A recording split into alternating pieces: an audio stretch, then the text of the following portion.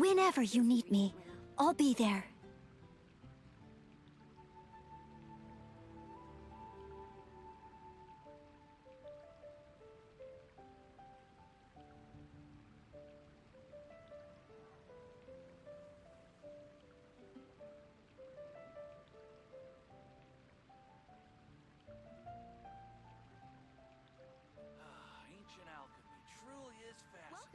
Today's recommendation is... You seem tired.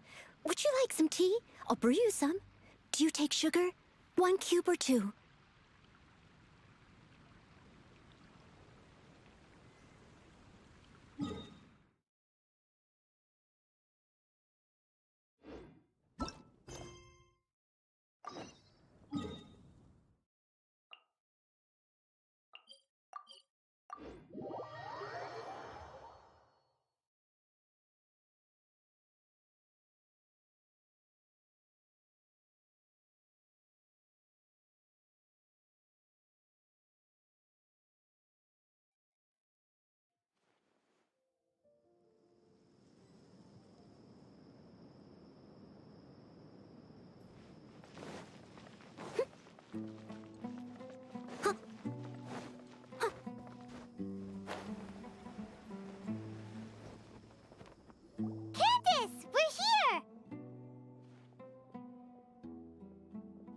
Has everyone arrived? Everyone is already waiting inside. Well, what are we waiting for? Let's join them! Please, wait a moment. Before attending the meeting, I hope you can promise me one thing. What do you need? Promise me that you won't commit to anything too reckless. What do you think? Okay.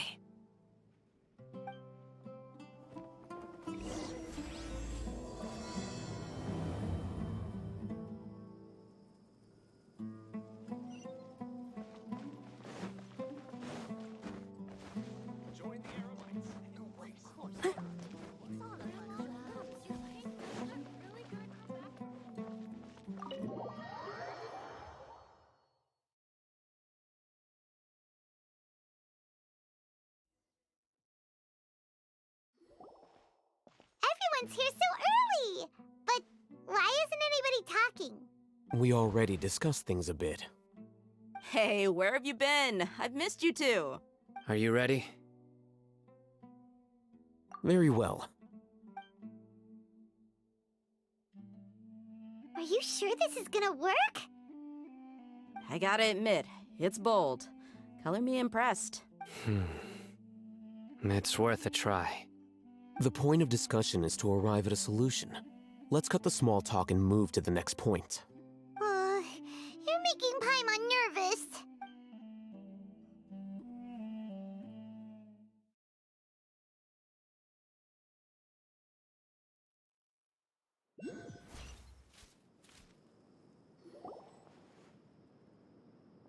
You're finally done. I have some other stuff to take care of. Catch you all later. Come on, don't give me that face. I know what you're going to say. I'll be careful. That's what I wanted to hear. Take care. Well, traveler, Paimon, judging from your expressions, the meeting must have been quite productive. You can tell?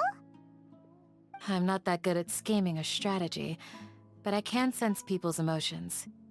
And based on your reaction, things must have gone quite well.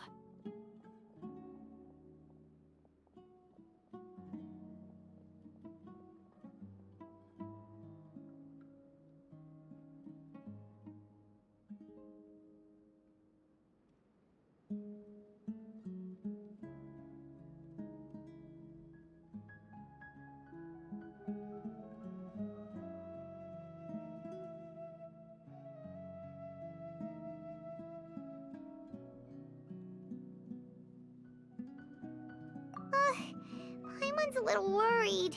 Hopefully nothing will go wrong. To be honest, I feel the same. But you're already some of the most capable people I know. So you have my trust.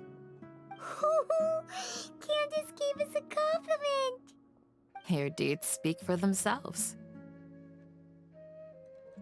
Candace, we stayed behind to tell you that, although you won't be coming with us, we'll be sure to remember your words. I'm very glad to hear that. I've said the same thing to everyone here today as I said to you when you arrived. Your safety is the most important thing. Only when you're safe can the plan be successful. So please, take care. You're welcome. And thank you for taking my advice. Good luck with everything. I'll be here in the village praying for you.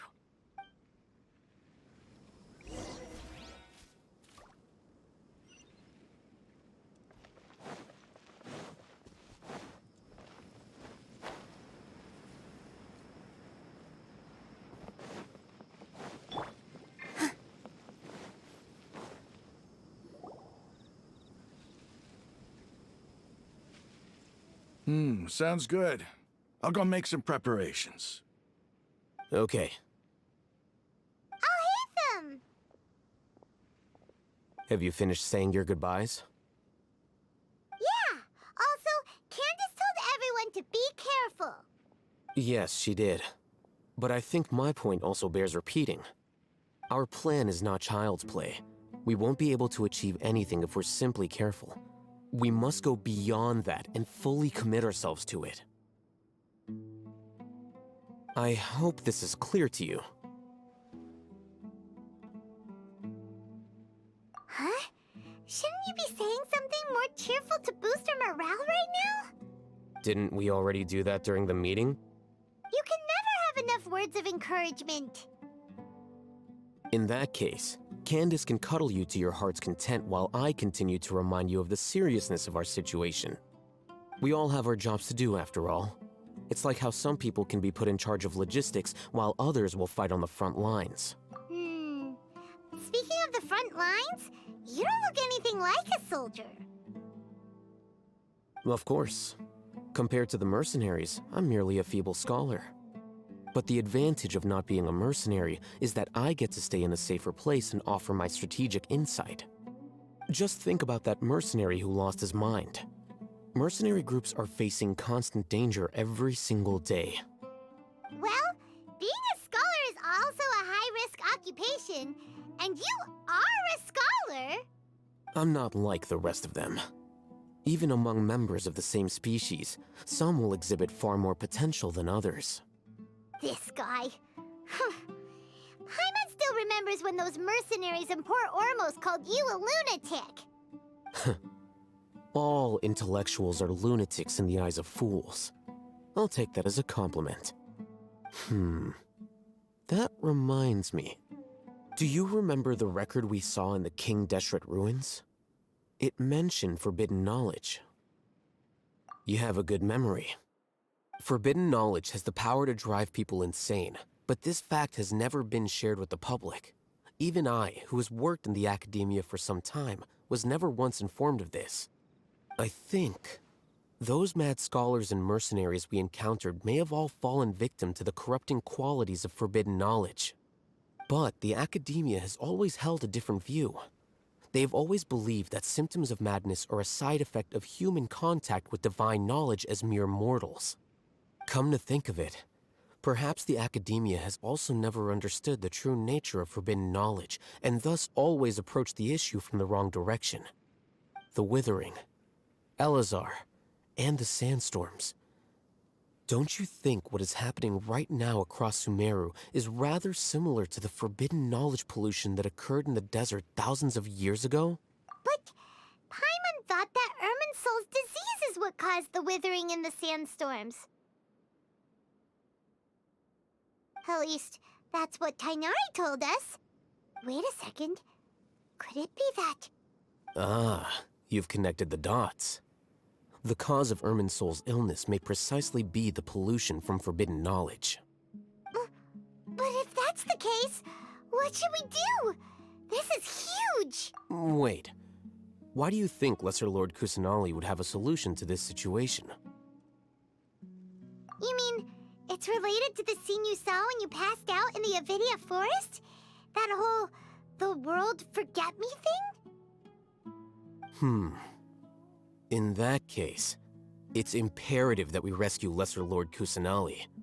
Only by working with her to save Irminsul can we completely resolve the problems Sumeru currently faces.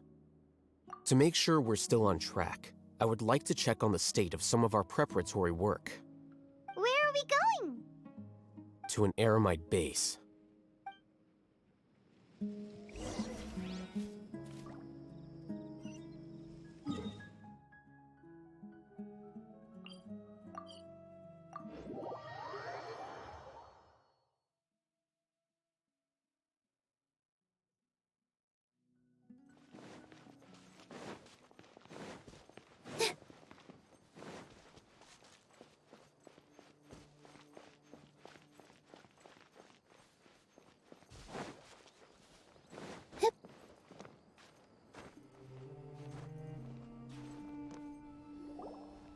Oh, you made it.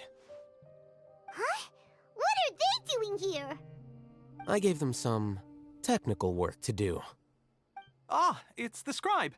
And is that the traveler I see? How's the work going?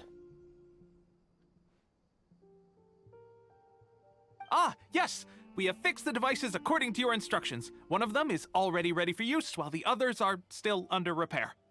Aren't those devices for canned knowledge extraction? What are you doing with those? Look here. Huh? More canned knowledge? Are you going to put more weird stuff into her head again? What's that look on your face? Are you scared? Paimon's a little scared, but very, very furious! That's an interesting response. Anyway, we're not going to use this just yet. As I mentioned during the meeting, this knowledge capsule contains a decree I drew up in the past. The academia should also have their own copy. And according to the plan we just came up with, Traveler, I want you to record something into this capsule. Do you believe we can save Lesser Lord Kusanali? Good. Conviction is the most important part of all of this. Now, please get ready and put on this device. You want us to record our conviction into the knowledge capsule? Yes. Paimon is still really worried. I understand, but trust me, Paimon, this is something we have to do. It's best if you can do as I say. Because, to achieve this impossible task, it sounds like you'll need to fool your own heart first. Although it may feel like a trick, self-encouragement may be the most important tool we have. Paimon can see the point you're trying to make. Imagine this.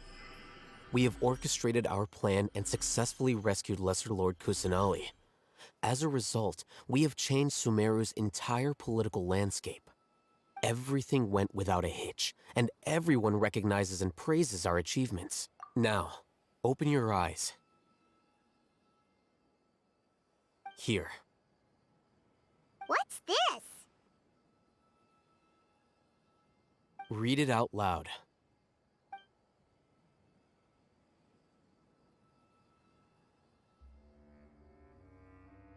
It's done. Is your head okay? Does anything hurt? It's just a recording. There should be no negative effects. But what was the point of doing this? Paimon doesn't get it. And that's perfectly fine. In any case, these capsules aren't meant to be used by you. Huh? What do you mean?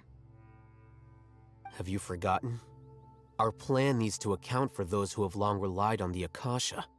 You may find it hard to believe, but for those people, everything the Akasha transmits to them is nothing short of absolute truth.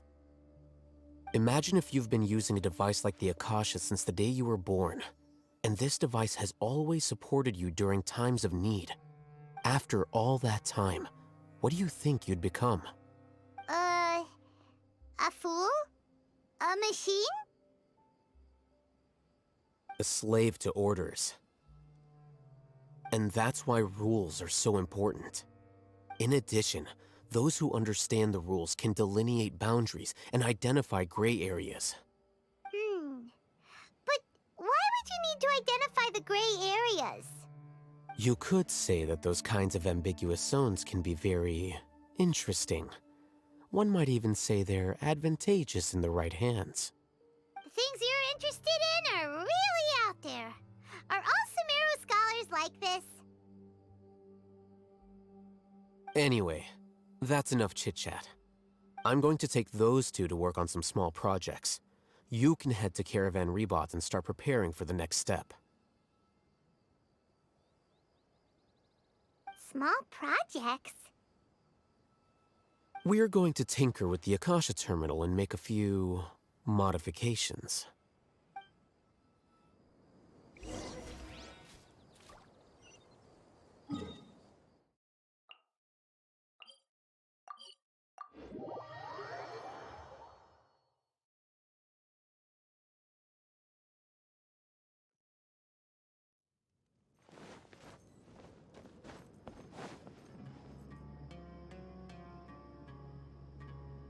I thought we agreed on a plan.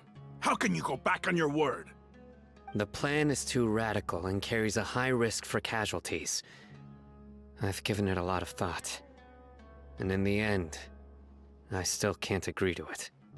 But it's still the best plan we have. As a former Matra, you of all people should be able to see the bigger picture and recognize the innate advantages of our plan. I did. And that's how I saw the danger behind these so-called advantages. Alhaitham's plan is even more radical than I imagined. Huh? Why are you guys arguing? My friend, you're just in time. Why don't you help me persuade Sino? He's turned against our plan. We agreed to work out a plan at the meeting. As mercenaries, you're familiar with the local environment, so you'll take care of the specifics. But then, you went to Alhaitham for suggestions. Had I known Alhaitham would give you those kinds of suggestions, I would not have agreed to the plan. Look, you already know that we're all on the same side here, don't you? Mercenaries place a lot of importance on their bonds of friendship, but also will not hesitate to make sacrifices if they deem the situation to be sufficiently dire. I'm sorry, but as things stand, I can't accept your principles. Seems you really do understand the ways of the desert. Traveler, Paimon, this is also something you should know.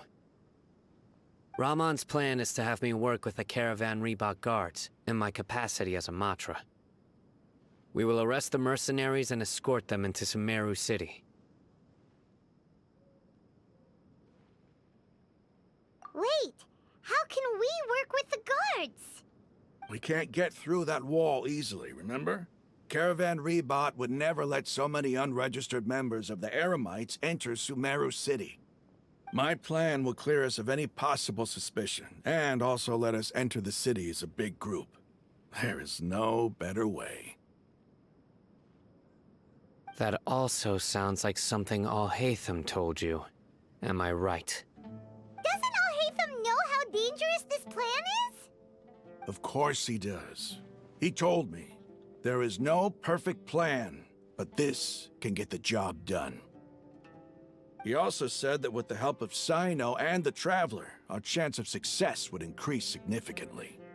I never blindly trust anyone, and I've always had a good eye for people. I think he made a number of valid points. It's my own choice to trust you. If I make the arrests alone, I can control myself and prevent you from getting hurt. But I can't guarantee that kind of discipline from the guards. To make the whole thing more convincing, you'll need to resist to some degree. Casualties are inevitable once push comes to shove. I'm okay with the deaths of enemies. But now that we're allies, I'm against the meaningless loss of our own. I can't believe a Matra would actually care about us. I've lived a hard life, and I can say that people like you are hard to come by. I've always treated my allies with honesty and respect. They have the right to know important things like this. Now you're making this hard for me. Hey, is there something we can do to help? I knew you would say that. We can help fight some of the mercenaries, which should reduce the number of times you'll have to struggle directly with the guards. Sino, on behalf of my people, I thank you for your kindness. But this is a mission we cannot turn our backs on. We strongly value the lives of our friends, but the goal we are about to achieve is even more important. We have no fear of casualties, because we crave the spoils of victory. So please, lend us your support. We will show you the determination of us desert dwellers. Well, now that you've put it that way, I can no longer refuse. But remember, you need to follow the plan and not do anything reckless. Candace made it very clear that we can only achieve our goals if we can ensure our safety. Since you and I both recognize the significance of this operation, there should be no more animosity between the followers of the Dendroarchon and those of King Deshret. Everyone's life is equally important. Okay, you have a deal. Let's do this for our shared dream. The guards should be stationed in the courtyard nearby. You can find them there.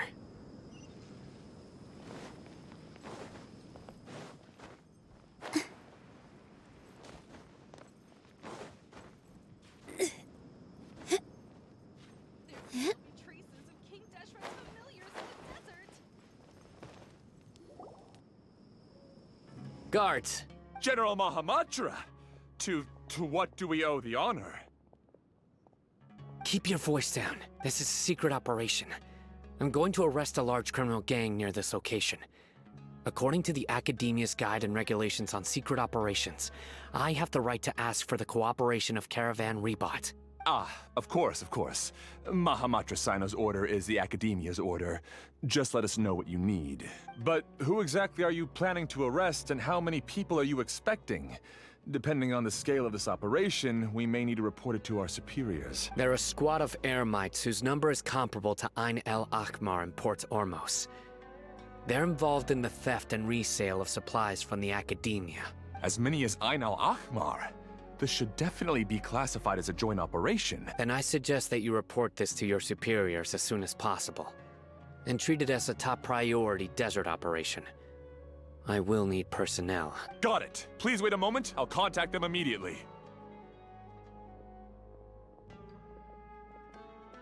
Because this is work. Because I trust you. Paimon can't believe you're still in the mood to chat. This whole thing has Paimon scared stiff. Aren't you even a little worried? What if these guards, even if that guard... We discussed this. The Caravan Rebot operation is of great importance. But don't worry. The guards there shouldn't know that Sino has stepped down. How can you be so sure? First, the other Matra still don't know why Sino has left, which proves that the Academia has been covering up the matter. Second, this is a crucial moment for the Academia's God creation plan. If something were to happen to the General Mahamatra, it's bound to attract a lot of unwanted attention. No matter how you look at it, they don't seem interested in sharing the news of Sino's departure. A reasonable inference. I agree. Which brings us to our next issue. I'm sure some of you have been wondering if the prediction function of the Akasha will affect our operation.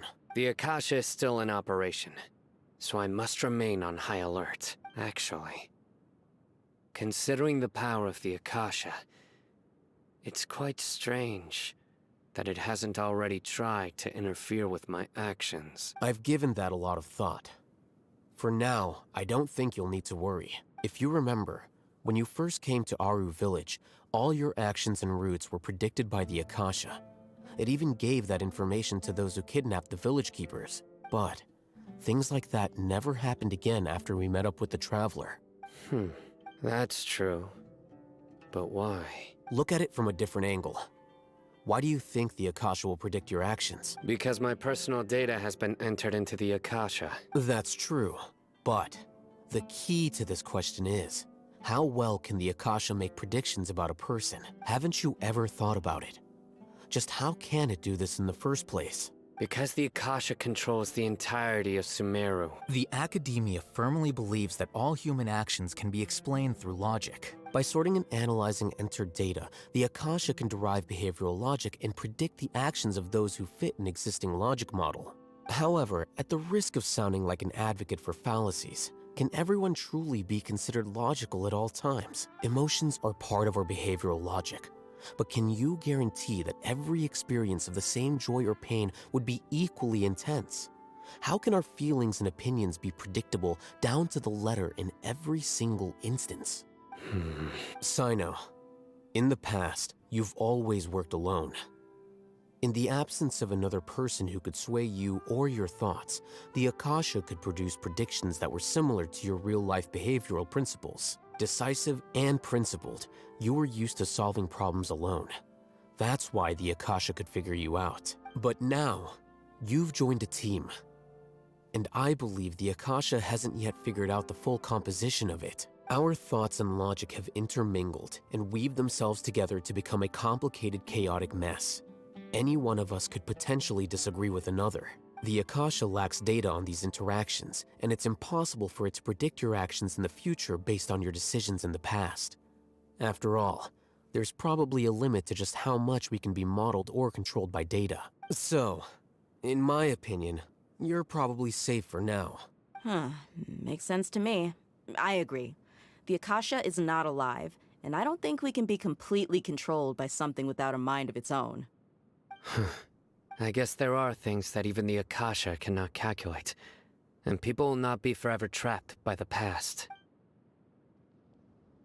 Paimon's so glad that this is settled. Next time, pay attention during our meetings. Will do. Just remember to stay vigilant. Footsteps! General Mahamatra, we were not expecting your presence here. I'm the security officer of the Grand Deshret Desert District. My name is Luxembarbo. This is my assistant, the Traveler. She will be working with me. The construct next to her is for her work. Beep! Construct, beep! What a great honor to meet you. Your golden hair is as bright as the sun. And, is this the latest technology from the Academia? Have you made a decision regarding the matter I mentioned to your subordinate? It seems to be a dire situation, so of course you will have our full cooperation. To be perfectly honest, I've always longed to go on a mission with someone as well known as yourself. There's no need for flattery. Yes, sir. Take your most elite platoon and follow me to the eastern side of the district. We will carry out the operation there. Understood. Map. Hurry, bring the map! In 2 days, we will engage Rahman's Eremites and capture all of them. Any questions about the time or location? None at all, sir. Good. See you then. Yes, sir.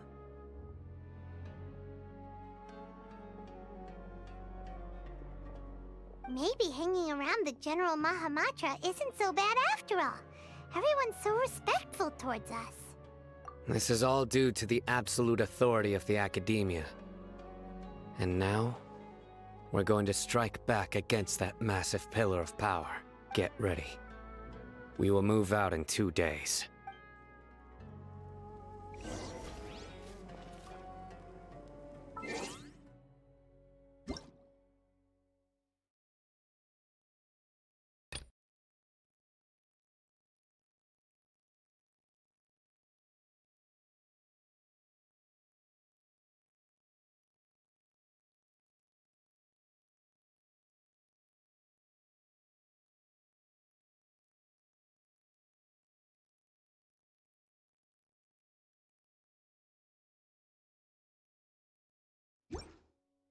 Take a deep breath, as if you're about to blow up a huge balloon.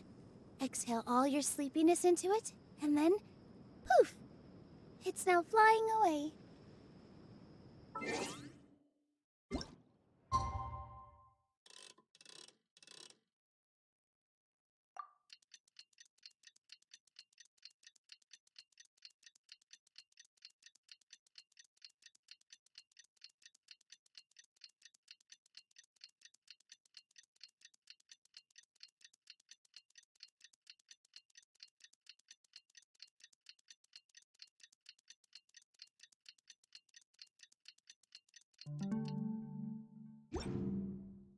first get into position like this. It's time for the operation! Let's go meet Sino in the desert!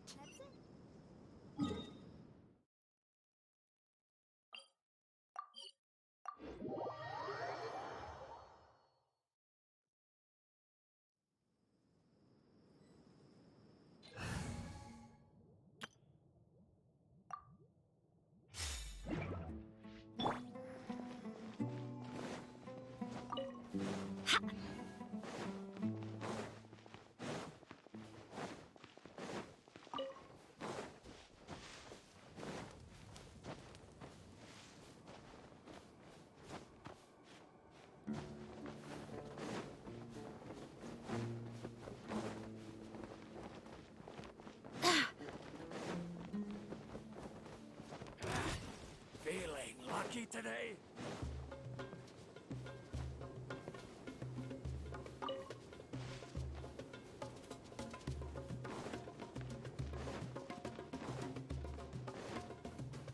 Look!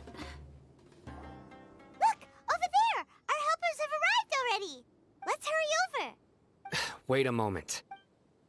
Ah! Oh, it's you. You're my assistant, remember? Being my assistant, you must stay with me. It's General Mahamatra and his assistants. We meet again. You're here early. It's to show how important we think the operation is. Since this is a big case for the Academia, we are prepared to give it our best. I'm glad to hear your sense of resolve. Remember, we must capture them alive. They are our only leads for the case. If they die, we will be unable to continue the investigation. Understood. Everyone! The Eremites are approaching from the west! Make preparations and be ready for combat. Halt! Oh? What a warm welcome! What do you want? Judging from those shiny weapons in your hands, it seems like you're not interested in a deal. Rahman, the Academia has caught wind of your smuggling and illicit sales. If you value your life, I advise you to surrender. Who are you supposed to be? A Matra from the Academia? I can't believe you came all this way just to catch us. I'm not here to talk. Oh, nobody's given me this much time of day since I became a mercenary. Brothers! For that slight, let's wash our blades with their blood. Let's show them we Eremites are not to be messed with. Go as planned! Barbados, guide us.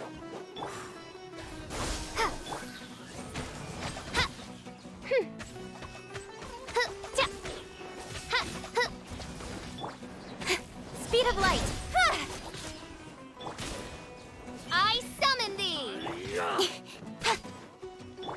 Scatter! Don't blink!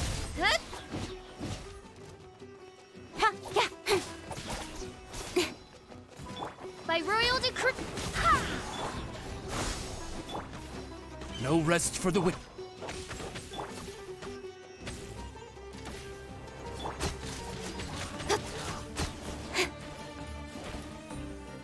Speed of light!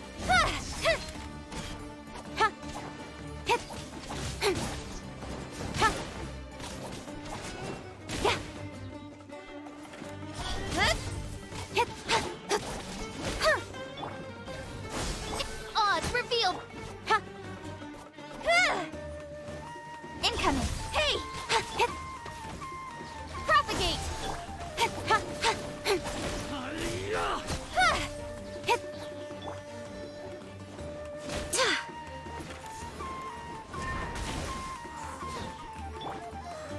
Scatter! Hey! Speed of light!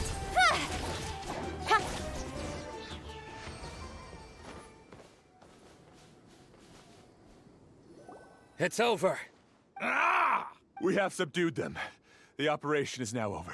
All Eremite mercenaries and related personnel. Ah! You pit... I'm a King Deshret will curse... Silence! Oh! Restrain them and take them back to Caravan Rebot. Count their numbers and send them to the Academia as instructed by the General Mahamatra. Yes, sir!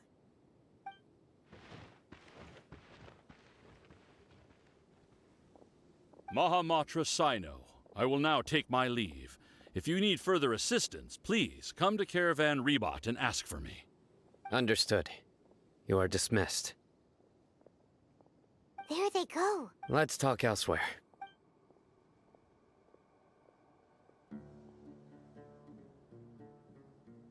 This part of the plan went really well. Yes, things went perfectly. That's fantastic! And that punch you gave Ram on there sure looked convincing enough. Once we're done here, I'll return to Caravan Rebot and oversee the group's transport. I promise. I'll get everyone into Sumeru City safely. Yeah, you're the reason why everything went so well. It's not the time to celebrate yet. I believe Dia should already be waiting for you. Go join up with her. She will need you to introduce her to Tainari. Speaking of which, is it really okay for us not to share the full plan with Tainari? What if he'll... I have a very close relationship with Tainari. Given how well we know each other, I believe my message alone should be enough to bring him to our side. He knows I won't make jokes about things like this. If we need help, Tainari is the best option. Get ready for the next phase of the plan. Don't keep them waiting.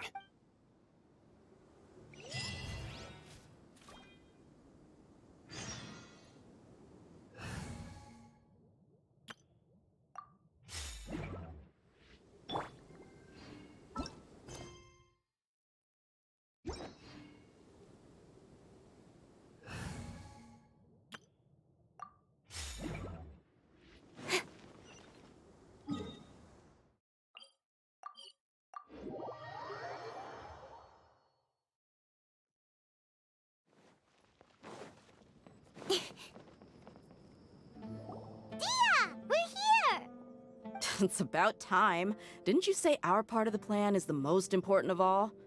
And here you come rolling in late. In the time it took you to get here, I already did 5 laps around the place, downed 7 drinks, and even did some clothes shopping. Sorry. We didn't mean to keep you waiting. I just wanted to fix your attitude and rub it in a little. After all, you took your sweet time getting here, and we've got important stuff to take care of. I just like seeing that serious look on your face. All right, I'll stop. All joking aside, I'm glad you're here.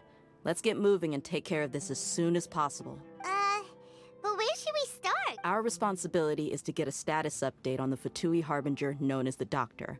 We need to make sure he won't get in our way when we rescue Lesser Lord Kusanali. Dealing with an institution that controls all of Sumeru is already hard enough.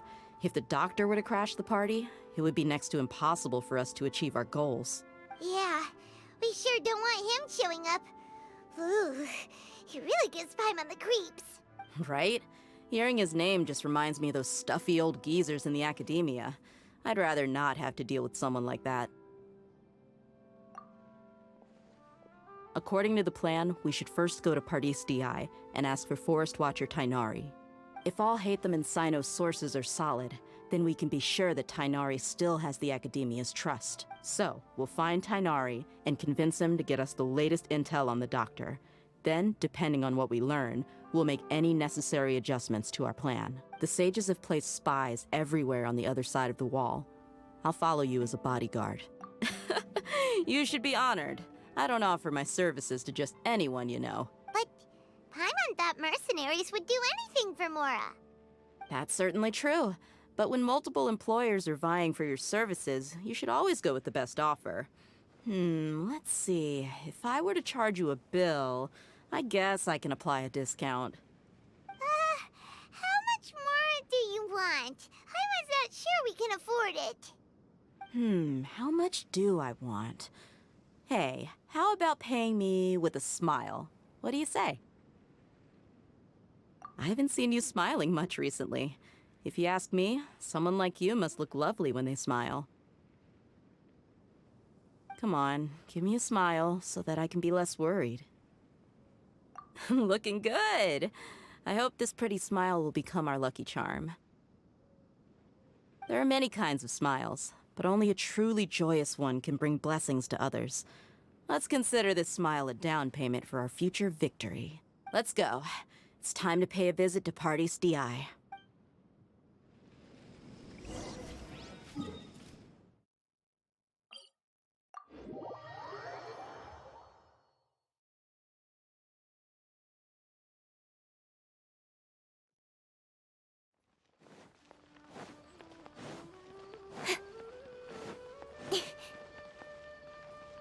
He's over there! Let's go say hi!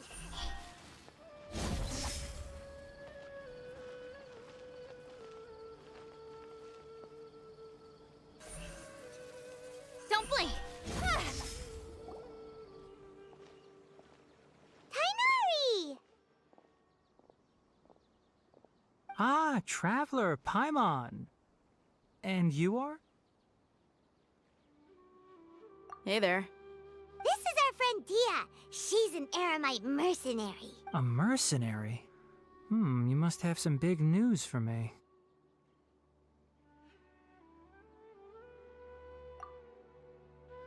It's something really important. Please help us out. All right, then follow me.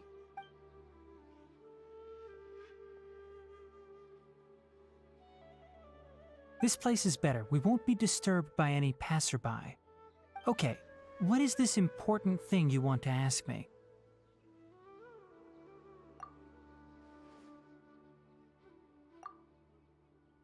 The doctor, huh? He's that strange-looking Fatui Harbinger with the mask. Paimon thinks he has blue hair. Yes, I know him. Actually, he left Party's DI just a little while ago. He left already? Yeah, he came looking for me. Can I ask what it was about? Sorry to ask you like this after having just met, but your answer is very important to us. For now, all we can share with you is that your friend Sino is working with us. Sino, you say?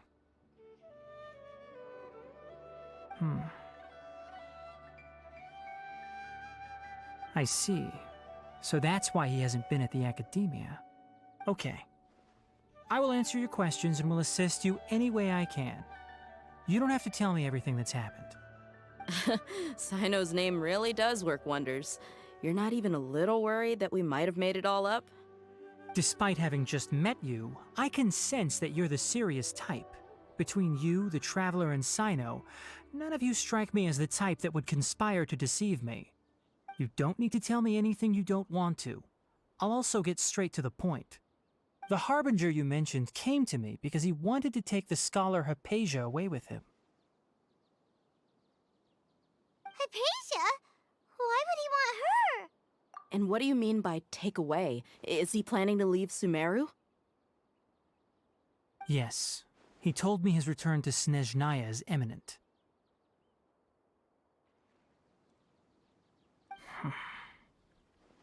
So you mean... you're leaving this place soon? Indeed. Otherwise, we could have perhaps talked a little more. I was just about to set out when I remembered something important. To that end, I made a final trip to Pardis DI. Let me ask, have you been taking care of a scholar by the name of Hypatia?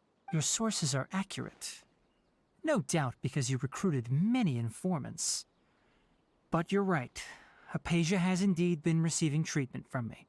Forgive me for asking, but how's the treatment coming along? Given the way you're asking, I assume you have something to say. Since you asked, I'll be frank.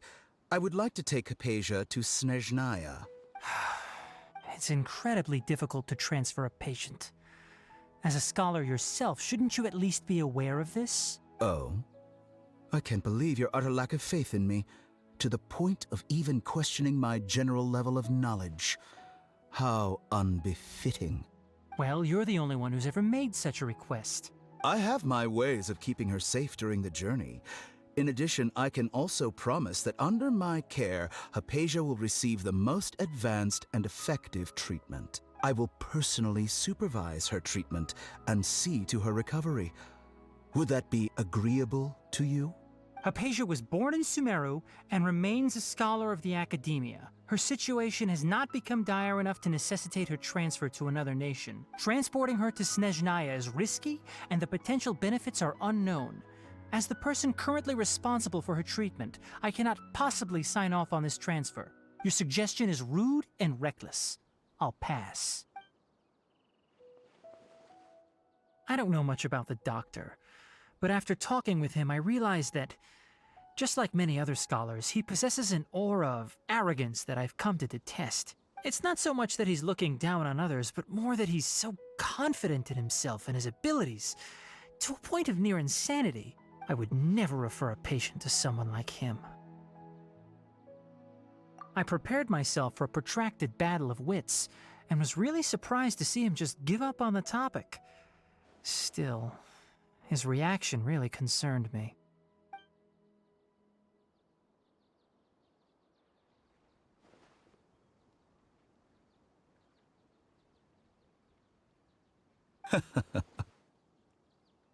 I see, I see. Of course, your opinion makes perfect sense. You're still young, but already quite stubborn. I must say, you are not like what I had expected. Under normal circumstances, I wouldn't just let you off the hook like this. But unfortunately, I'm in a hurry today, what with Her Most Noble Majesty the Tsaritsa calling for our return. Luckily, there is still some time left for me to take care of everything before I leave. It's just as the Academia said, you're a responsible and gifted scholar. Sadly, even with all of that, you're still lacking a bit of shrewdness. And that's also why people like you can never realize that sooner or later, everyone must pay the price for what they've learned.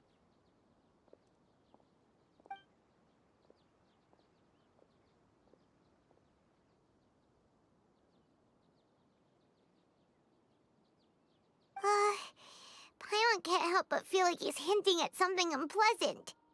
He asked a question, yet didn't care for my answer. Perhaps I'm nothing but a talking rock in his eyes. He never came off as malicious, but an utter lack of compassion permeated throughout our conversation. From his tone, I can sense that he's always looked down on others.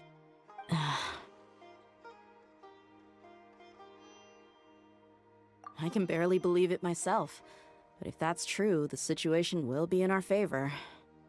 I don't think I missed any details. Frankly speaking, I don't want you to do anything too risky. Now that you know a little more, it should be easier for you to stay safe.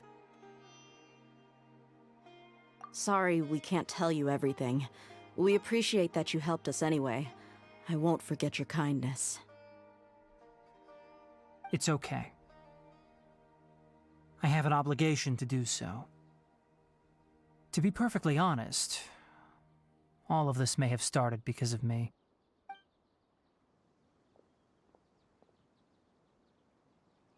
Recently, my master wrote several letters to me, asking me to return to the academia and assist him with his research. Hasn't he already asked you several times before?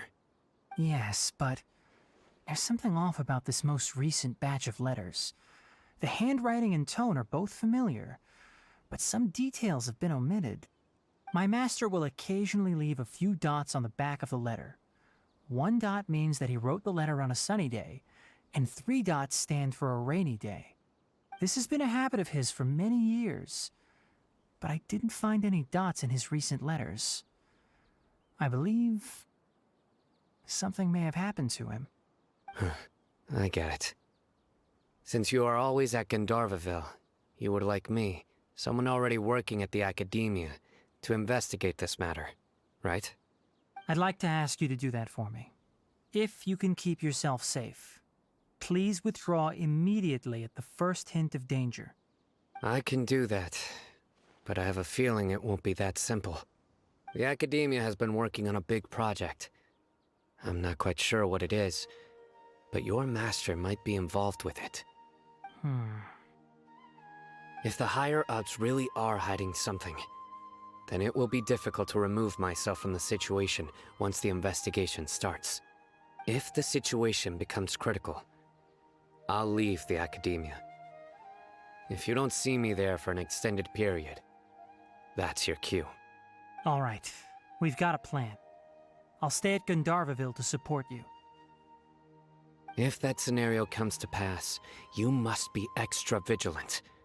And be wary of any messages or direct requests from the academia. I must say, I didn't expect a warning like this from the General Mahamatra. Being loyal to the academia doesn't mean blindly doing whatever the sages say. I know what I'm doing. On that note, aren't you also being quite distrustful of your alma mater? The academia, yes, but my master is a man of integrity. Even when I was a student, I was worried he'd get in trouble for sticking to his beliefs. I suppose he's lucky to have lasted so long. But in the end, it still caught up to him.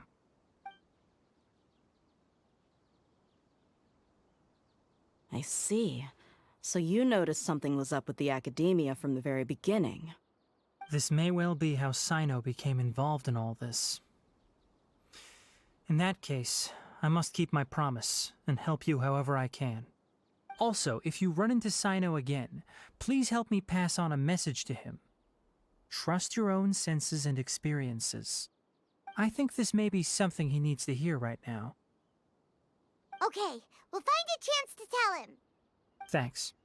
Right. Now let's go hunt down this Harbinger. Oh, by the way, which way did the doctor go when he left Pardis Di? That way. Gotcha. Thanks so much. We'll be on our way.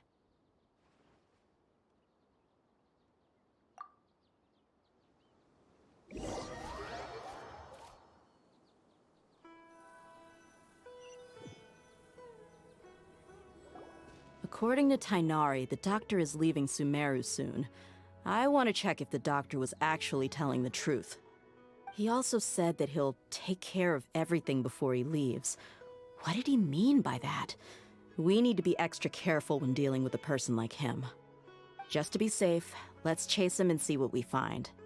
But we have no idea where he went! How can we start chasing him? We'll do it the mercenary way. I'll find leads as we go. All you have to do is just follow me. That Harbinger may have tried to cover his trail, but he still left some traces. Or perhaps he never even thought about concealing his whereabouts. Maybe that's just how arrogant he really is. Yep, we're headed in the right direction. The traces are still fresh, but there's no sign of his entourage. Clearly they're in a hurry. It's just as I thought.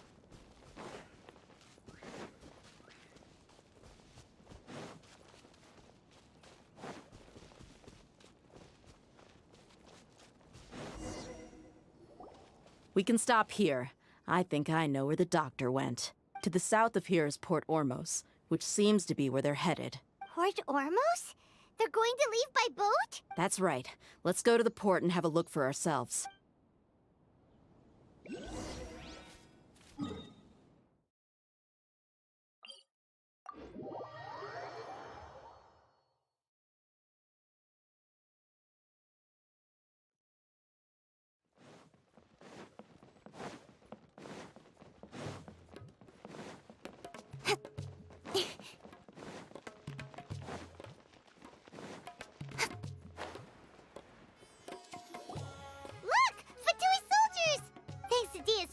Skill seems we found the right place. Shh!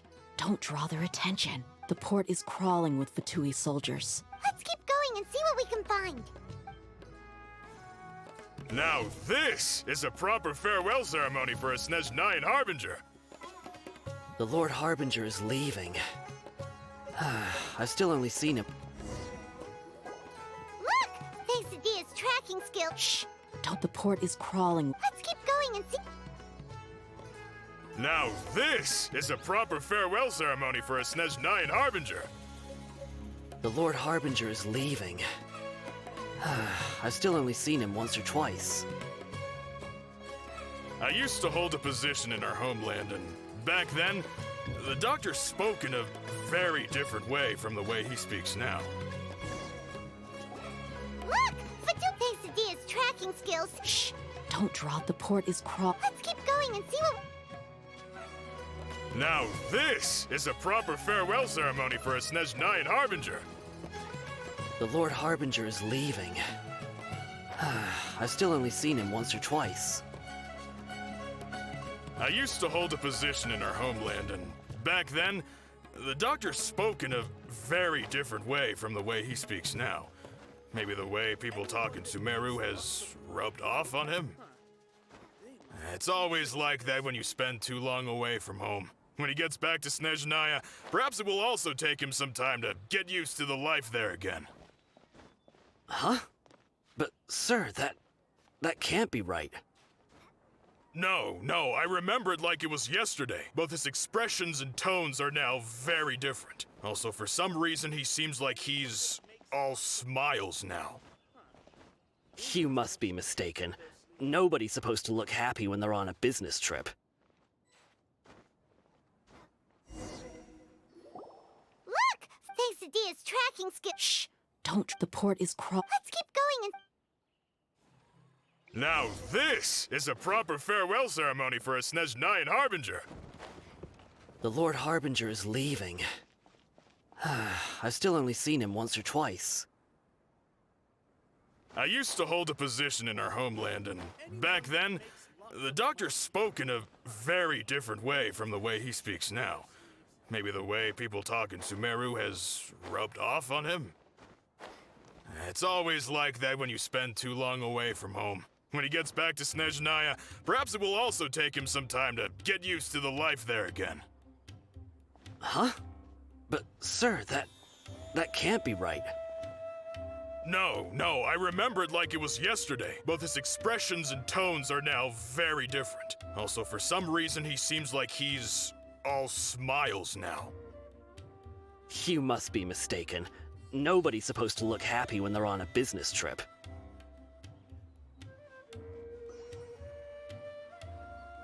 The doctor is on that boat. So he told the truth after all. He is actually leaving Sumeru. Let's get closer and find a place to hide so we can observe him.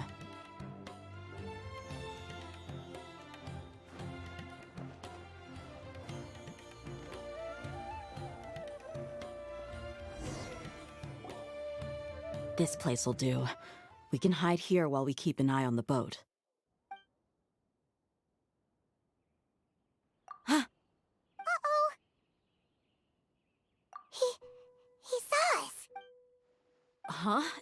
Is he waving at... It's time to say goodbye. Wait, is he...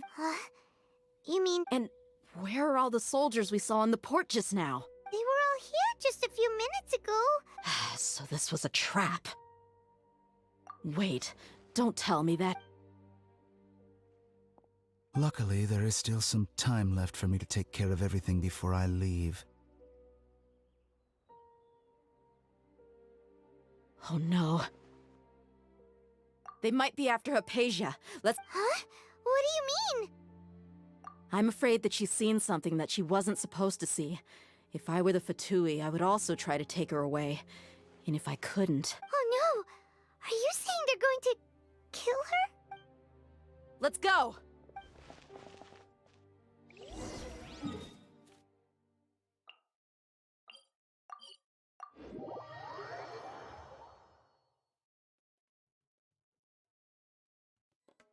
Paradis Di is not a place you Fatui can just show up and do as you please. I believe we've already made ourselves quite clear. Our superior gave us permission to search for and collect medicinal herbs in Paradis Di for research purposes. But you've been in Sumeru for some time already. I find it coincidental that you chose to only come here today. Even the Grand Sage himself may not have the right to question our research, much less an ordinary scholar like yourself. I've done my duty to inform you.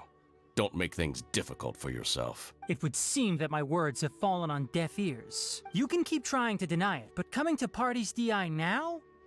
I'm pretty sure you're not just looking for herbs. With all due respect, your baseless speculations will only lead to unnecessary trouble. Well, you only have your Harbinger to blame. He knows nothing about keeping a low profile. I may be staying at Party's DI as a scholar, but that doesn't mean I'm no longer a Forest Watcher. It is still my duty to protect the peace and safety of the scholars who have contributed so much to Sumeru. Then it seems our conversation has hit an impasse.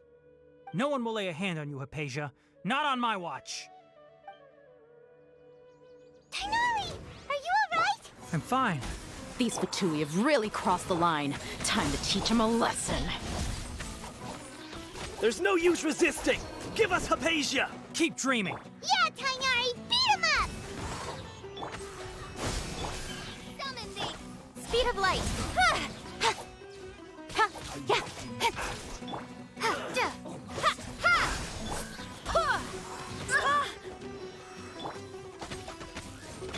Don't blink! Go as flat! Propagate! The doctor's orders are absolute! Yeah? You've been someone's lapdog for so long that you don't know anything else now! Wings of dark incoming!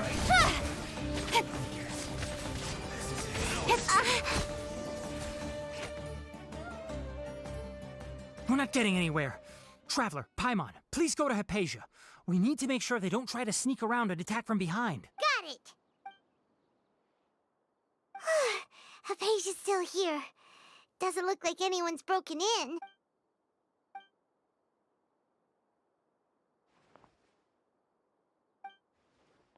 Well, how is she? Oh, that's good.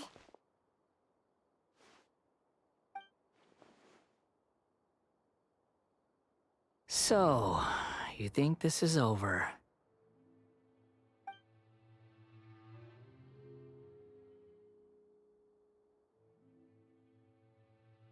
What? The Balladeer is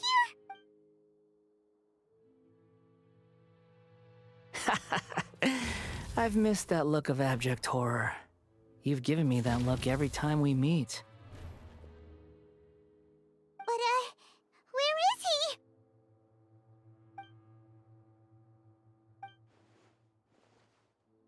I can hear all of your thoughts, you know. Don't you remember? I already saw you the first time you came to Party's DI and made contact with Hypatia. I didn't need to do anything. It is her honor to be able to connect her consciousness with me. Who are you talking to? It can't be the Balladeer, right? That's impossible. I know you must be curious. I might as well tell you that I decided to enter Hypatia's consciousness the moment I sensed your touch. I wanted to observe you on a fool's errand. Hey, Traveler! My deification is nearly complete. All that's left now are just some final details. Do you understand? Even if you manage to rescue Lesser Lord Kusanali, it will be impossible for you to defeat a bona fide god like me. Is it wise to force that childlike god into a divine battle against me? Scholars consider the God of Wisdom to be the sum total of their faith. It's how they can justify reverence for a god as they construct it. But this also shows that humanity's worship of gods is a combination of blasphemy and exaltation. It's truly laughable. Yes. What is it? Yeah, I'm in a good mood. Which is why I'm talking to you like this? What do you mean?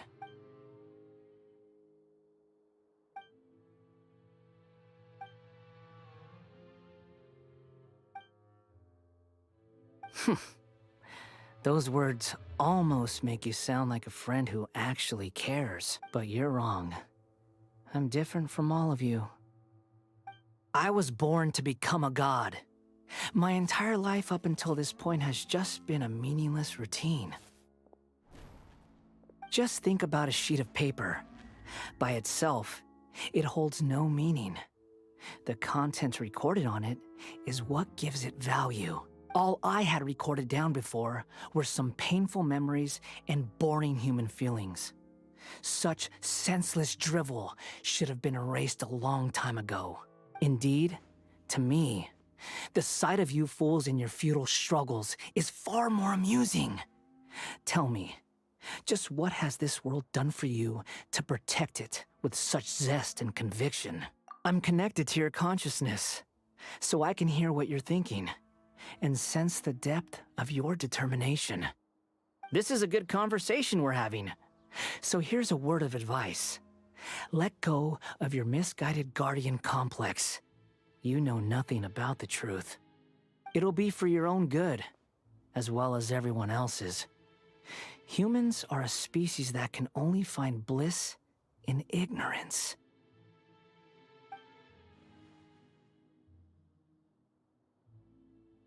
Ah, you've seen my affection for her. If you were in my position, I think you'd feel the same way. She peered into my consciousness and saw my past. Someone like that is qualified to become my first follower. All gods need followers. So Hypatia has been chosen. Her appearance heralds my imminent arrival at the throne of divinity, while her worship shall become my glory.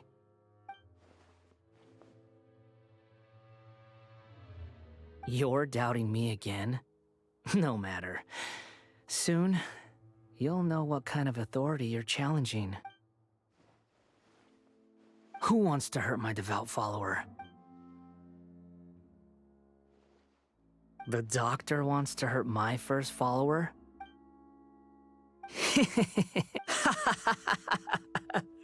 How very amusing.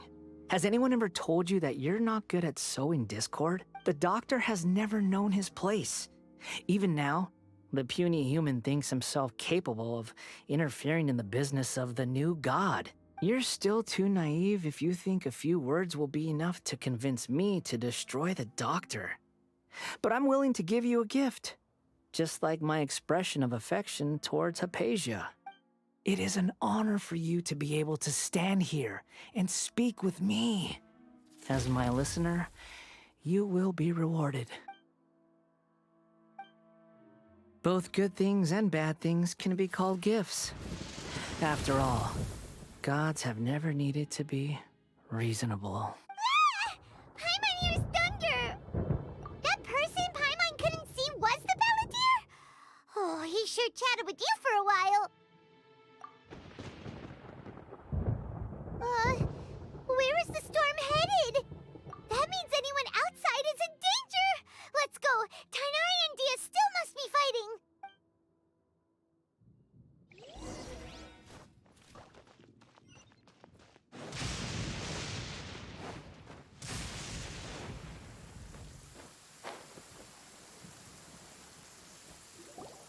Oh! Have the Fatui retreated?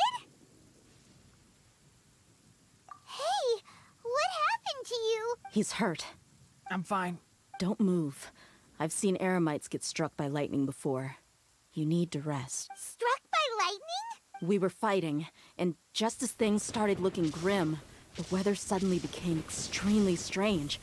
Lightning started attacking everyone, almost as if it were alive. Luckily, there were only two of us, and both of us were nimble enough to dodge most of the strikes. There were a lot of Fatui, though, and they were being torn to shreds by the bolts of lightning. With that, all the Fatui soldiers were forced to retreat. Why are you sorry? It's all right. I'm sure you also never expected this to happen. Don't blame yourself. My wound aside, you look like you've seen something unpleasant. Is Hypatia all right? Hey, didn't I tell you not to move? Just in case. Let's go to Hypatia's place and talk about things there.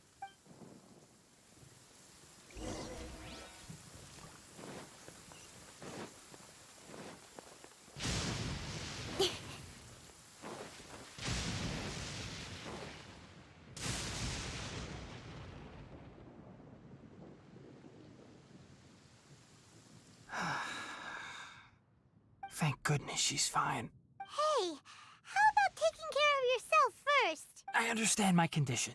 Ugh. The wound is not fatal. I'll be all right. Ugh. The more you understand medicine, the worse of a patient you become. I know. They always think they can push through the pain. Oh, he sat down. Let me rest for a bit. Sorry, Traveler. Now you may start.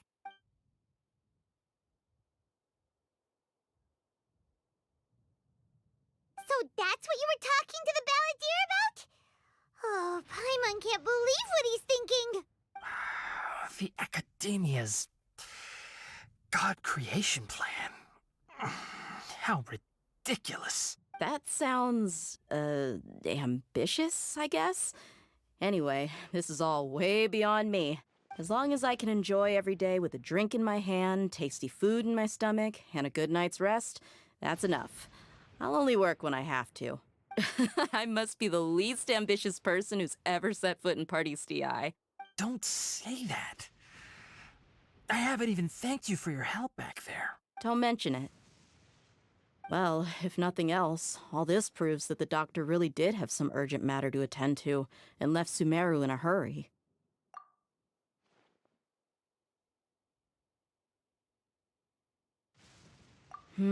Maybe the Fatui want to cover up some secret of the balladeer. Is that why they tried to seize Hypatia? You said the balladeer claimed that Hypatia has seen his past. So, what could be there? Have you noticed? The balladeer is not happy with the doctor's actions. He thinks the doctor has no right to consider himself as his equal. So, if the doctor was to show up again, would the balladeer zap him with lightning? Based on what the Traveler has said, I think he would. Having the doctor gone benefits him as well as us. In other words, we've successfully completed this stage of the plan. The doctor is out of the picture now. Yay! That's a big accomplishment! I'm also happy for you. Thank you for the help, Tainari. Make sure you rest up for now. Yeah. All right. Okay, that wraps things up for us here at Party's DI. Traveler, it's about time we rendezvous with the others at the Grand Bazaar. Let's continue to keep a low profile. You can head there once you're ready.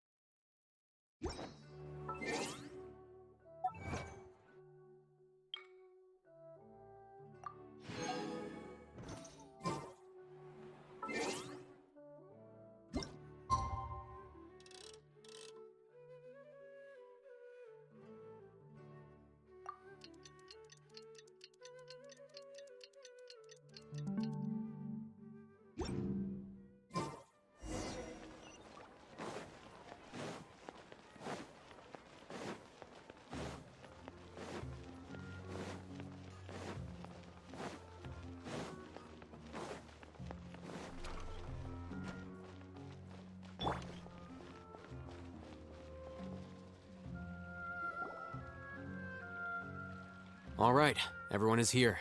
How did everything go? Any luck with your missions? Let's report back one by one. I'll start first. We've made the necessary modifications to the Akasha terminal. In addition, the props required are also ready. I'll go next. The Traveler and I went to Party's DI. The situation was a bit complicated, but we found Tainari. Unfortunately, he was wounded during a fight. Who is behind it? Well, that's the tough part.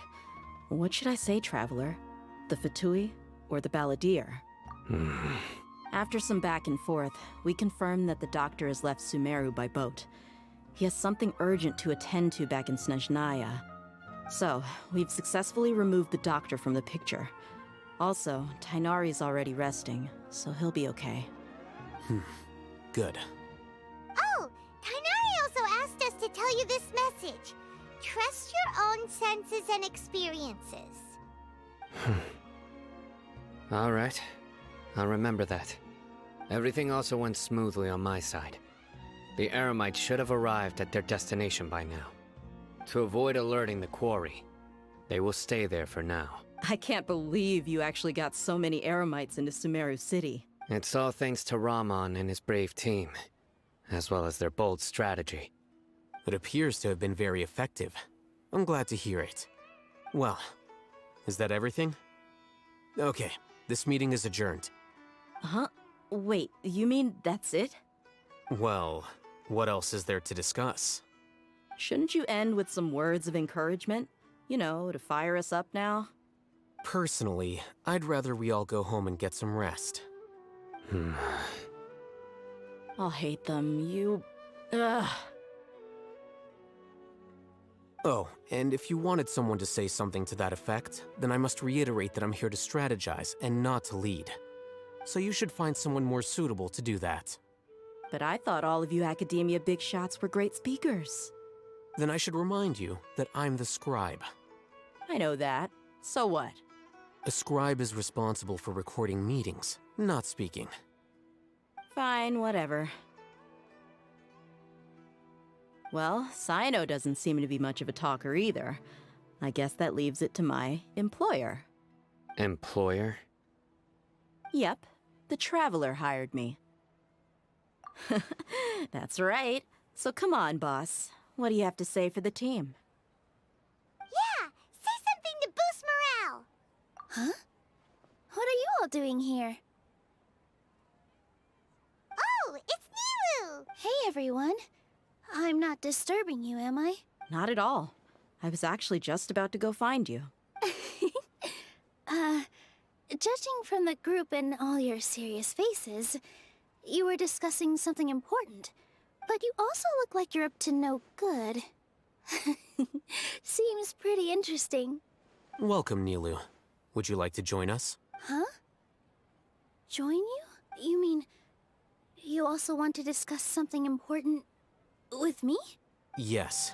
Something very important. Nilu, are there any breaks in your performance schedule in the upcoming days? Huh? Wait, you're seriously inviting me?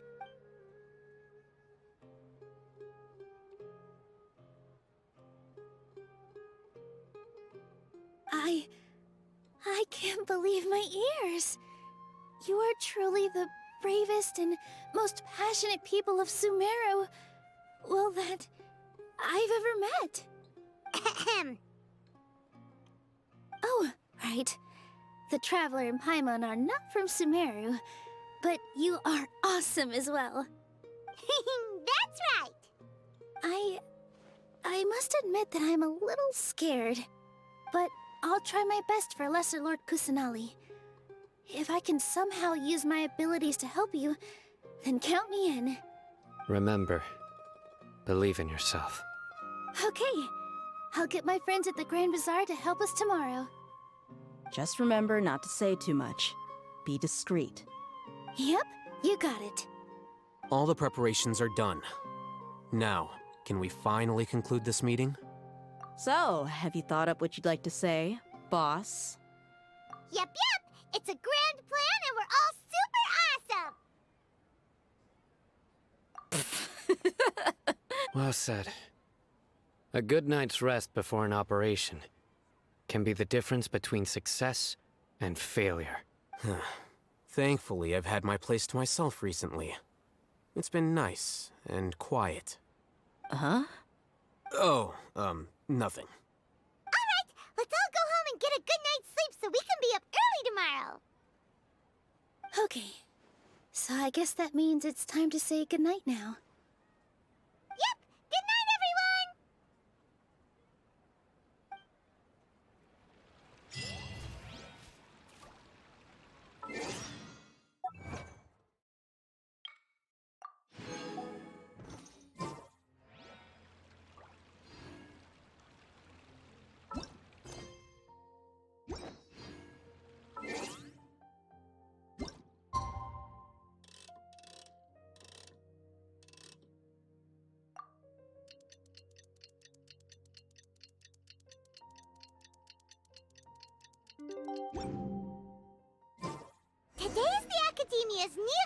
Yagarbah Day. We can finally put our plan into action. Alhaitham should be waiting for us. Let's go to the Academia and find him.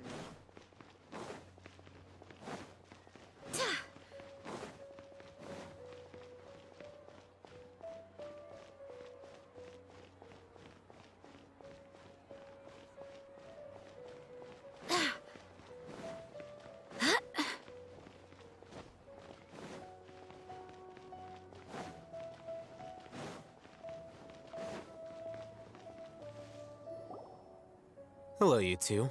Sleep well? Not really. Paimon got too nervous thinking about today and didn't fall asleep until the sun was almost up. What about you, Alhaitham? Naturally, I slept just fine. After all, a good rest should be considered part of the plan, since energy is an important resource. You just want to show off how calm you are. It's crucial to dissipate any tension before we execute our plan. The only thing you're doing is being annoying. Anyway, do you need me to go over the game plan again? Our target is Grand Sage Azar's office. Everyone in the Academia knows that's where the Grand Sage's console is. Only they can operate it. Many restricted commands and operations are executed via that console. I'm sure that console has a way to free Lesser Lord Kusanali. You know, Paimon's been thinking, what kind of technology could let the sages imprison even a god? That isn't something they could have accomplished with their scholarly talents alone. In the Sanctuary of Suristhana, there's a device of Greater Lord Rukkhadevata's that she once used to isolate herself while meditating.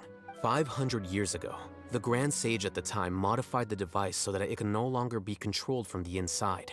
They were effectively trapping one god with the power of another. So, how are we gonna get to the Grand Sage's office? Don't forget, today is Yagarbah Day, arguably the most important day to the Academia.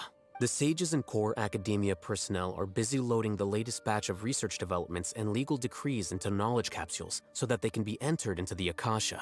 All the Darshan's researchers have their noses to the grindstone, and the Academia's grounds are flowing with all sorts of people. It's the perfect time for an infiltration. When the Grand Sage leaves his office to supervise the entering process, that's our cue to access the console and free the Dendro Archon. Well, yes. That's just the visible side of our plan, after all. If precedence holds, the Academia should have already started preparing for Yagarbah Day. Everyone should be in position. All that's left is for us to lead the charge. Let's go. So are we just gonna walk in through the front door, or? Yes. Were you expecting a stealthier approach? Paimon can't think of a good comeback. Alright, it's all on Alhaitham if things go south.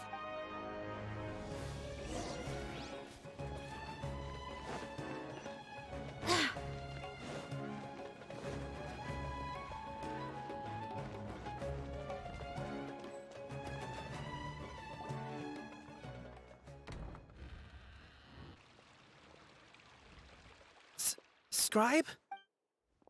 Please, wait. Are you Scribe Alhaitham? That's me. Is something the matter? I'm in a hurry. No. I was just surprised to see you here. I had heard that the sages were looking for you not long ago, but I didn't know what for. And, also, please don't bring outside guests into the Academia. Outside guests? How did you arrive at such a conclusion? Your groundless inference shames the Haravatat Darshan. What did you say? I'm the top student in Haravatat, and I earned 3rd place at the last Inter-Darshan debate. Don't look down on me! That wasn't my intention. As your Haravatat senior, I just assumed that you possessed a greater aptitude for critical thinking. Look, based on what you already know, the purpose of my return and the reason they're here should be obvious. Is that so? Wait a moment. Let me think.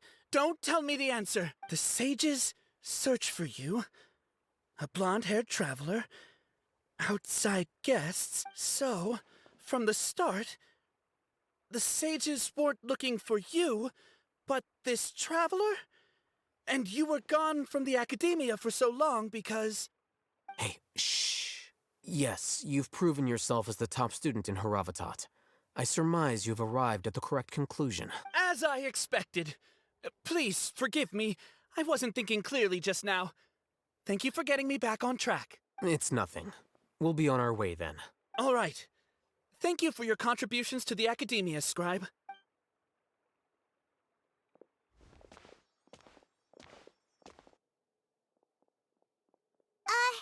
What the heck just happened? I'm afraid I don't know either. You have no idea? Mm-hmm. He convinced himself of whatever truth he came up with. That is the so-called pride of a scholar. If someone questions their academic facility, they will instantly feign understanding to keep up appearances. Nowadays, the academia is rampant with this type of scholar. Their obvious farces of intellect only serve to highlight themselves as fools. Wow. So there are special ways to deal with smart people. We don't even need to make up our own excuses. We shouldn't waste any more time. It would be problematic if we missed our window of opportunity. Let's go.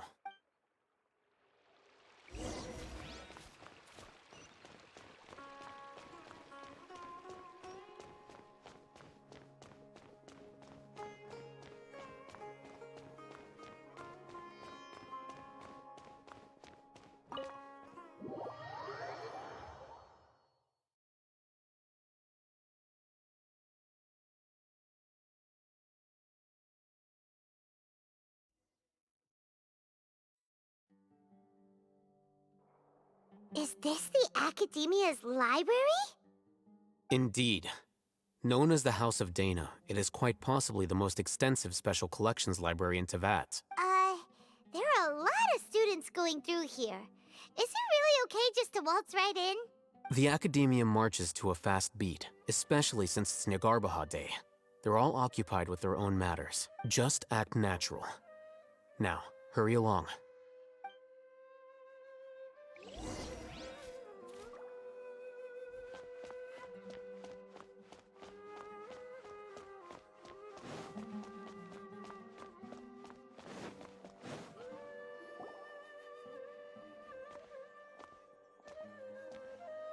What's this platform for? It's a lift that Academia personnel use to access higher floors. Are we gonna take it then? No, not right now.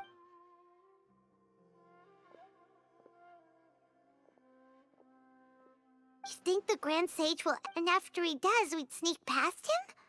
Oh, Paimon thinks that's really dangerous. Who knows? However, if we can confirm Azar's current location, our operation will be much safer if we... Allow me to offer you a hint. If you wish to know his location, look behind you. What's Grand Sage Azar doing here?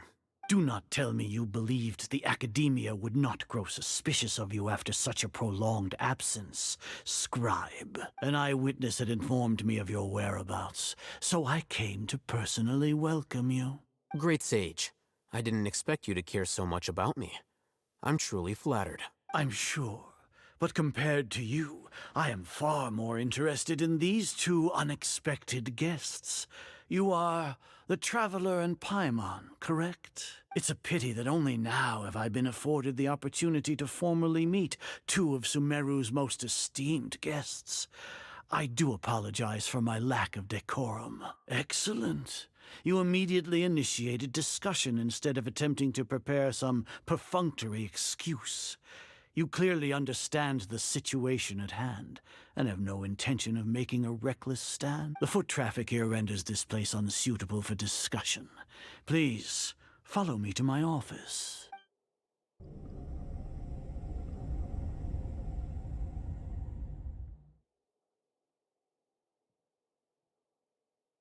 This place is crawling with guards. There's no way out for us. All right then, Traveler. What did you wish to discuss with me? Today is Nyagarbaha Day, so I still have many responsibilities to attend to. There is little time for idle chit-chat before I detain you all. You seem to know quite a bit about our endeavors. If that is so, then you should be praising our great work, rather than using your trivial misgivings in a futile attempt to sway me. Trivial? Then tell me, what do the Fatui want from me? Worthless. Those are all completely worthless. Benefits, divine power. These materialistic words do nothing but debase our great work, creating a god. Yes, we are using human wisdom to create a god. If humanity cannot attain omniscience and omnipotence, then we shall create a god to reveal them. This is the pinnacle of human wisdom. We shall regain a god's guidance at long last. No longer will we flounder in the interminable void of consciousness and knowledge. Even Irminsul will be freed from its plight. For our nation of scholars, this is the ultimate aspiration. No cost is too great to realize it. You will never understand the rapture of having a god be born within your very hands. With your degree of knowledge, you cannot even comprehend such an emotion. Gods exist on a plane that far eclipses humanity's. Lesser Lord Kusanali, what can she even do? Care for the people? Fend off sandstorms? Fabricate silly fairy tales? These are but child's play for the academia. Does that make us equal to the gods? We are a people favored by Greater Lord Rukadevata. Though I may have personally not seen it, our forefathers bore witness to true wisdom. The ascension of the Lesser Lord has brought nothing but bewilderment to the scholars. They all ask, is that truly what true wisdom is supposed to look like? With that in mind, it is better to keep her isolated in the sanctuary of Suristhana, so our academy will not become embroiled in turmoil. What a pathetic justification. Do you really think that only the super smart or powerful should be able to call themselves gods? As per your judgment, Grand Sage, they are indeed dangerous individuals. Not only are they acting against the academia, but their ideologies have the potential to lead scholars astray. Looks like there really was merit in my assignment. Oh, Hatham? Are you talking about us? Anyway, I've brought them to the academia as ordered, but it took some time and trouble. Oh, that reminds me. Here's the investigation report you had requested. It's a summary of my time spent with the Traveler. An array of information about her ready for your perusal. Oh, Hatham? So you're still on the academia sub? We finally started to trust you!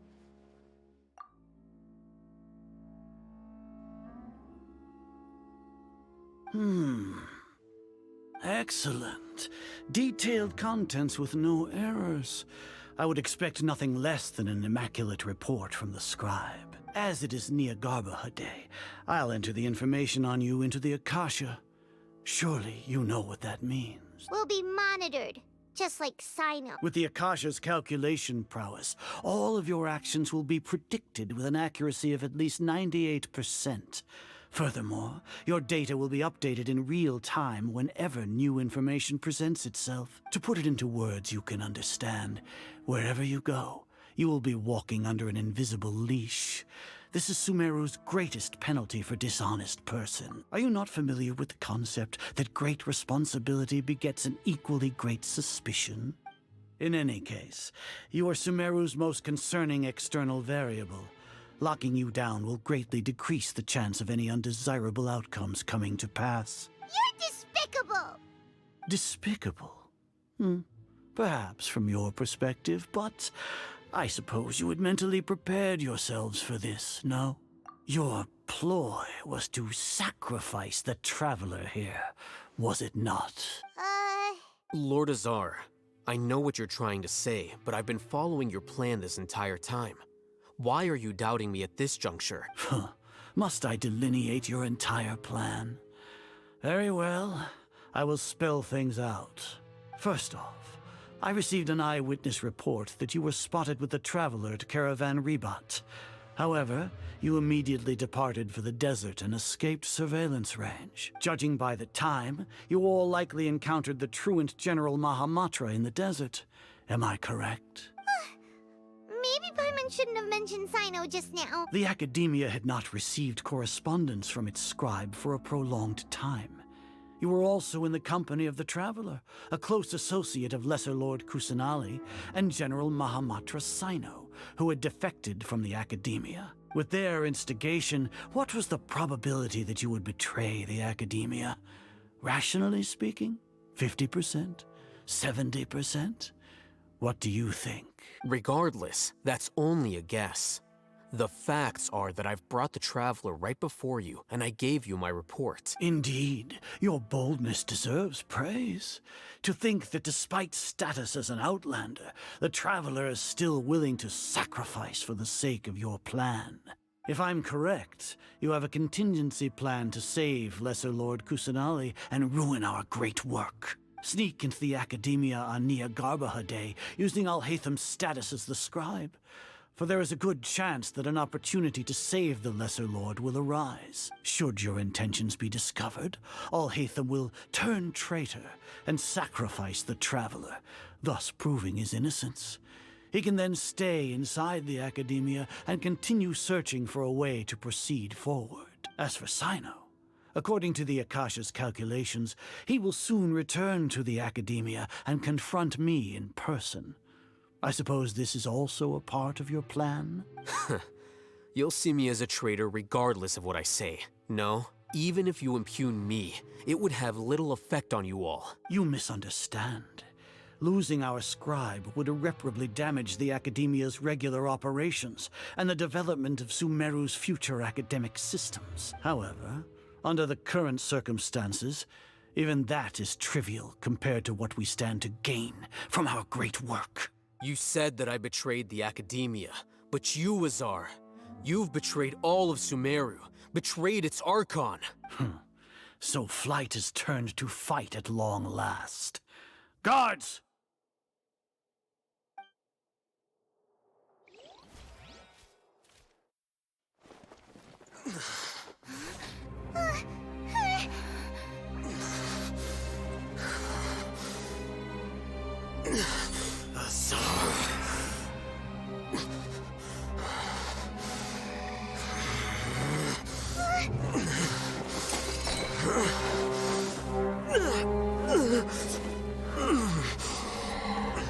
Well, what do we have here? So you stole that divine knowledge capsule. Traitor! You traitor! Even the most rational scholar will yearn for the power of a god in a moment of desperation. Aren't you doing the exact same thing as me, Alhaitham? Unfortunately for you, no god will lend you their power. Azar!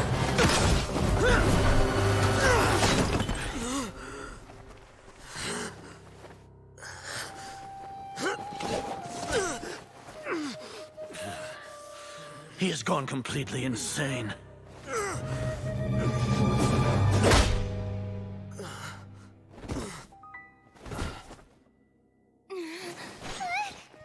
Take him to the Matra and exile him to Aru village.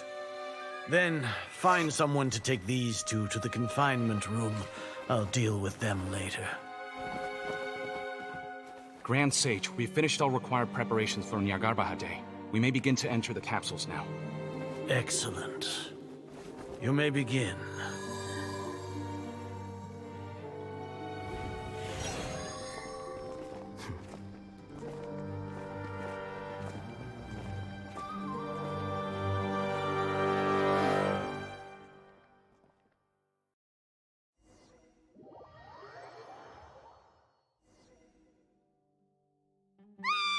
Don't lock us up! Let us out!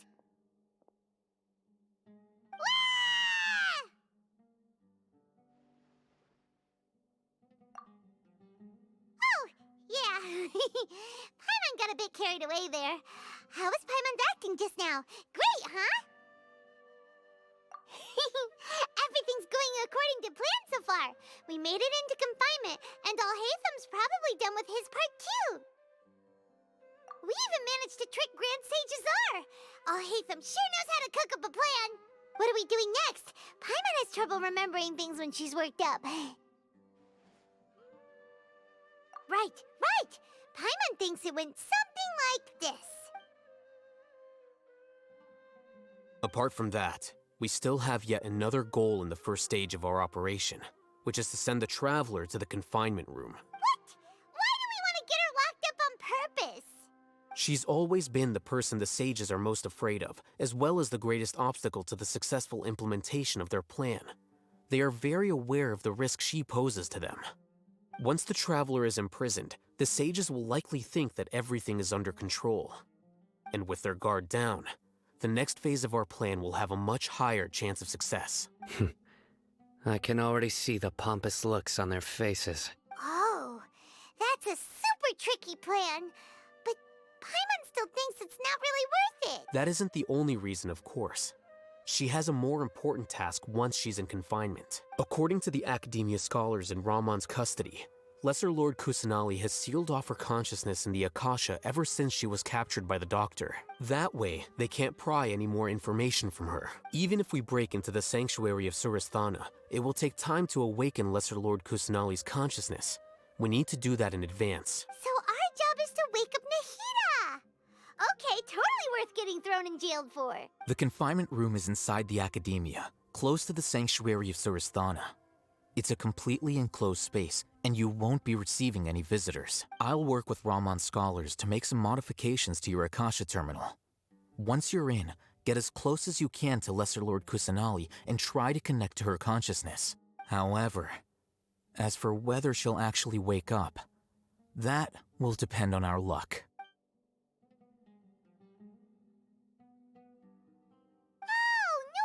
You've been wearing your Akasha terminal today. It's the one that Alhaitham modified. Paimon thought they'd take our Akasha terminals when they locked us up in here. Were they being careless? Alright, so what now? Sounds easy enough. We can finally talk with Nahida after all this time. Let's do it. There's a light flashing on your Akasha terminal. It's almost like... the faster it blinks, the better the signal!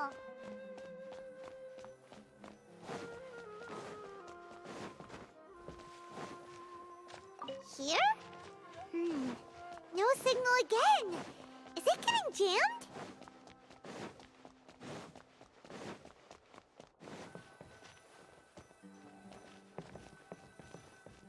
Whoa! It's Mora! Ooh, Mora! No, Paimon, we're not here to hunt for treasure.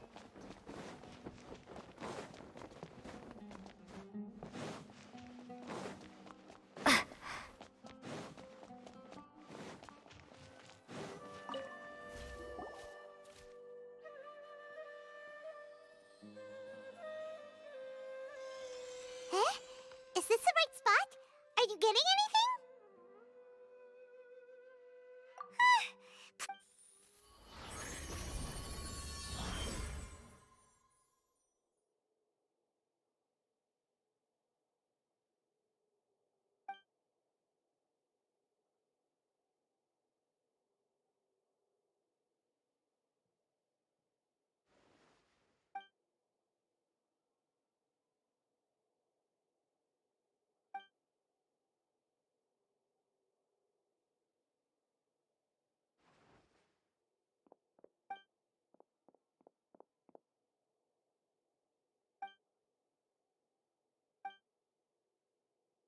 Nahida!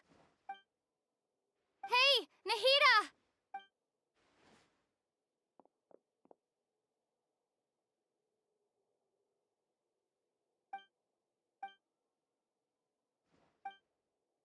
When did it first start? Oh, right. It started from the moment I was born. I want to become a worthy Archon. So I've kept studying, kept listening to my people and their hearts, kept looking for a way to save Irminsul, so I can catch up to Greater Lord Rukkhadevata. But I'm stuck in the sanctuary of Surasthana. The sages are creating a god to replace me, and I'm forced to lock my consciousness in this boundless darkness. Nahida!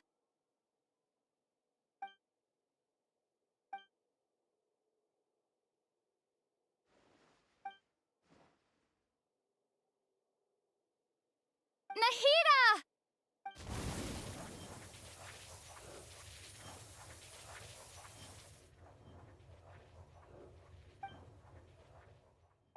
It's Now that I think of it, I don't think I've ever actually listened to my own inner voice. Do Archons have them? Should Archons have them? Have I been doing the right thing? Am I really not needed? How do I really feel about all of this? It's so quiet here. Since you're the god of wisdom, you've known the answers to all these questions since the very beginning, haven't you? Who are you? Whose voice is that? It sounds familiar. You're right, though.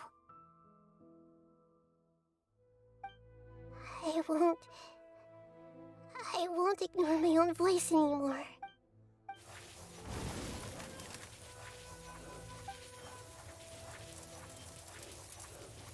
Nahida!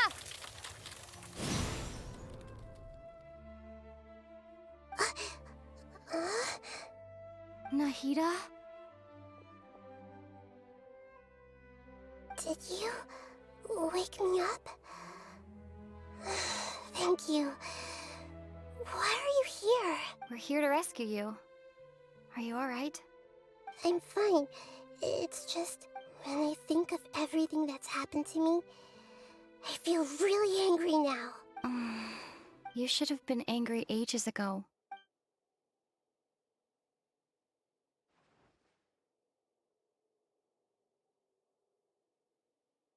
Huh? Oh, you're back! How's everything? That's wonderful news! Great! We weren't locked up for nothing! When you went to wake up Nahida, Paimon was listening for any sounds outside. You were out for a long time. There are fewer and fewer scholars going about now. You think everyone's done with their Nyargarba Day stuff? Yep, so that means our next act is Nilu's performance!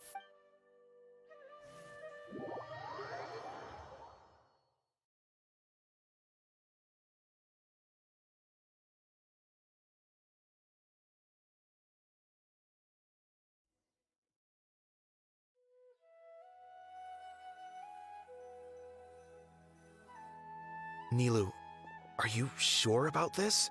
You're taking such a great risk for them. I'm sure, and I'm going. You know that I don't like to pass up any opportunity to dance, and this one is especially important. All right. You seem to have a lot of trust in them, so I won't say more on the subject. But if anything happens, the few of us here may not be able to help you. Don't worry. They've been through worse. Everything's going to be fine. All right. You know, if you really do get arrested, we'll do everything we can to get you back. Be careful, even if it's only for our sakes. Thanks, Mr. Zubair. You're so very kind.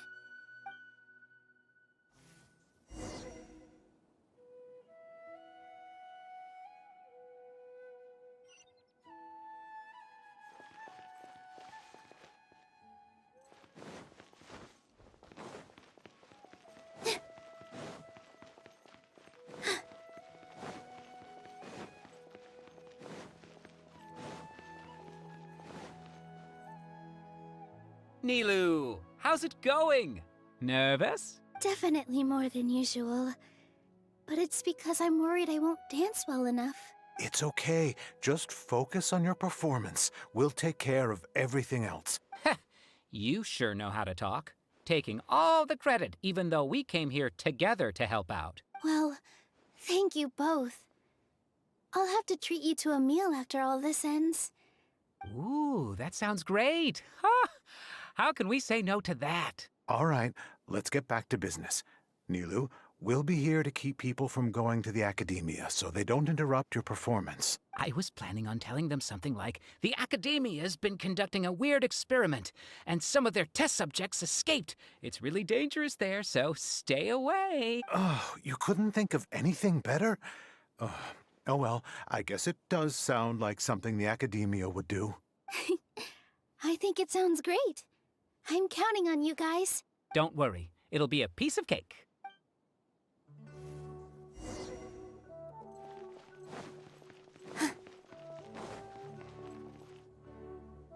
Hey, Nilu! Sorry, it's great to see you, but I'm really busy right now. Our Bait People Away with Yalda Candies plan is working beautifully.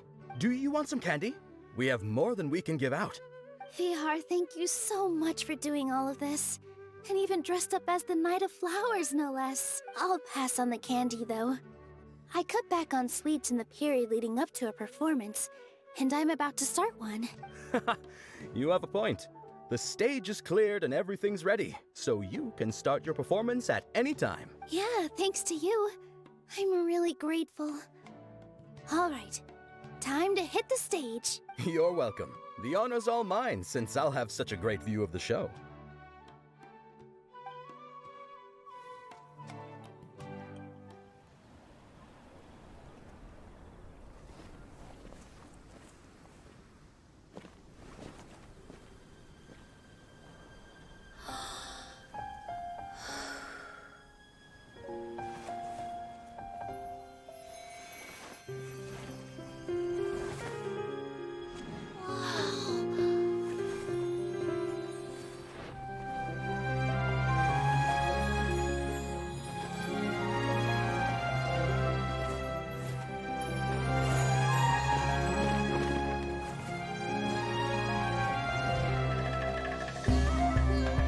I've never seen a performance like this. This is incredible. Yeah, but I heard that public performances like these have been banned. I can't believe she's doing this here.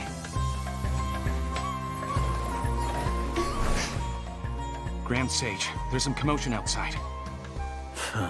How uninteresting. Issue the new Prohibition Act from the Akasha to the guards. They'll know what to do. Do you think we should, like, stop her? Let's just watch for a little bit longer.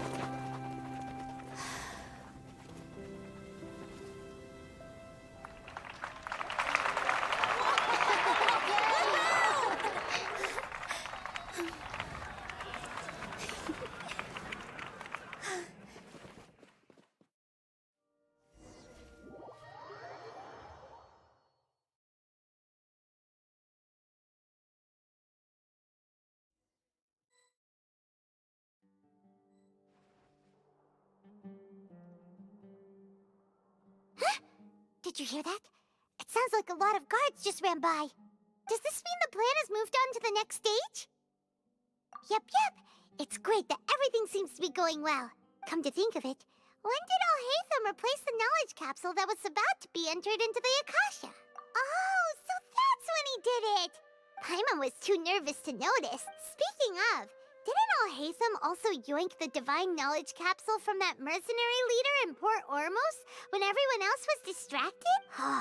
It's a time-tested trick of his. Why are we complimenting him? Yeah, he's smart and all, but he still makes Paimon's blood boil. Let's review our plan for this stage again. It's not like we have anything else to do right now anyway, and it'll help us feel more confident. Paimon remembers that Nilu's task was supposed to go a bit like this. Now that Lesser Lord Kusanali's consciousness has been forcefully sealed, the core figures of the academia and their guards have started to wear their Akasha terminals again. With the Doctor's technological support, they think they have nothing to fear. How despicable of them to rely on such a person. But this is also our chance. I was originally asked to draft the knowledge capsule for the Artistic Performances Prohibition Act when I was still at the academia.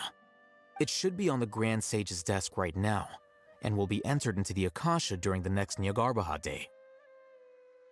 Are they really going to stop all artistic performances? That's horrible!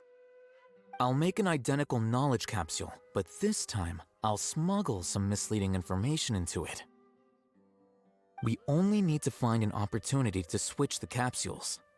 Once it's been entered into the Akasha on Yagarbaha Day, if someone were to be seen performing in public, the sages would definitely use that opportunity to announce the ban, and so the misleading information will be disseminated amongst the guards.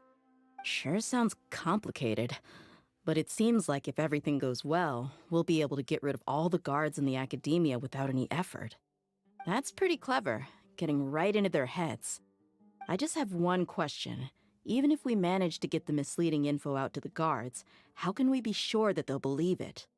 People who are used to relying on the Akasha become less inquisitive, and their ability to distinguish truth from misinformation is significantly reduced. They will view everything the Akasha releases to them as the unequivocal truth.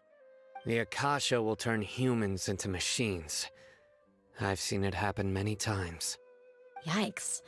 Good thing I didn't wear it for long when I was working in Sumeru City. At first, I thought it was a good thing, too. By the way, this plan still requires a performer, right? Do you have someone in mind? Nilu of Zubair Theater. I know her really well. We can trust her.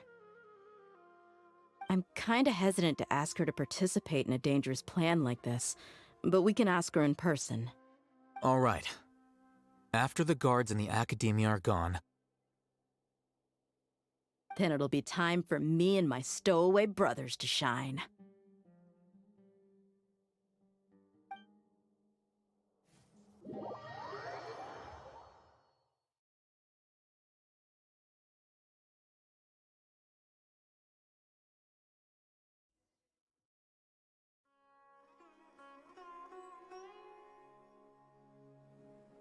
Here they come. Did you see that, Raman? They came out from the academia in droves. After laying low in the city for so long, this is the moment we've been waiting for. My brothers have already sprung into action. We couldn't do anything to them inside their coop, but outside the academia, this is our hunting ground. With a lioness like you, the prey sure won't be able to run far. We still need to eliminate the guards as soon as possible. If we give the sages enough time to realize what's happening, the plan's doomed. Yeah, all they've done is to sit on their cushy salaries and twiddle their thumbs all day while we fought and struggled every day in the desert. The only advantage they might have is their numbers. Speaking of which, most of the guards who report directly to the Six Sages belong to the Corps of 30, but they have a completely different reputation, following those blasted sages every whim, throwing away all the principles of being a mercenary. As someone in the same profession, I'm obligated to teach them a good lesson today. Indeed. The trap has been set. All we need to do is lead them there. All right, let's each take a road and herd those scattered guards back into one place. Make sure to attract their attention. Isak will be the key. You gave such an important task to that child. Will he be okay? It'll be fine. Isak was so determined to help, so let's put our faith in him. Besides, even if he's caught, the guards would be too scared to do anything to him. They've never seen Lesser Lord Kusanali in person, after all. You've got a point. Anyway, I think I see them coming. Let's head out. Good luck.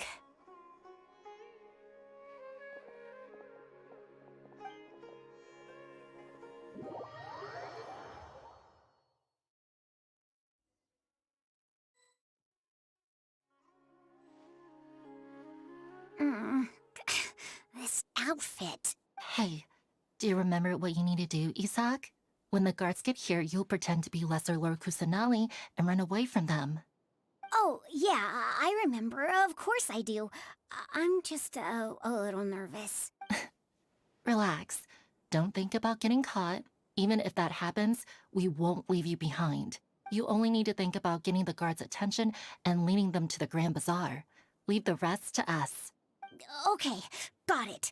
I'm here to pay back Lesser Lord Kusanali for helping Grandpa. I won't get cold feet. Hey, they're here. I can see the Academia guards. All right, it's time, Isak. Take a deep breath and go. You can do this.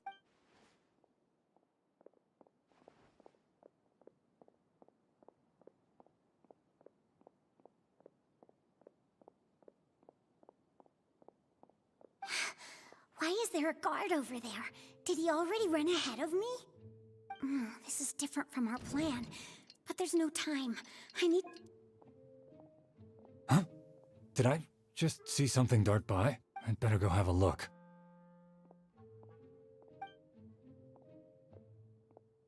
Were my eyes playing tricks on me? I should go check to see if someone's hiding over there. There seems to be nothing here. Just... Good thing they didn't find me. That was close. I'd better hurry and keep going.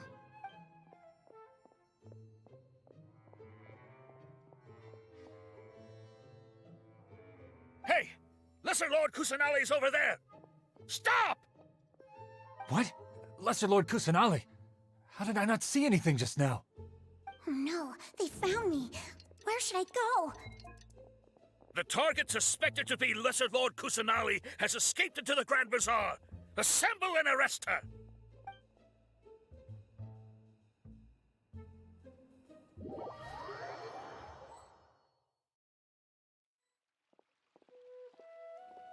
Where did she go? How did she disappear? Did we lose her? Hurry up and find her! Hey, why is your team here? Didn't we say to split up our search? Hurry! Hurry! This place is... Why are you all here? Yeah, isn't it one heck of a coincidence? Everybody's here.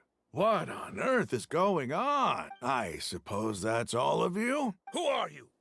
Did you set us up? What are you planning? Phew, that was rough. I almost got caught. Little brat! So you're not actually Lesser Lord Kusanali. Who exactly are you all? Eremites from the desert? Just some colleagues. Think of this as a business competition, or a personal grudge. After stepping into our traps, stop thinking of yourselves as hunters. Behave like the prey you are.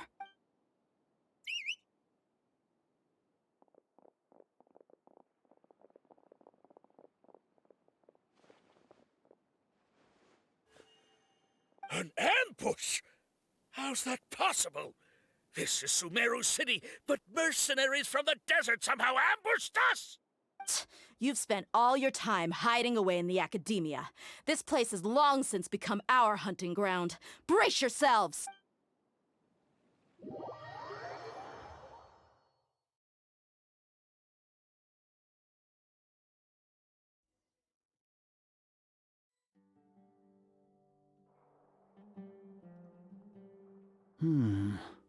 This is odd. The academia has quieted down after the conclusion of the Nyagarbha Day ceremonies, but it's much quieter than usual. Where are the guards? Why have I not seen a single one? Guards? Guards! Grand Sage, how may I be of assistance? I called for the guards. Why did you come? My apologies, Grand Sage. Right now, all Academia guards have entered the city to perform the ordered arrest. I thought you knew. Arrest? Who is there to arrest? I have an ominous feeling. Arrest Lesser Lord Kusanali, right? Is that not what the order was? Lesser Lord Kusanali? You mean she has disappeared? Yes. I wouldn't dare make up something like that. Right now, everyone is in a panic, and many are saying that Lesser Lord Kusanali will take revenge on us. What happened? Just what is going on? Lesser Lord Kusanali somehow escaped? Was it Alhaitham and his party that freed her? That's impossible. The Academia is heavily guarded today, and any order to release Lesser Lord Kusanali would be strictly confidential. Besides, Alhaitham and the Traveler are already in our hands. What manner of trickery did they employ? How could Lesser Lord Kusanali disappear into thin air? Disappear? Wait. How was the arrest order distributed to the guards? It was issued by the Akasha earlier today. Only you have the authority to send messages like that, so I thought it was your order. Let me check.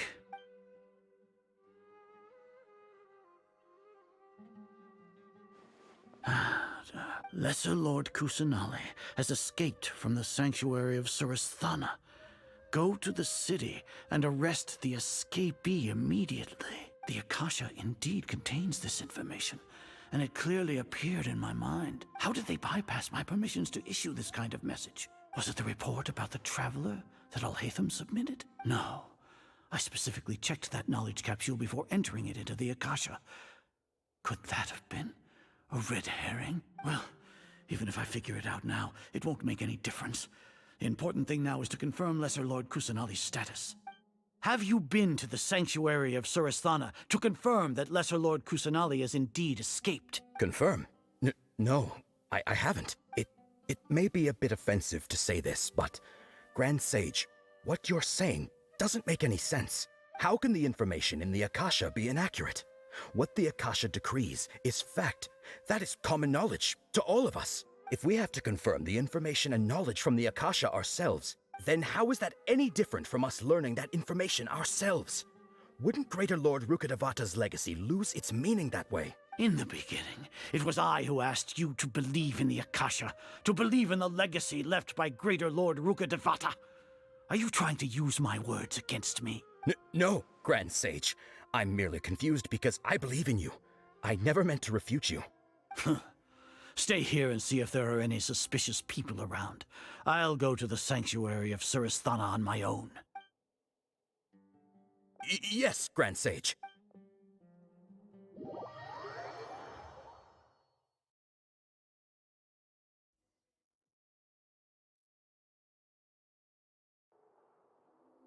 Lesser Lord Kusanali has escaped from the sanctuary of Suristhana.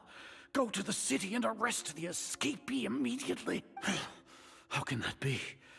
Stop thinking about it. Stop. It must be a trick of theirs.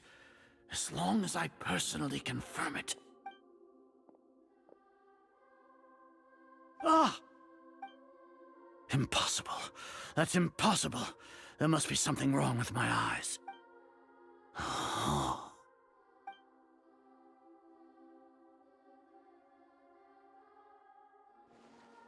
What a comical sight, Azar. Once the Akasha has put certain thoughts into your head, even the Grand Sage can no longer see what's right in front of him. You all can only see the world in your mind, the one you think you know. And precisely because of this, you disregarded Lesser Lord Kusanali's existence. She has been a wise and worthy Archon. Sino, have you been waiting for a chance like this? The Akasha predicted that you would return to the Academia to confront me, but I didn't expect it to turn out like this. I was careless. No, you were blinded. Your faults stem from your reliance on the Akasha. You're still the same as always. I truly did not expect a proud person like you to cooperate with Alhaitham and the Traveler. People change, Azar. Admit it. The Akasha can't predict my actions anymore. Then tell me, what have you found during your investigation? You want to buy time? This is the sanctuary of Suristhana. Under your own regulations, even Academia staff are forbidden to come here. No one will come to save you. As for the investigation, I've at least confirmed that you are guilty of insurgency against the Archon. A serious crime. So what?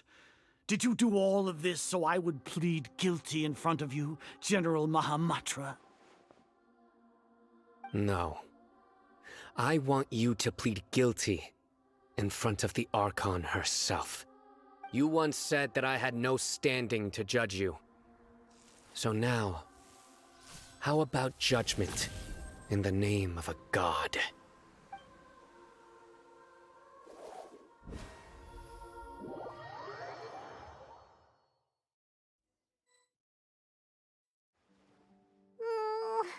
How long do we have to wait? Paimon wants to know how things are going out there. Paimon hasn't heard any sounds outside for a while. Hopefully something bad didn't happen. Yeah, but aren't you scared that we might be locked up in here for the rest of our lives? Thinking about it, at least Paimon has you. We could still chat like this. When Paimon thinks of Nahida being imprisoned alone in the sanctuary of Surasthana, Paimon can't help but feel sorry for her.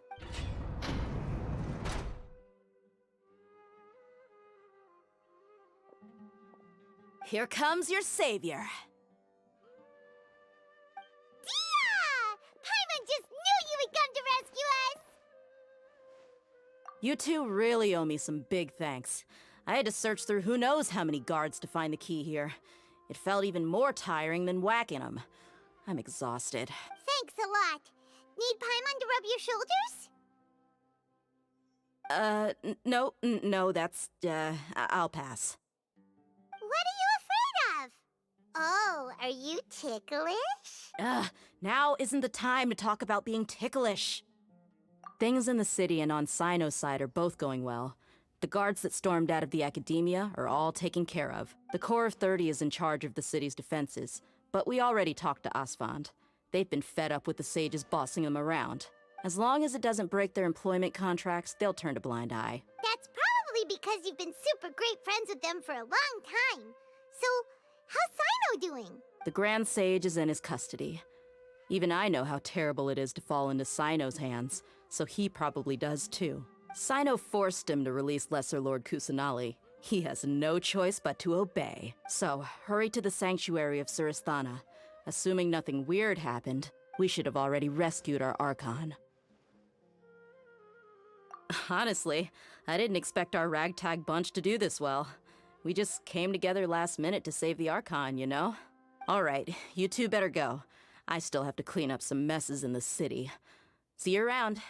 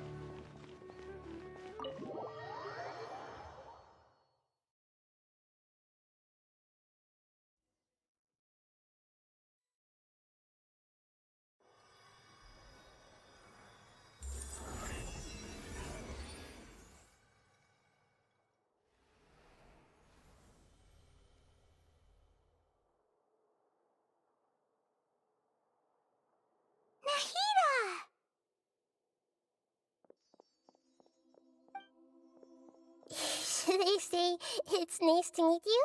This is the first time we've met in real life.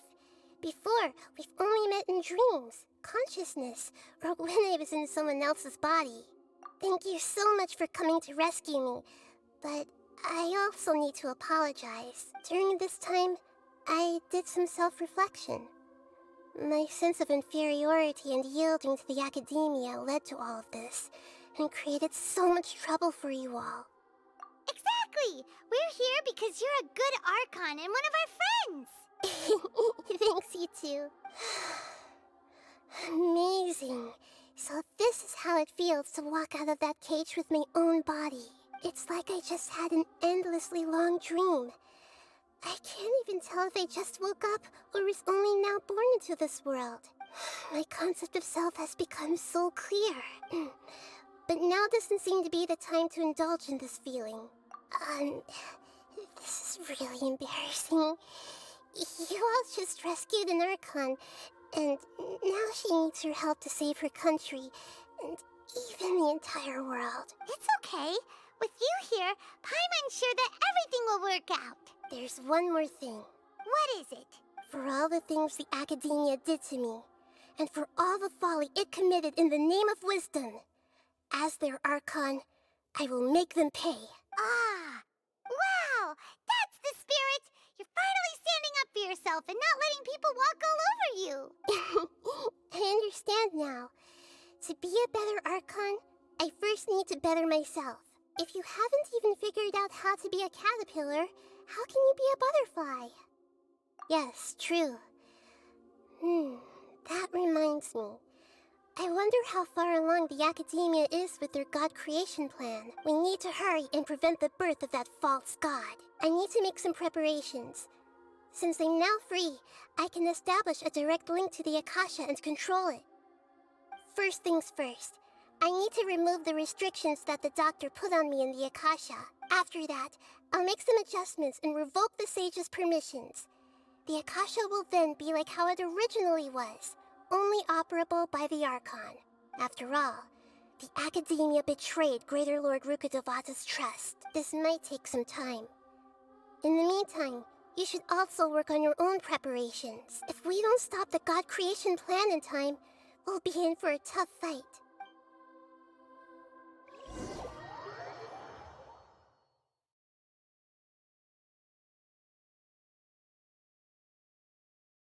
You might as well prepare for a fight. When we're done, we can take a walk around. After all, we missed out on a lot of stuff when we were locked up.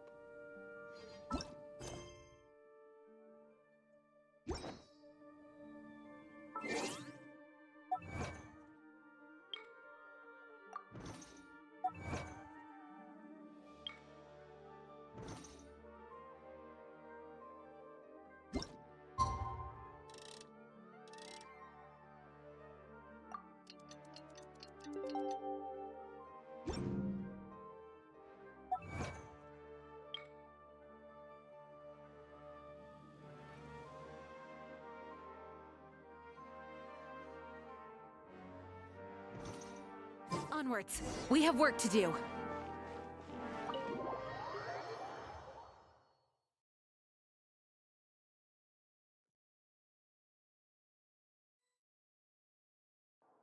How's it going, Nahida? I'm done with the parts that needed my involvement to complete. Although it's my first time working with the Akasha like this, its internal structure and operation procedures are easy for me to understand. Greater Lord Rukkhadevata's design is truly brilliant. Oh, also, this is for you. Huh? What's this little floaty thingy? It's a small device I put together just now. You can think of it as an upgraded Akasha terminal. You may not need it right now, but it should be helpful in certain situations. Wait! This thing has the same characteristics as Paimon! We're both small things that float! Oh, all the things that make Paimon special got copied! When Paimon appears with the Traveler from now on, people won't remember Paimon because she isn't unique anymore! It's alright, Paimon. It can't replace you. It's only a flying device, but you're the Traveler's irreplaceable friend. You're so good at comforting people, Nahida. If only the Traveler was as smart as you. I was simply telling you what I feel to be the truth. I wasn't trying to comfort you. Nahida, you're natural at this. What you just said made Paimon even happier. By the way, there's something I need to confess. Even though I'm the Archon and in control of myself again, I'm not very good at fighting. You may have heard that an Archon's power is derived from their people's faith. However, I'm not as well loved as Greater Lord Rukkhadevata. If we get into a situation where combat is our only option, I'll have to count on you, and I'll do my best to provide support. I'm glad I can rely on you. So the God of Wisdom isn't good at fighting? That actually sounds about right. I've located where the false god is. Time is of the essence, so let's skip to it.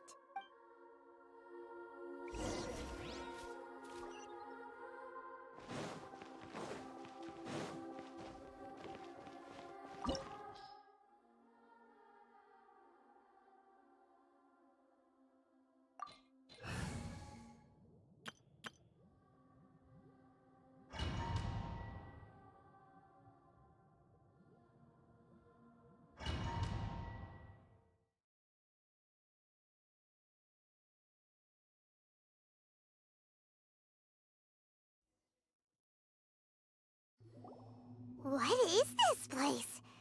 Is this really the way we need to go? Wow.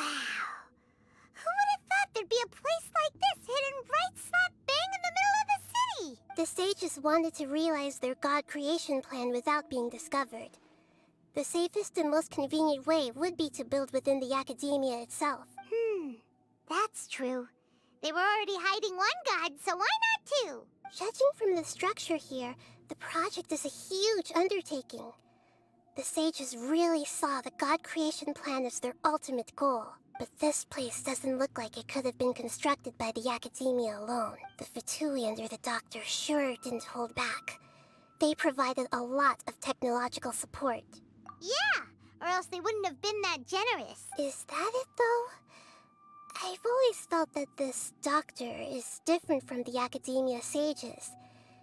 He doesn't seem to share their sense of urgency. Instead of being interested in the end product, it's like he's enjoying the experimental process. The Fatui Harbingers are all such weirdos. So, the doctor being weird is actually normal. So, this Fatui that they're trying to turn into a god is called the Balladeer? We had previously come into contact with his consciousness. He harbors particularly strong obsessions. One is the desire for a gnosis, since he was created to be the vessel for one. The other obsession is probably related to his past. I can't quite explain it. Paimon knows that he was a prototype puppet for the Raiden Shogun before he became a Fatui Harbinger. That's why he wants a gnosis so badly. There's no way he'd willingly be a test subject. Now with that temper and ego of his. It sounds like you know the Balladeer quite well. I see. Tell me more about him and what he's like. The more we know now, the better we can plan for and react to any future situation. I see. How fascinating. All right, time to go. Let's get through here and meet him in person.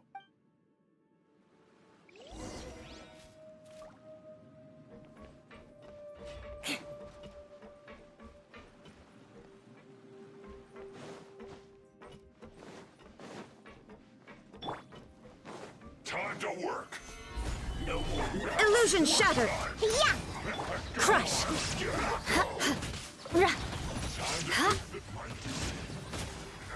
I guess this is it.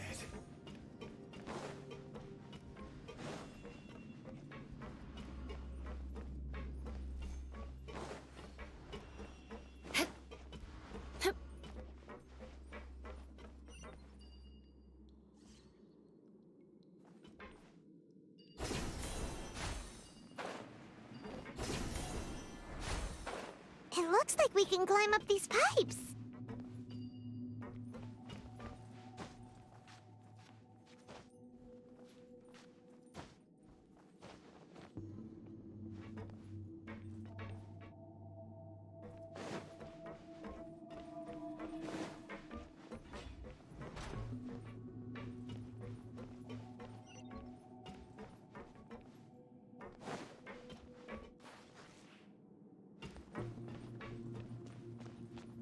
More speed.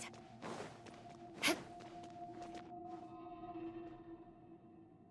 pattern on the ground seems all messed up. Let's go around and see if there's a way to fix it.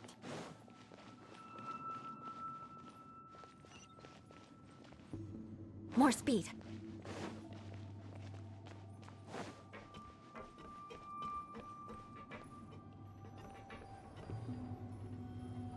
It seems to have stopped. Let's continue.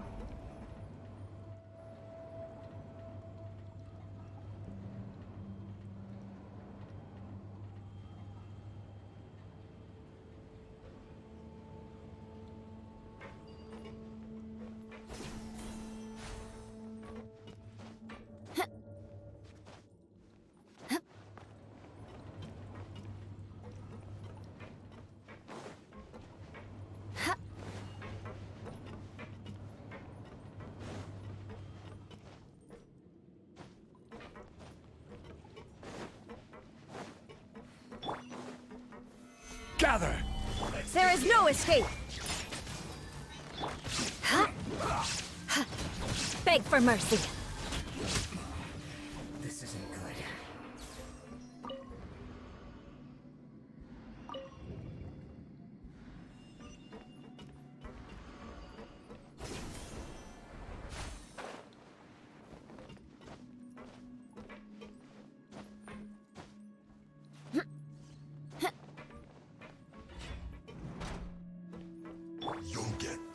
Stabilize! Shine down! I'm a rock! Crush! Beg for mercy! Solidify! Illusion shattered! Yeah! Shudder!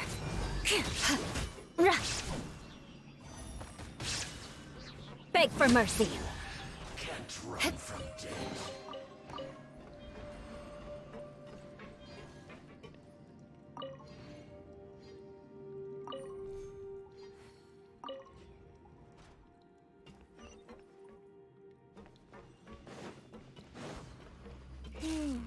The cart is stuck.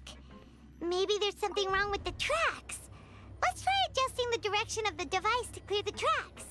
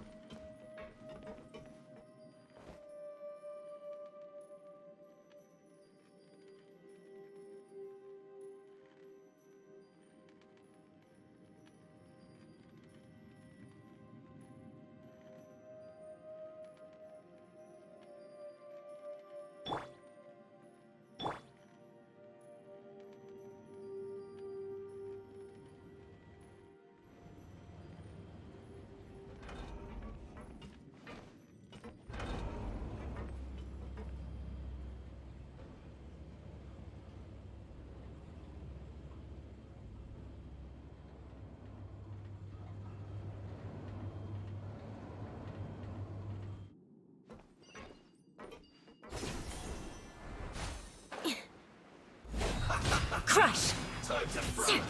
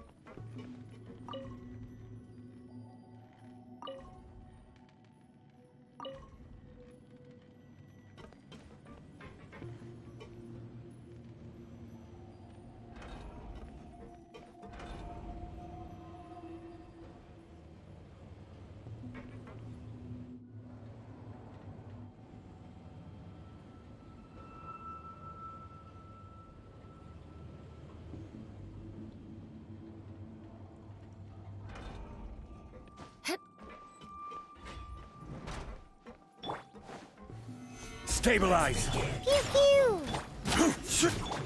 Shine down! Beg for mercy! Yeah!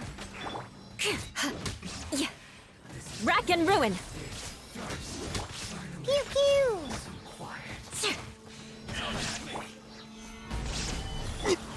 Yeah!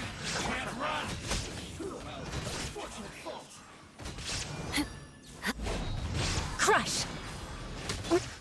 I miscalculated. Gather! Illusion shattered! Think you can bully me?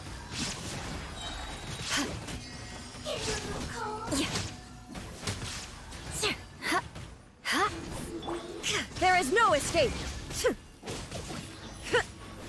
Scratch you! Beg for mercy!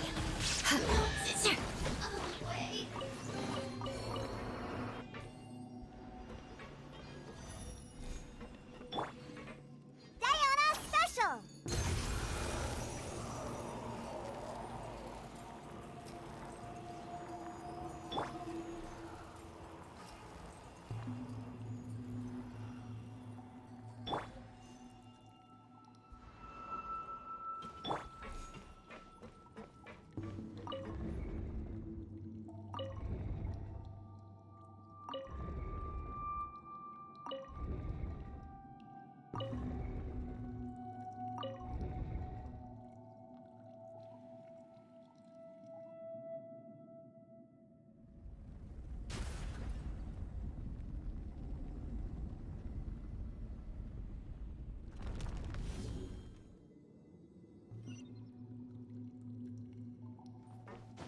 Time to scout.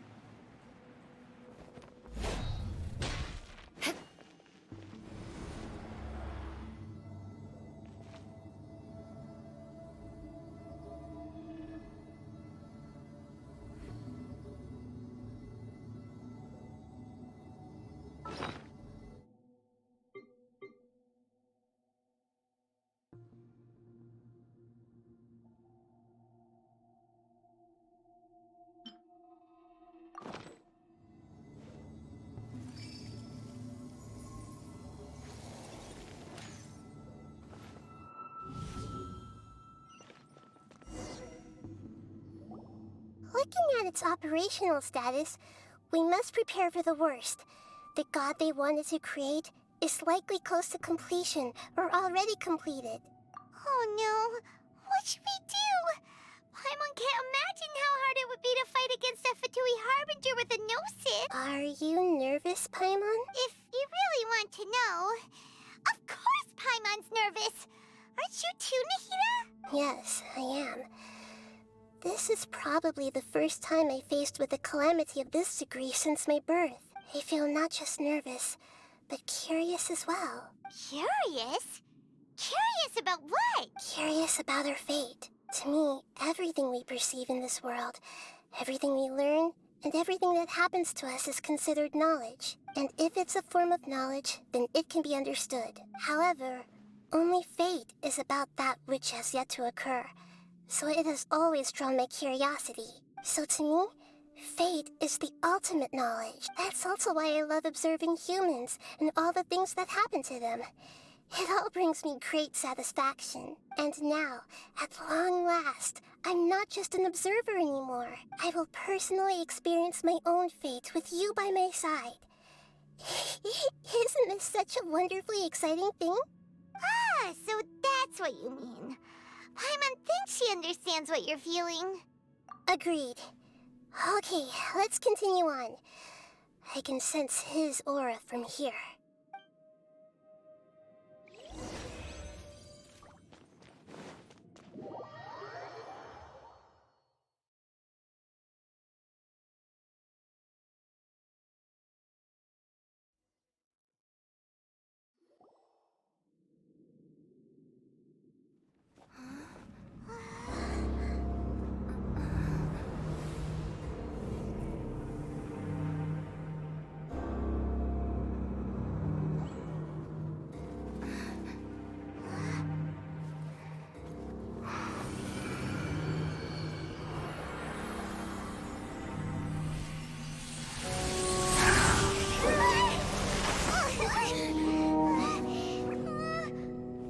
Who would have thought the world would be so eager for my birth? I remember you, Booer, the god of wisdom, and standing beside you, the traveler. Is he all-knowing and powerful now like Greater Lord Rukkhadevata? No, I can't feel the same kind of divinity I felt from the Greater Lord. It seems that the sages didn't get the chance to infuse the divine knowledge capsules into him. But even still, he has undoubtedly become a true god now. So we're too late? The Balladeer has already become a god? The Balladeer. A long bygone title. When my spirit ascended to divinity, I felt as if I had existed for the same number of epochs as heaven and earth. Looking back, the existence of what once called itself Kunikazushi appears infinitely small and ugly.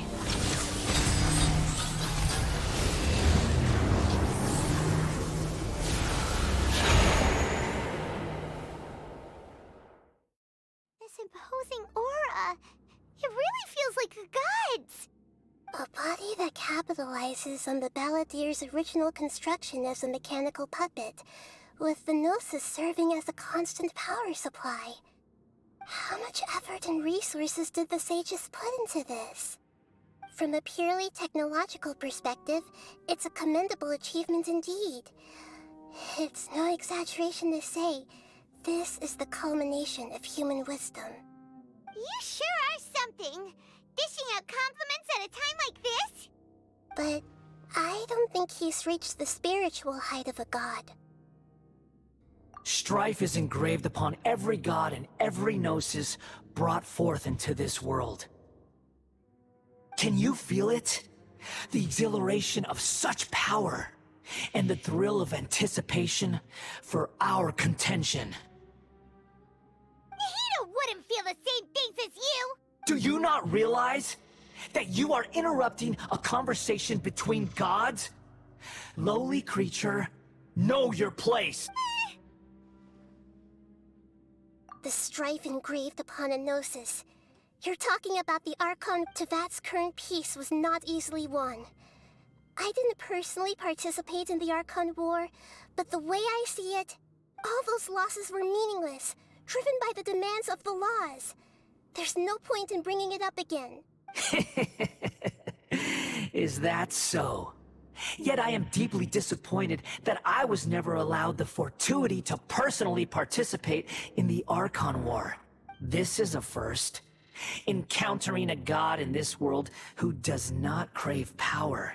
No wonder your own people have abandoned you, God of Wisdom. Your judgment is as your existence. Unsubstantial. This is where everything ends, Booer. The God of Wisdom. You should know that wisdom cannot solve every problem. Like now, where your only option is to face me in combat. Come! Let us reenact a scene of the Archon War. Come and inaugurate my birth as a god. Sure! Stabilize! Illusion shattered! Shake it, hands! Crush! Flood of frost! Yeah. Beg for mercy. Rah.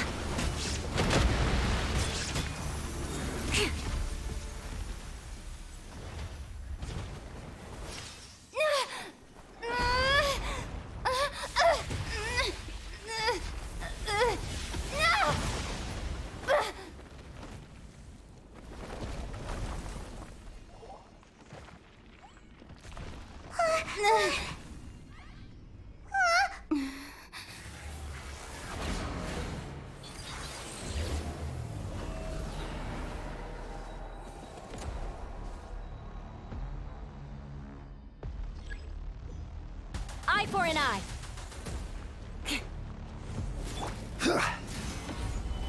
There is no escape. I'm a rock.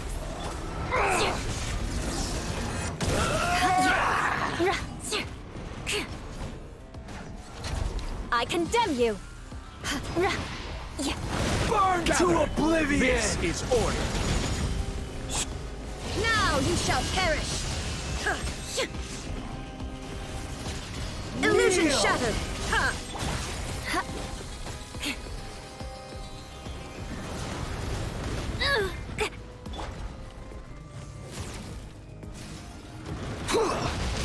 Stabilize.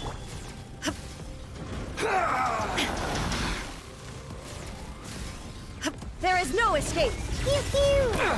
I'm a rock.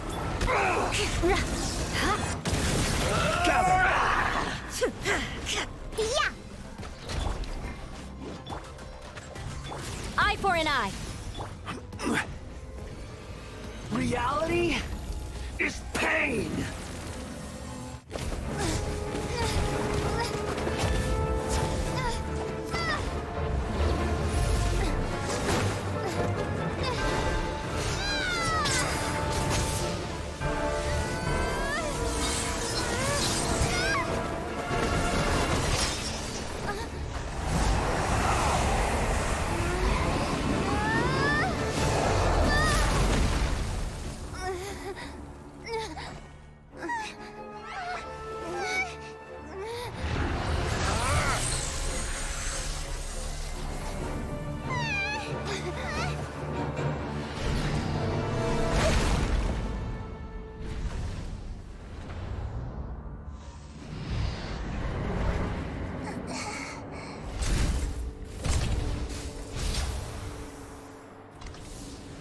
This is supposed to be a battle between gods, yet you choose to hide behind a mortal.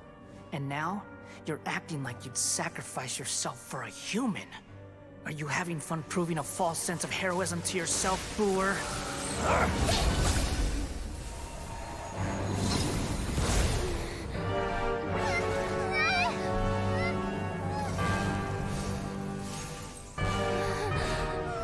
The data collection is almost complete. Do you even know how many times you've tried to take my gnosis from me?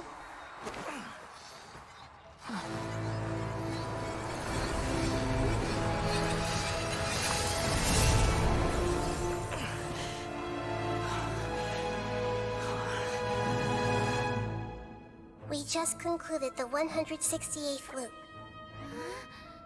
Did you know that in the effort to create you, the people of Sumeru were forced to live through the exact same number of Sabzeruz festivals and Samsara cycles? The power of dreams. When did you use it on me?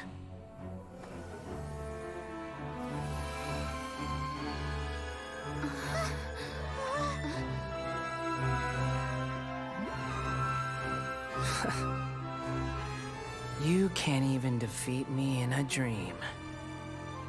What do you hope to achieve with this little trick? Come, Traveler. Just like before. Allow me to awaken the memories in your dreams. All that battle experience! It's more than that. Compile everyone's wisdom in the name of the Archon. That is the original function of the Akasha. I've sent everything that happened just now to the people of Sumeru in the form of knowledge. I've asked them to help you find a way to defeat the false god.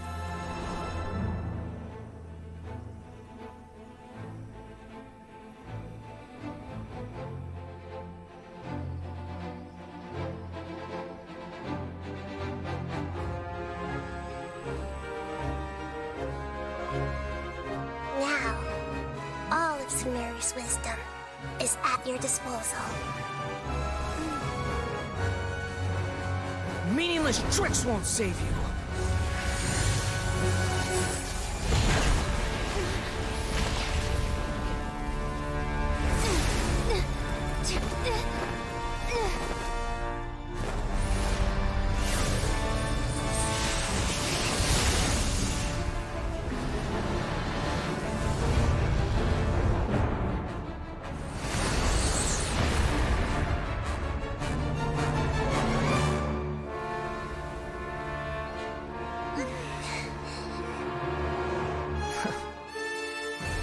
Are you done with your tricks?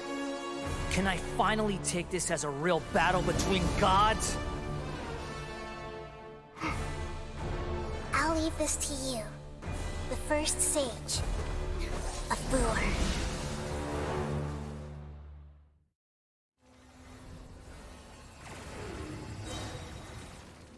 I am the all-knowing God.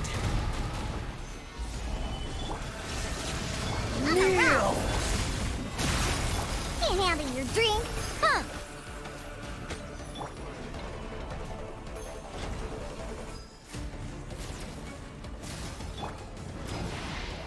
Burn to oblivion! Everyone hold hands!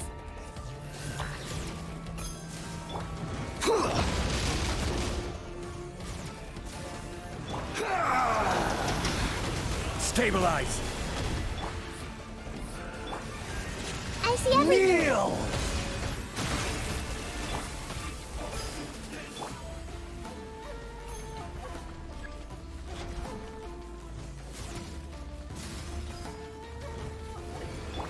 Reality is pain! Gather! Good riddance, cruel world.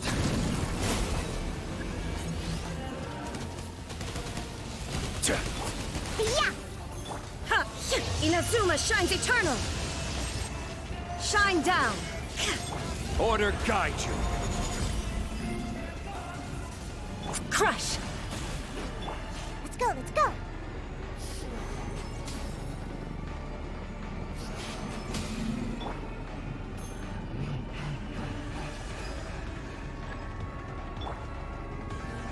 Everyone hold hands!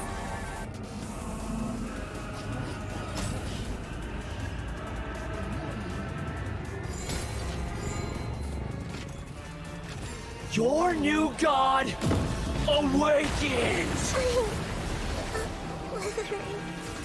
Now, your eyes have been opened. Stabilize. Yeah. Kneel! Shudder!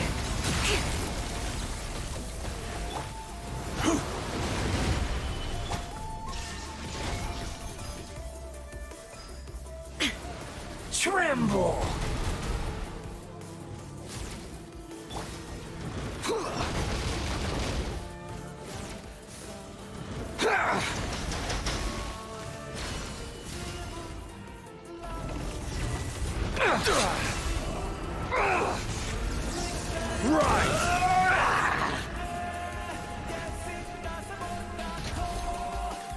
Solidify!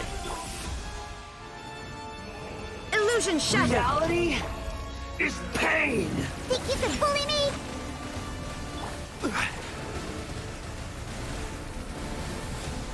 Stabilize!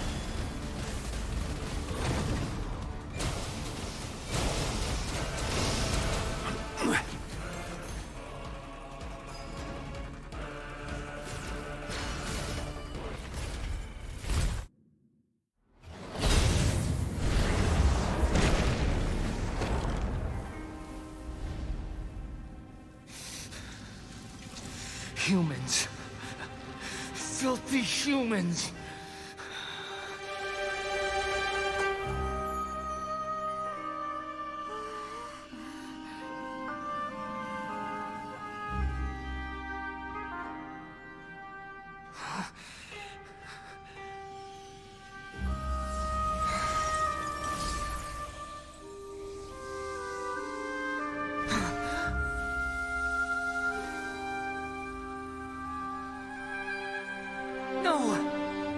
Wait!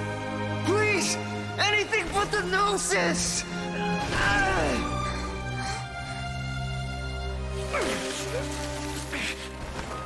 That's mine! Don't even try! I'll never go back!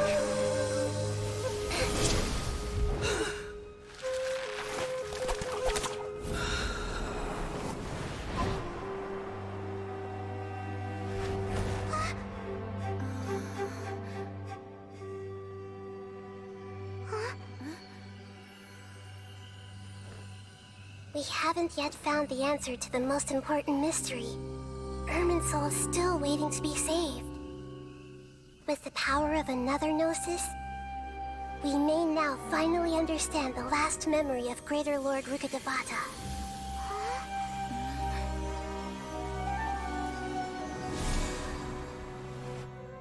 This is... That's right. This is the last memory of my predecessor.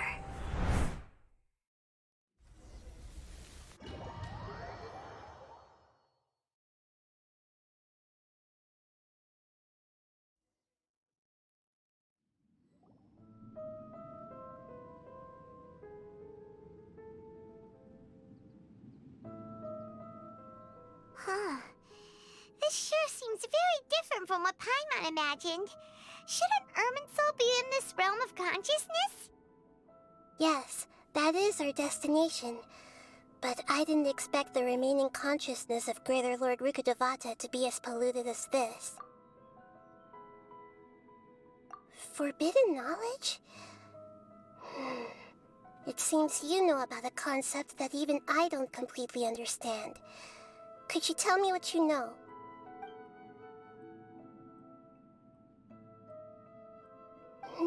Your inference seems logical enough. Forbidden knowledge once polluted the desert thousands of years ago, but was successfully repelled thanks to King Deshret's self-sacrifice, and Greater Lord Rukkhadevata nearly exhausting her power. Then, a second instance of forbidden knowledge pollution occurred during the Conria Cataclysm 500 years ago. But I'm afraid it is much more serious this time, with Irminsul itself already in danger. So, if we're in the remaining consciousness of Greater Lord Rukkhadevata, and it's also been affected by forbidden knowledge pollution, then does that mean, in order to save us, Greater Lord Rukkhadevata? Yes. It's very possible that she sacrificed her life in the fight against forbidden knowledge. She didn't completely eradicate forbidden knowledge, but if it weren't for her actions, the pollution would have been far more rampant over these past 500 years. The way that everyone, including me, has forgotten everything about forbidden knowledge may very well be due to her restoration of Irminsul. Aww. Do you feel sad, Nahida? I'm just sharing her pain. The pollution of her consciousness here is severe. There is madness, chaos, and pain all around us. Did she fight to resist the forbidden knowledge pollution in such terrible conditions, all the way up to her last breath? She even used her last remnant of lucid consciousness to leave a clue for us to follow. Yes, her words were distorted by forbidden knowledge, so that's all we could hear. But now, we have a chance to find the answer to this mystery. We can cross the polluted consciousness until we found the right path to meet with her lucid consciousness, and then we'll let Greater Lord Rukkhadevata tell us the truth in person. Each of us need to be mindful of the state of our own consciousness while we are here. Even with the Gnosis' protection, we must always keep a clear mind.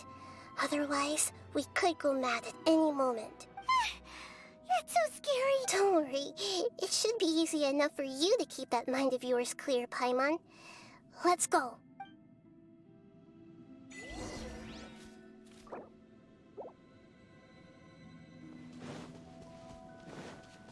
Are we in the air? And why is there a huge boat? That's the boat of consciousness, which symbolizes reason here. Its course is the direction our consciousness is traveling towards. If we lose control over our consciousness, we will fall into madness. So let's make sure the boat stays on course. Wow! What are these? The monsters seem to have been affected by them. More speed.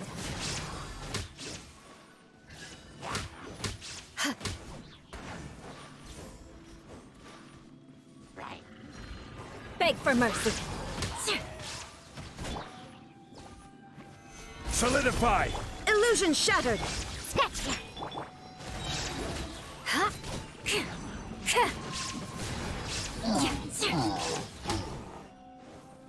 Shudder.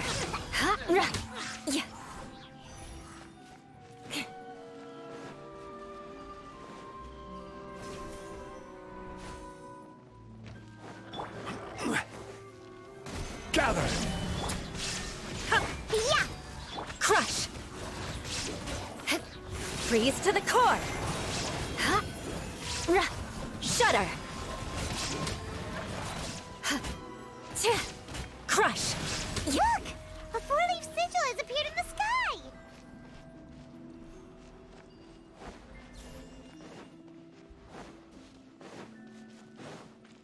More speed.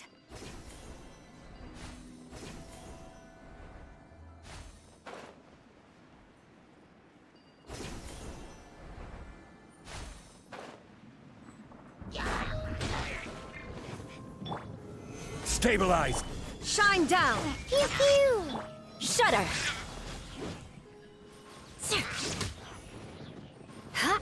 Crush!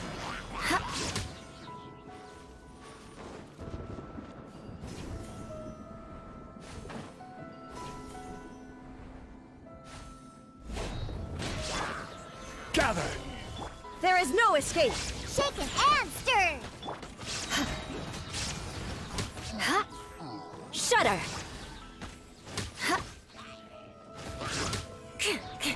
Beg for mercy!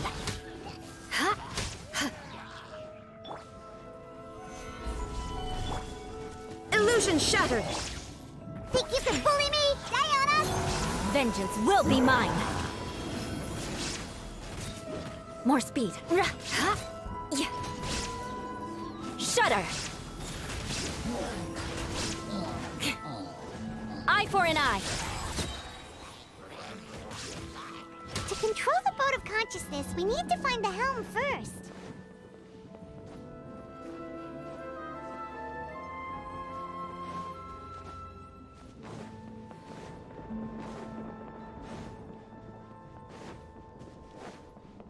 More speed!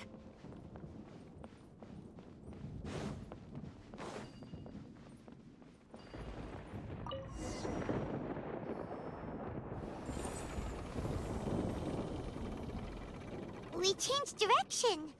Are we still going the right way, Nahida? Mm-hmm. Judging from the current route, the boat of consciousness will soon take us out of here.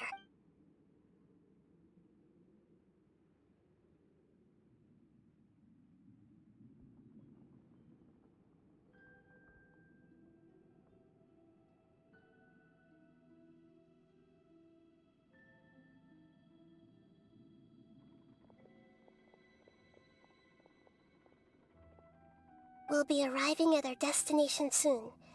How are you feeling? Are your minds still intact? Huh? But everything's been completely normal for Paimon. Hopefully there won't be any more interruptions. This time, we should be able to meet Greater Lord Rukkhadevata. Are you saying you've never met Greater Lord Rukkhadevata before? No.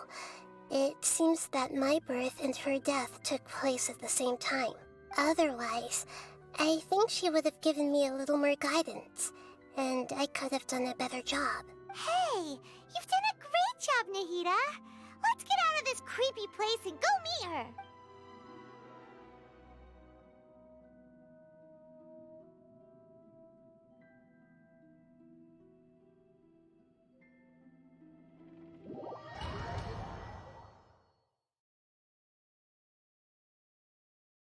So, is this the place you were talking about? The base of Irminsul?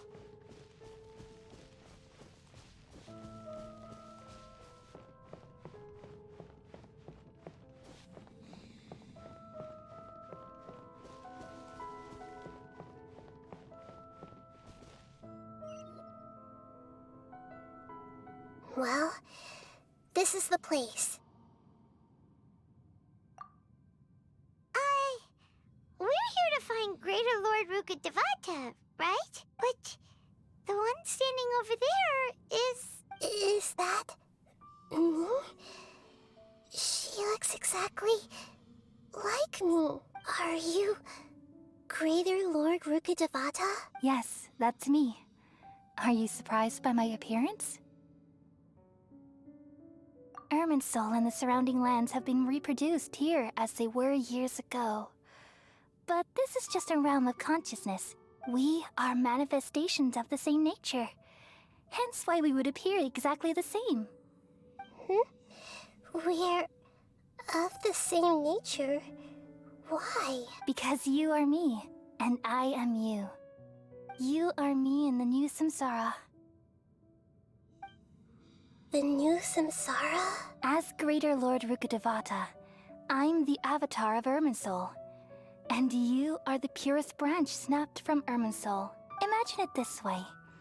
Even if a tree dies, its branches will eventually take root and grow, continuing the tree's life in another form. I'm merely the remaining consciousness of Greater Lord Rukkhadevata. The real me has presumably died a long time ago.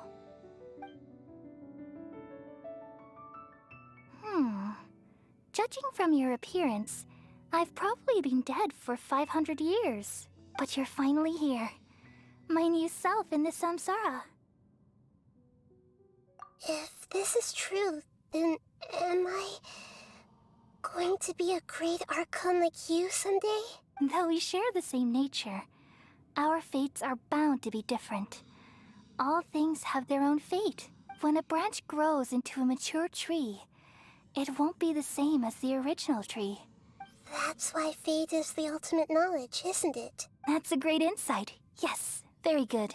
It's also precisely why you won't become like me. But perhaps you may become an even greater Archon than I. I already see a determination in you that I didn't possess in my time.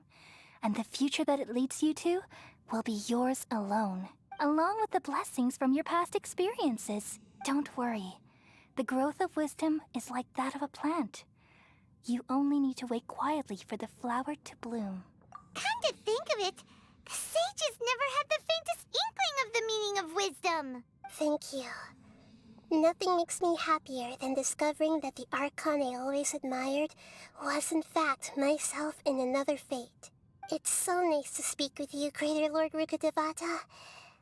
I've always wanted to meet you. The feeling is mutual. From the moment I snapped the branch off Irminsul and created you, I've also looked forward to talking with you. Could you tell me why you wanted to create me? And what exactly happened when you died? Ah, I see. You're here seeking answers, right? Everything that day, even the sky itself, changed into a color like this. At that time, the seven were all summoned to the nation of Conria. Except for me. I had a more important task to attend to. I had to protect Irminsul. The disaster occurred together with the pollution of forbidden knowledge. At that very moment, with my consciousness connected to Irminsul, I sensed something was wrong. The pain started to torment my mind. By the time I reached Irminsul, it was already displaying signs of corruption.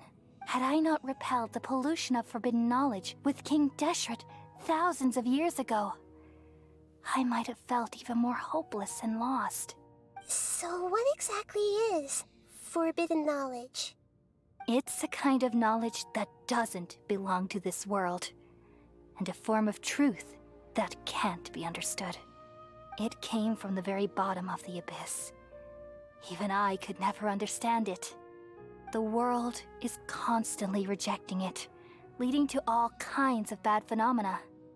If we allow forbidden knowledge to pollute Irminsul, I'm afraid the entirety of Tevat could fall apart.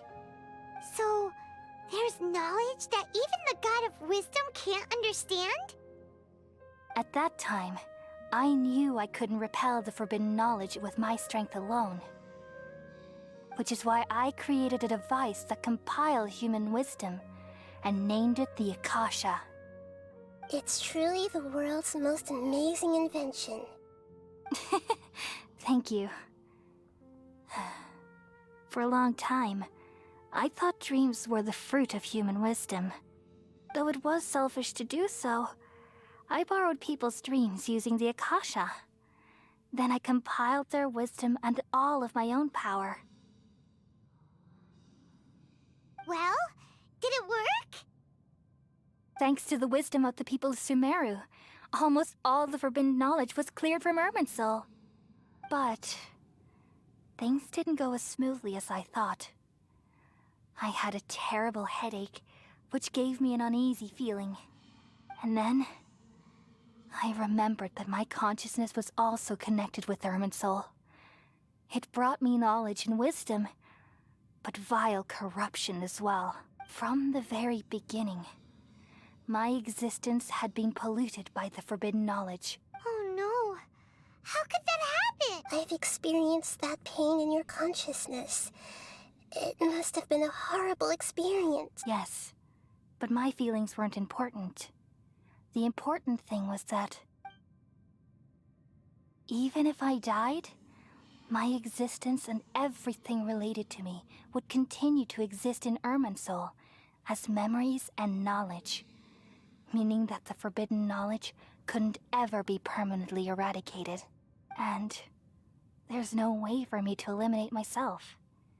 It would be a sort of paradox. So, I took the purest branch of Irminsul as my incarnation in the next samsara, and left a trail of clues, all in hopes that you would come here and remove me and my pollution from Irminsul forever. Wait, no, I can't. So you realize what that implies? You are very smart indeed. Irminsul has all the knowledge and memories of this world. And as you've realized just now, removing me from Irminsul means I essentially will never have existed in this world. But this is the only way to save Irminsul. People love you so much, and they've missed you so much over the past 500 years. I am exactly the same. So how can we just forget you like this? Is there really no other way? There must be something else I can do. You're the god of wisdom, Boer. You should know that there is no other way. But this is so cruel. I don't want to forget you. No need to feel so sad, Boer. As someone who delights in wisdom, you should feel joy at finally finding the answer. These are the words in their entirety. The answer you've been seeking all along. Let the world completely forget me. We all nestle under the great tree of wisdom, peering out to perceive the world. From the earth and from the rain, we perceive its wonders, until we become a white bird to perch atop a branch, and finally snap off the most important leaf. Once upon a time, I alone dreamed in this world. In my dreams, everybody would also dream after they fell asleep. Wild and wonderful thoughts would emerge from their minds. Some tumbled to the ground, and others floated to the sky, connecting all things in the world into one dazzling net. Among a plethora of worlds were numerous smaller worlds, all of fate, finding within the tapestry their brilliant glow. I gradually understood that these indescribable and constantly changing things are the most profound things in the world. Only they can completely repel the madness. Only dreams can awaken consciousness from the deepest darkness.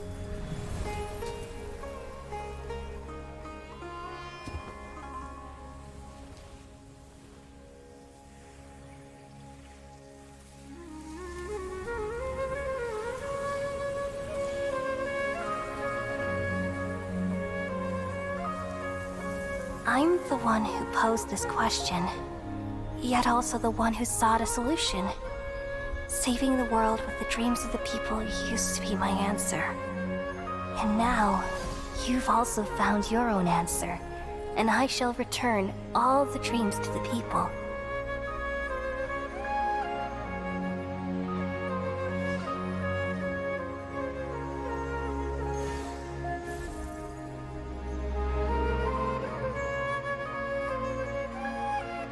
Goodbye, people of Sumeru. May you be blessed tonight with the sweetest of dreams.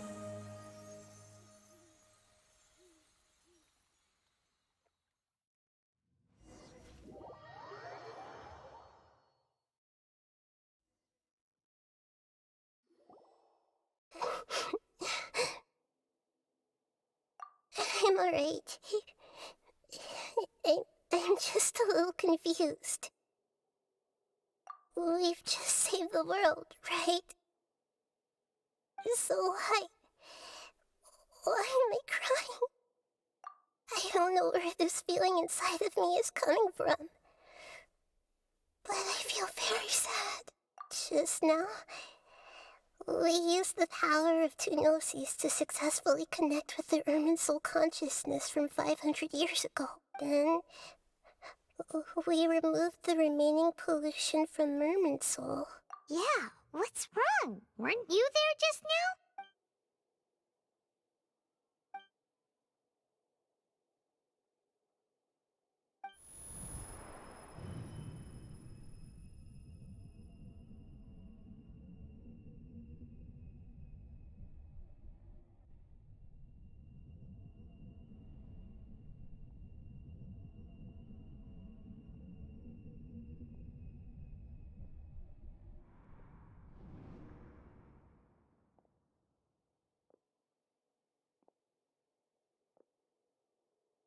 Huh?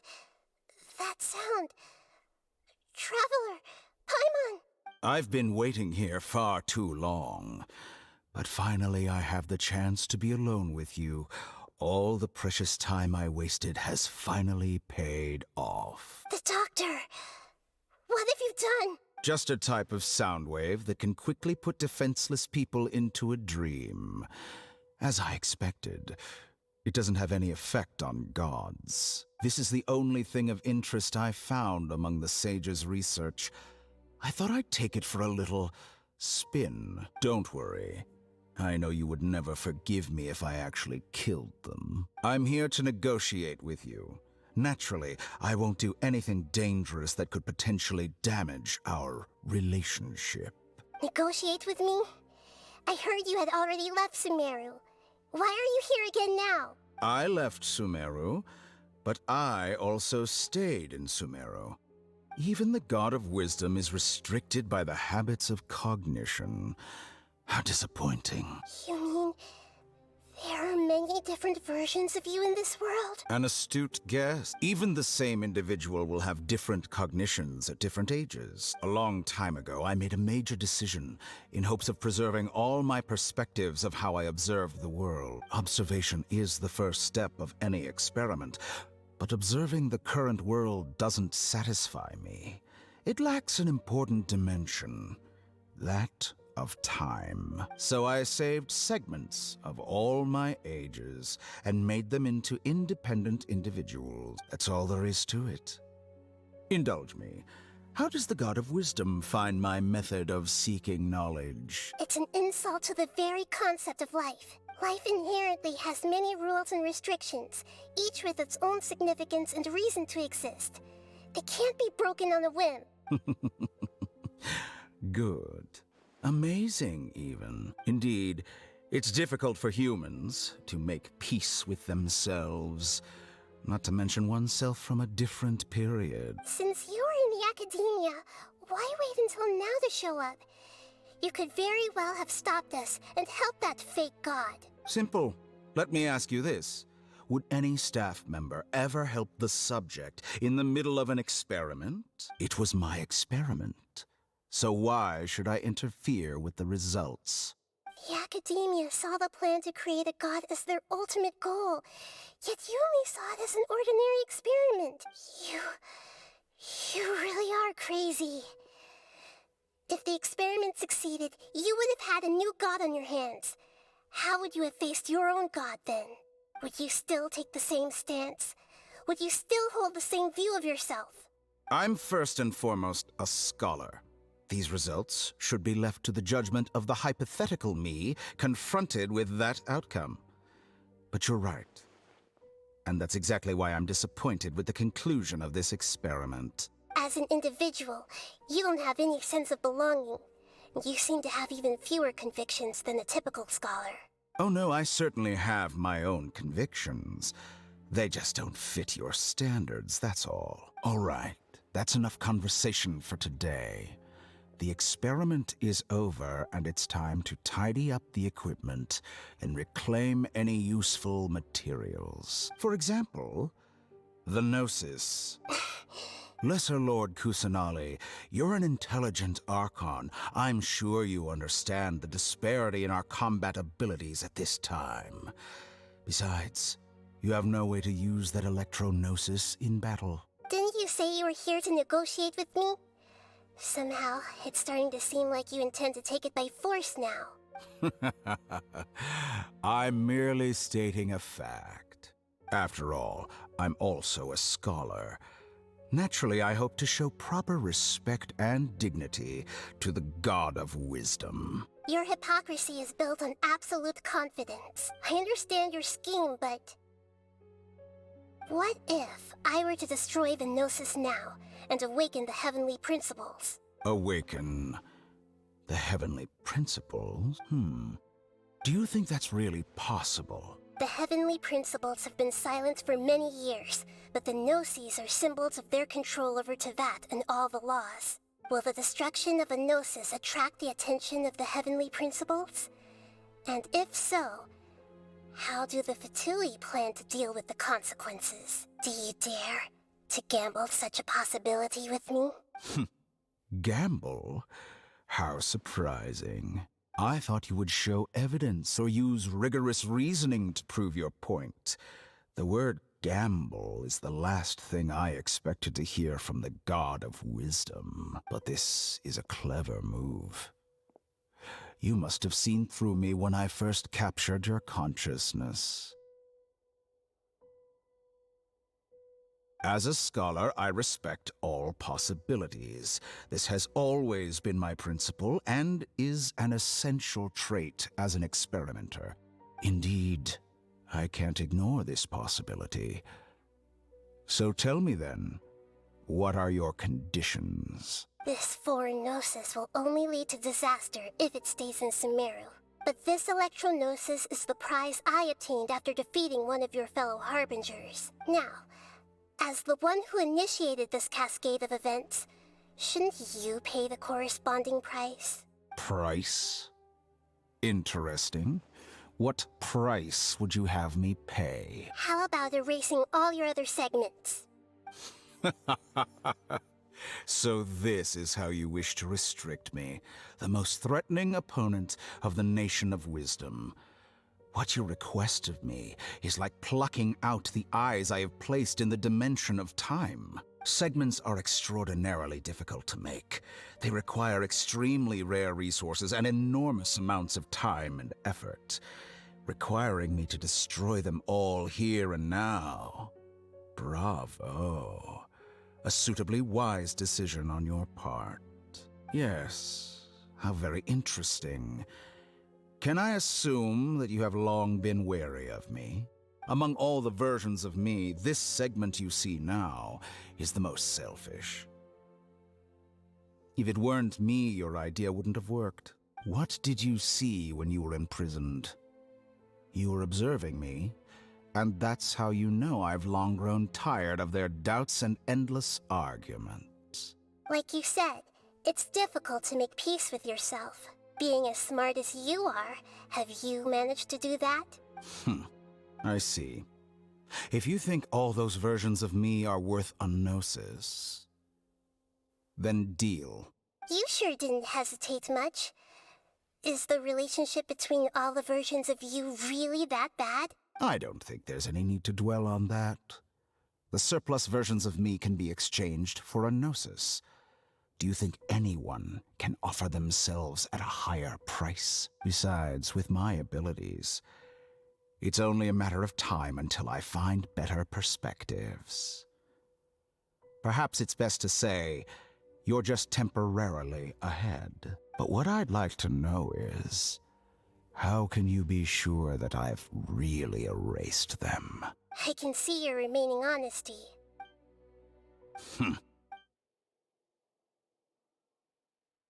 What a ridiculous decision! You can't be serious!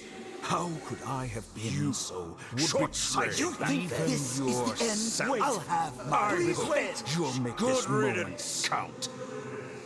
You... You will regret this.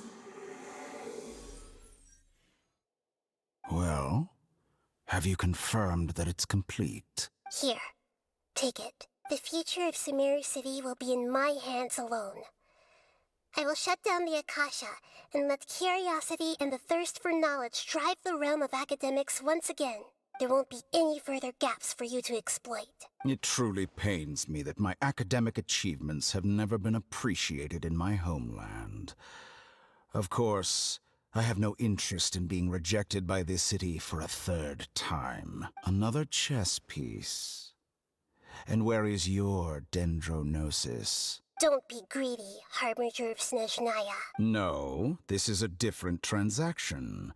If you intend to turn off the Akasha anyway, then there's no further use for the Gnosis of Sumeru, is there? Besides, isn't it the Archon's duty to deliver what's desired of the Seeker? Oh, judging from your expression, you don't seem to find the idea very agreeable. Then let's think of it this way. Since you're the god of wisdom, how about I exchange some knowledge with you? People exchanging knowledge with the God of Wisdom is the stuff of legends.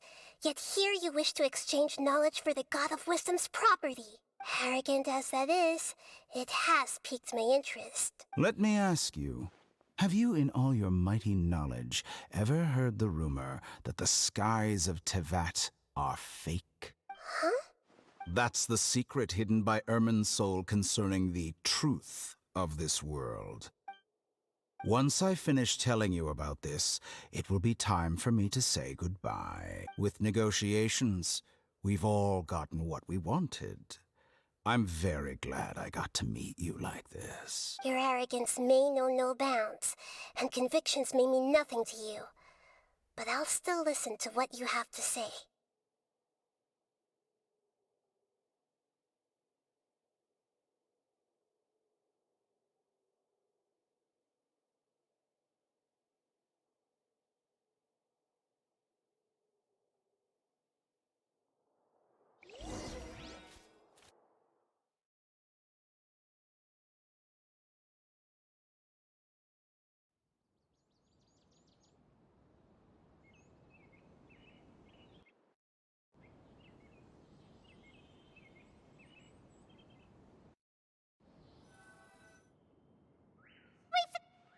Together! Okay. Wake her up.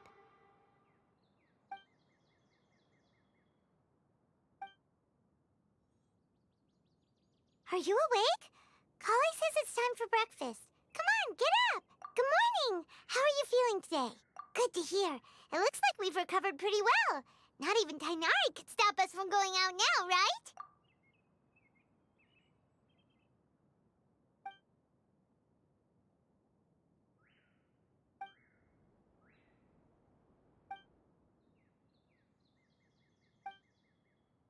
Come on, Traveler.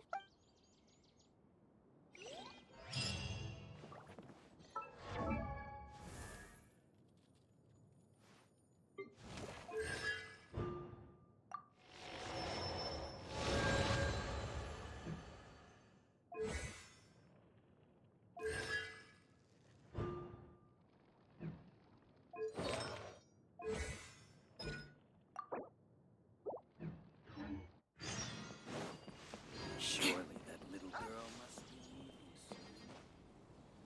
Good morning. Looks like you're awake. Yep, yep. I prepared some breakfast today. Please have a taste. I hope you'll like it. It's nice to have you here so we can eat something yummy. Well, now that I've recovered from Alizar, I'm feeling better than ever. I can even prepare 4 or 5 meals a day now. And Paimon bets they're all delicious.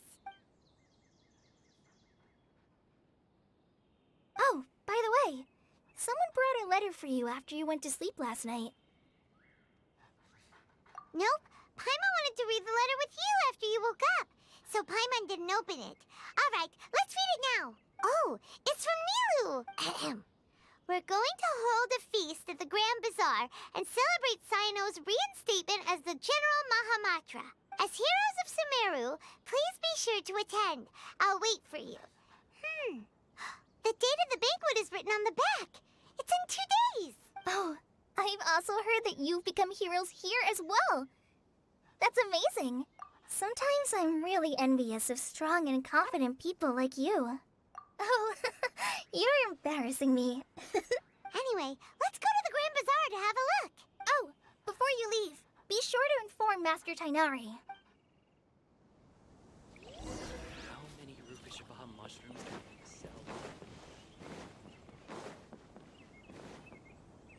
Tainari!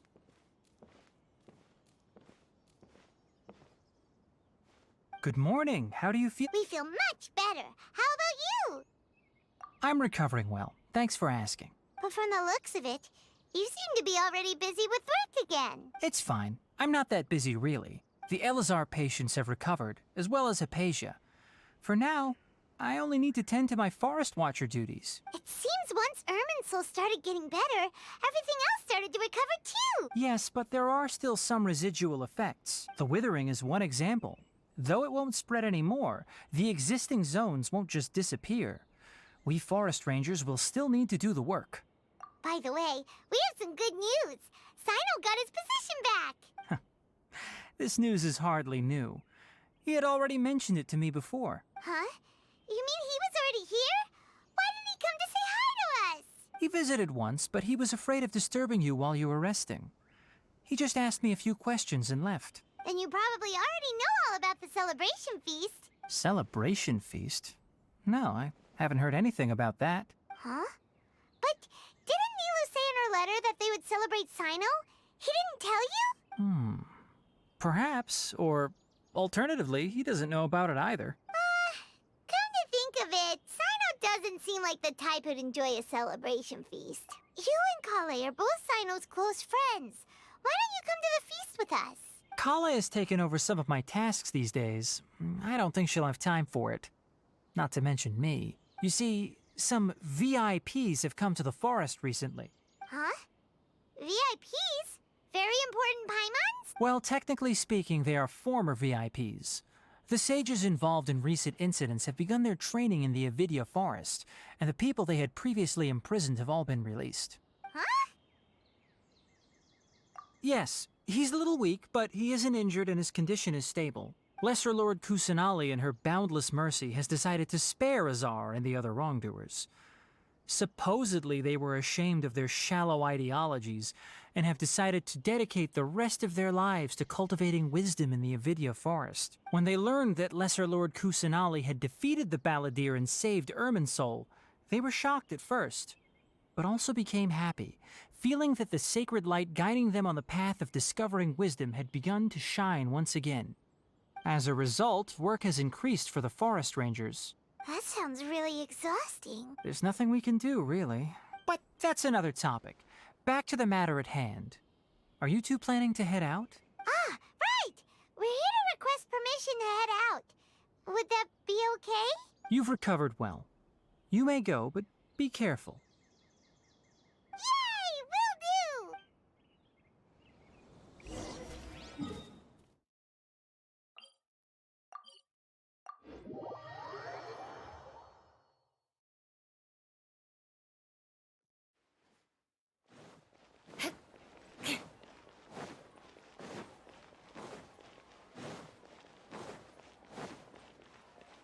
More speed.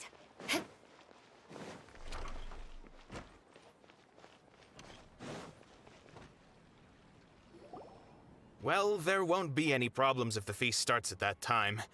Everything has already been prepared. Mr. Zubair, I finished telling things up here.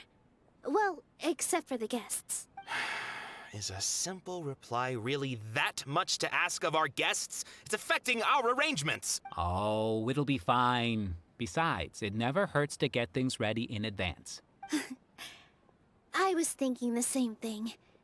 The feast will be held sooner or later, right? Hey, Nilu! Traveler, Paimon! We got your letter, so here we are! You're the best! The other guests haven't even replied yet. Huh? Are we the only ones that have arrived? Yeah. I had someone deliver letters to all of our guests. But maybe everyone is still busy with other things. Look, I get it. Sumeru is in an extremely important period of transition right now, but even if your friends are important figures, they shouldn't just ignore your request like this. Nilou is Sumeru's #1 celebrity, after all. You have no idea how happy I am to talk to people with good taste. If you consider enjoying Nilou's dances having good taste, then almost everybody has good taste. Because Paimon thinks everybody will love her performance. That's right. We all think she's amazing too. Nilou is an absolute favorite among those of us who frequent the Grand Bazaar. For Outlanders, you have a great eye. Master Zubair, let's have a vote for the most outstanding audience members next time. I think these two may win. Nonsense. It is not for us to determine the value of an audience, but indeed, we could try giving gifts to people with particularly good taste. I heard there's a device in Fontaine called a camera that can record people's appearances as pictures. Such pictures would make superb gifts. Ooh, good idea. I wonder where we can find one. I don't want you giving pictures of me to everyone. I'm satisfied just being able to perform here. There's always a lot going on at the Grand Bazaar. Yeah, and that's why I love it here. Traveler and Paimon, could you help confirm if the letters were actually delivered? If for some reason they didn't receive the letters, then please tell everyone that there will be a feast here. Yeah, we can also check out how everything in Sumeru is going now. When I wrote the letters, I heard that Dia was in Port Ormos, and Alhaitham was at the Academia. As for Sino, we've only heard that he appears at the Academia from time to time. I'm not too sure about Ramon's whereabouts. My guess is that he's with Dia. As for Dunyarzad, I just hope she's feeling better. I sent her a letter, but I was afraid of disturbing her. If you have time, please ask about her for me. Okay, got it. Let's go, Traveler.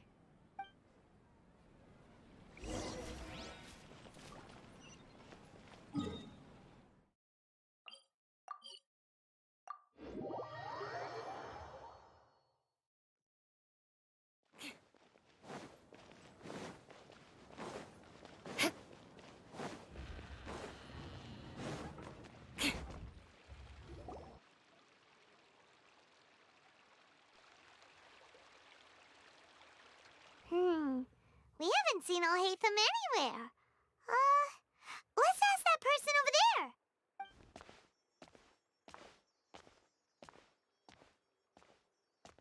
Hey there, have you seen Alhaitham around? Yes, it seems Scribe Alhaitham has gone to the House of Dana. You should be able to find him there. But you're already the second group of people I've seen looking for him today. He must be quite the busy man. Oh? Who else was looking for him? Mr. Cavey was just here asking about him. You wouldn't believe how terrible their relationship is. And now you two are here. Don't tell me everyone's here looking for gossip about the sages. No way! We're strictly here on business. Ah, I see. Sorry, I thought maybe everyone's as interested in rumors about the sages as I am.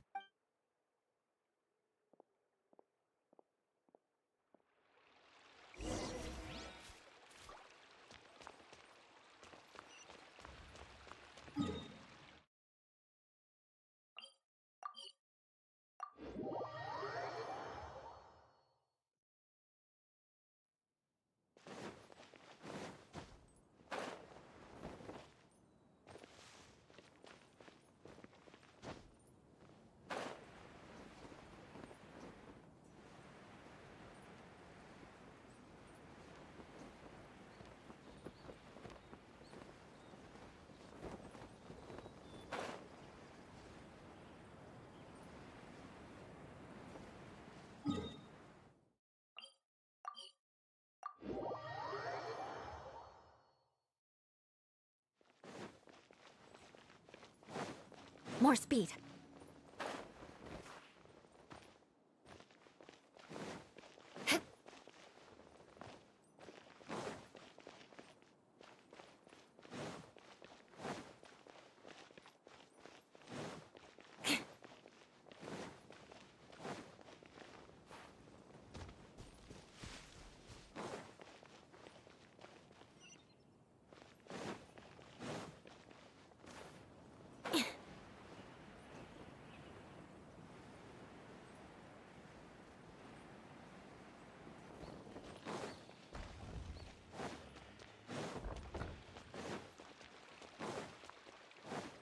More speed.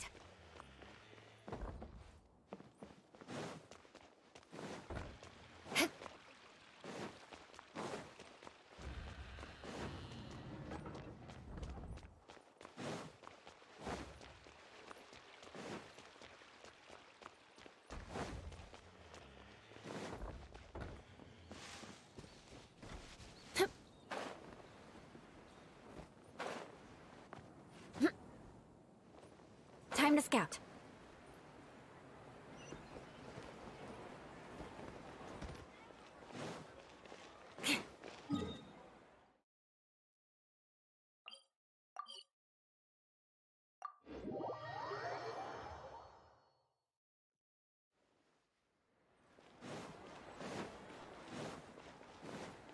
More speed.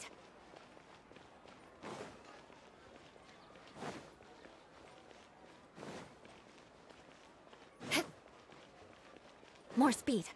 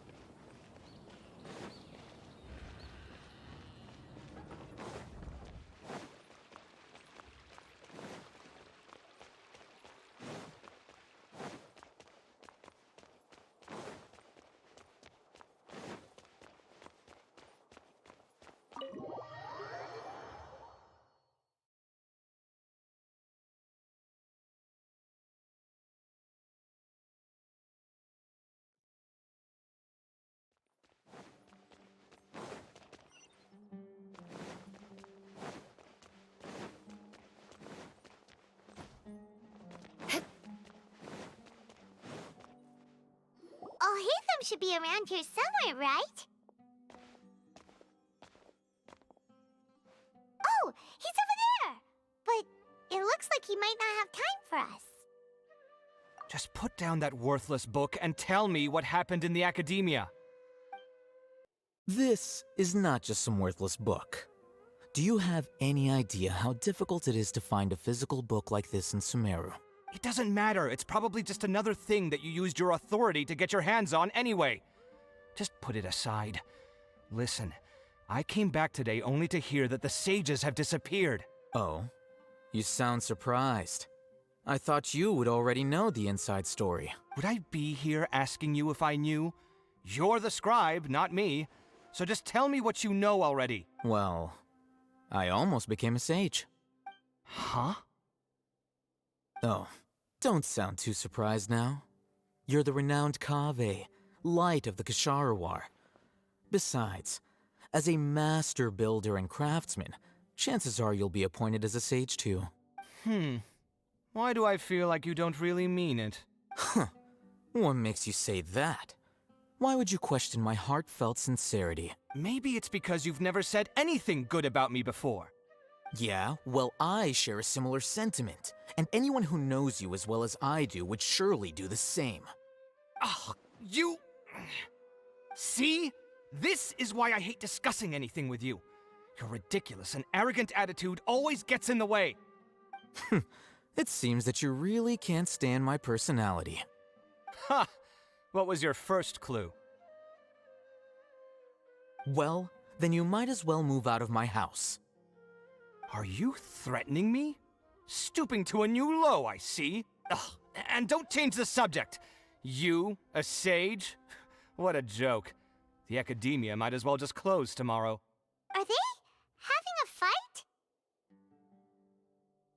fight? Forget what's going on with the academia. Haven't you been busy with your construction project? Tell me, when are you going to build yourself a mansion? Don't get me started. I get angry just thinking about it. So, what great building did our master architect work on this time? Like I need to tell you. Keep your nose out of my business. No, I think we deserve to know. Where were you when Sumeru needed you most? I was in the desert for a large project, but considering Haravatat's utter ignorance of architectural and aesthetic matters, you probably wouldn't understand. Which is truly unfortunate. I can only pity the man who doesn't understand the first thing about beauty and romance. Unlike a true... hold on, wait a second. What do you mean by when Sumeru needed me most? Well, while you were out fiddling around in the desert, many people came together to save Sumeru from a crisis. Ha! And you think I'd believe that? Look, all you really need to know is that Azar and all his accomplices have all been overthrown. Huh? What nonsense are you talking about? It's no skin off my nose if you don't believe me. It's not like my Darshan was the one trying to apply for funding from the Grand Sage. Yours, though, on the other hand... You know what? I'll ask around. I'm sure someone knows what's going on here. You're dead if I find out you're lying to me.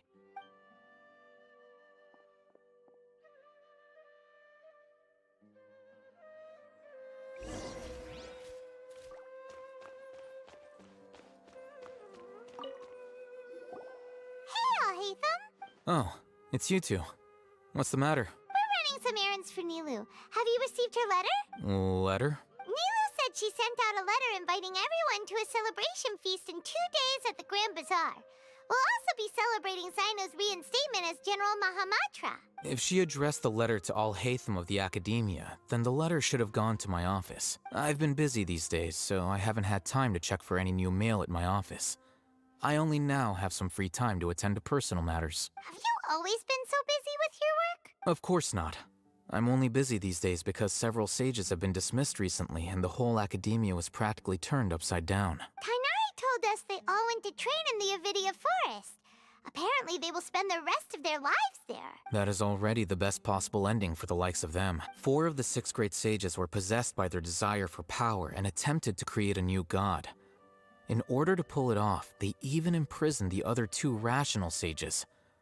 To imagine such things could take place in the academia. I don't know where to begin. Yeah, you're right. Huh. Feels kind of strange to hear them called that after all this time. But then again, the 6 great schools sounded pretty impressive too. Yes, at least that's how they're supposed to sound. It's said that when the Academia was first founded, the Dendro Archon herself established the 6 great schools, each representing one of the 6 different types of wisdom. Numerous Darshans have sprung up and faded. Only the 6 Darshans attaching themselves to the 6 great schools have stood the test of time and obtained permanent seats in the Academia. Now, the 6 Darshans are nearly synonymous with the 6 great schools, and the leaders selected for the schools are the 6 great sages. Among the 6 great sages, there is one central leader, the Grand Sage. Unfortunately, only the sages from Vahumana and Amorta remain now. They were imprisoned for opposing Azar, and were only rescued after Azar's downfall. So who's managing things in the other 4 schools now? Do they need to find someone new? Yes. Normally, new sages are selected based on a strict set of criteria. Oh, didn't you just say something about becoming a sage? If they pick you, then we'd have a huge connection in Sumeru. Yes, about that. You didn't let me finish my sentence. The person in charge of personnel affairs nominated me to be the Grand Sage in place of Azar and help Lesser Lord Kusanali manage the Academia. But I refused. Huh? But why? Can't you be a little more ambitious? I'm not even interested in being one of the 6 great sages.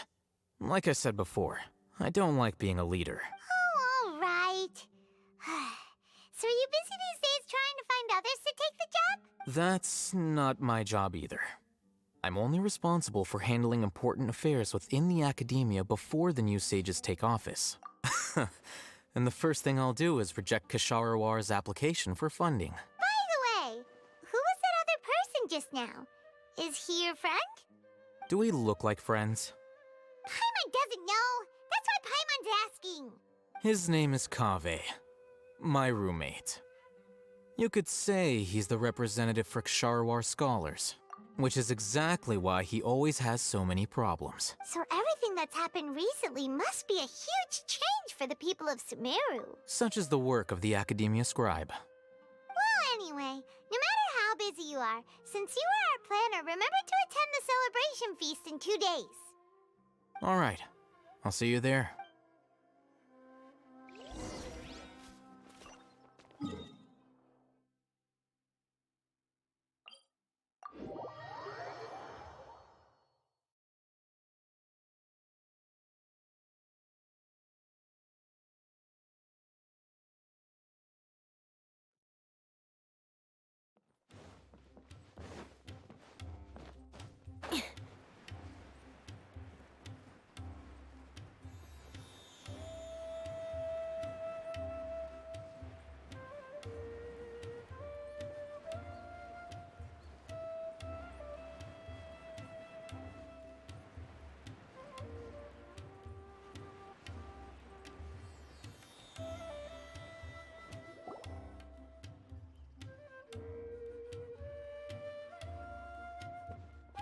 This is Port Ormos.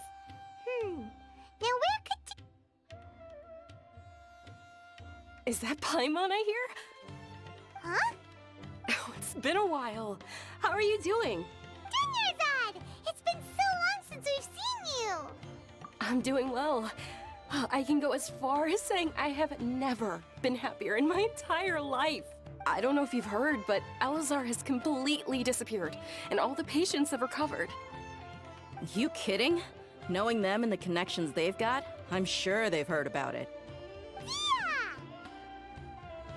That's right. My lady is feeling better now, so I'm accompanying her for a walk. Why do you still call me that, Dia? You've already informed my father of your resignation. I guess I'm just used to calling you my lady. Old habits die hard. Resignation?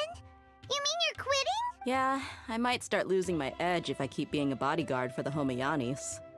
You know that my parents and I are fond of you, and that we appreciate you very much. It wouldn't be a problem if you wish to continue to be our bodyguard. I'm not a woman that's easily persuaded. You should know that by now, my lady. When I took this job, I had already decided that I'd quit as soon as you'd recovered. It's time for me to get back out there and chase that horizon. So what are you gonna do now if you're not gonna be a bodyguard anymore? I want to take a risky job and put my body to the test again. Huh? But we literally just finished one of the most dangerous jobs ever! Are you getting bored already? I know. If I hadn't joined in that plan with you, I wouldn't have come up with this idea. I guess I still get fired up by that feeling of going all out in a fight. It made me realize that I'm still a mercenary through and through. Life is short, and I'm happy that I got to be a part of that operation. But the whole thing also made me realize that there are still many problems in Sumeru, and as a desert dweller, I'm still not completely ready to settle down on this side of the wall. Well, I remember a friend had someone bring you a message. You mean I'll hate them? I didn't expect him to still remember that. I thought he was joking. We just came from talking with Alhaitham at the Academia. Did he tell you that he suggested that I come work at the Academia? What? I heard that Azar and his cronies fell from power, and Alhaitham told me that now was a good time to find a job in the Academia. But only if I wanted to. Whoa. Paimon can't see you being anything other than a mercenary. Me neither. But I think Dia would look great dressed up as a scholar. Ugh, forget about it. I wouldn't last 10 seconds in there. Alhaitham probably just liked the way I worked and knew I'm good in a fight. So he suggested I find some work in the Academia. But you know, if you take him up on the offer, Sino might actually agree and let you become a Matra, because you're super amazing. The Matra have all the talent they need as long as they have Sino. I prefer to be free to live however I choose. In fact, I chose this job from the very start because I knew it'd be right up my alley. Even if being a mercenary means facing all kinds of danger. A lion has to return to the wild sooner or later. If anything, being your bodyguard has been unfamiliar territory for me. I don't want to see you go, but I'll respect your decision. I'm glad to hear you say that. Come on, no need for the sad face. It's not like we'll never meet again. Once the whole Dendro Archon thing is settled, everything in Sumeru will take a turn for the better. That makes me happy too. But a peaceful society will probably mean less demand for mercenaries like me. Before long, we'll be a dying breed. So I'd better get to work while I still can. Huh? Wait a second! You make it sound like you're leaving now! Well, no, not yet at least. I promised my lady I'd stick around until next week. So, have you been in Port Ormos this entire time?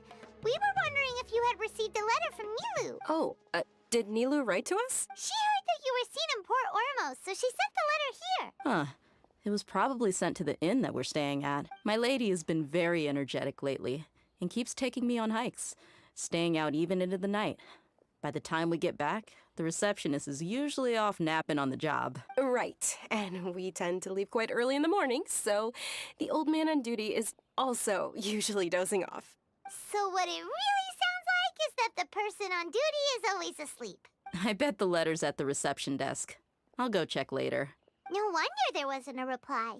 You never received the letter. Good thing Nilu asked us to come and check on that. Sorry to make you two come all the way out here. It must be something important for Nilu to specifically write to us like that. Yes, she said they were preparing a victory feast in the Grand Bazaar, and will also be celebrating Sino's reinstatement as General Mahamatra. She was hoping you could come. Great! I'll be sure to attend. Count me in too. But is there some sort of dress code or anything for the feast? Can I just show up looking like this? Since it's being organized by Nilu, I don't think she'll be too picky about that. If anything, I think she wants to see us as our most natural selves. All right, then this is how I'll show up. The feast will be held in 2 days, so don't forget. Sure. Thank you so much for letting us know. We'll see you there. Oh, by the way, do you happen to know where Sino and Raman are? The General Mahamatra always comes and goes without a trace. Normally no one knows his whereabouts. Oh. But last time we met, he mentioned that he had something to do in Aru Village. You can try your luck there. As for Raman, your guess is as good as mine. I only remember he said that he had something to discuss with Sino. You can ask Sino when you meet him. Don't mention it. You'd better get going. All right, on to our next stop.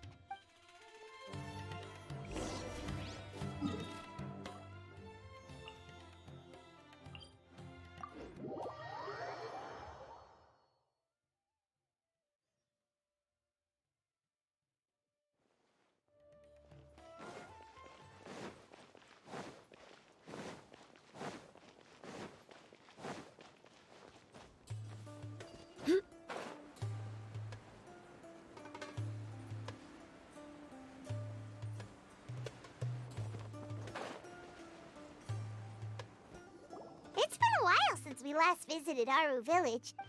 Ah, there's Sino!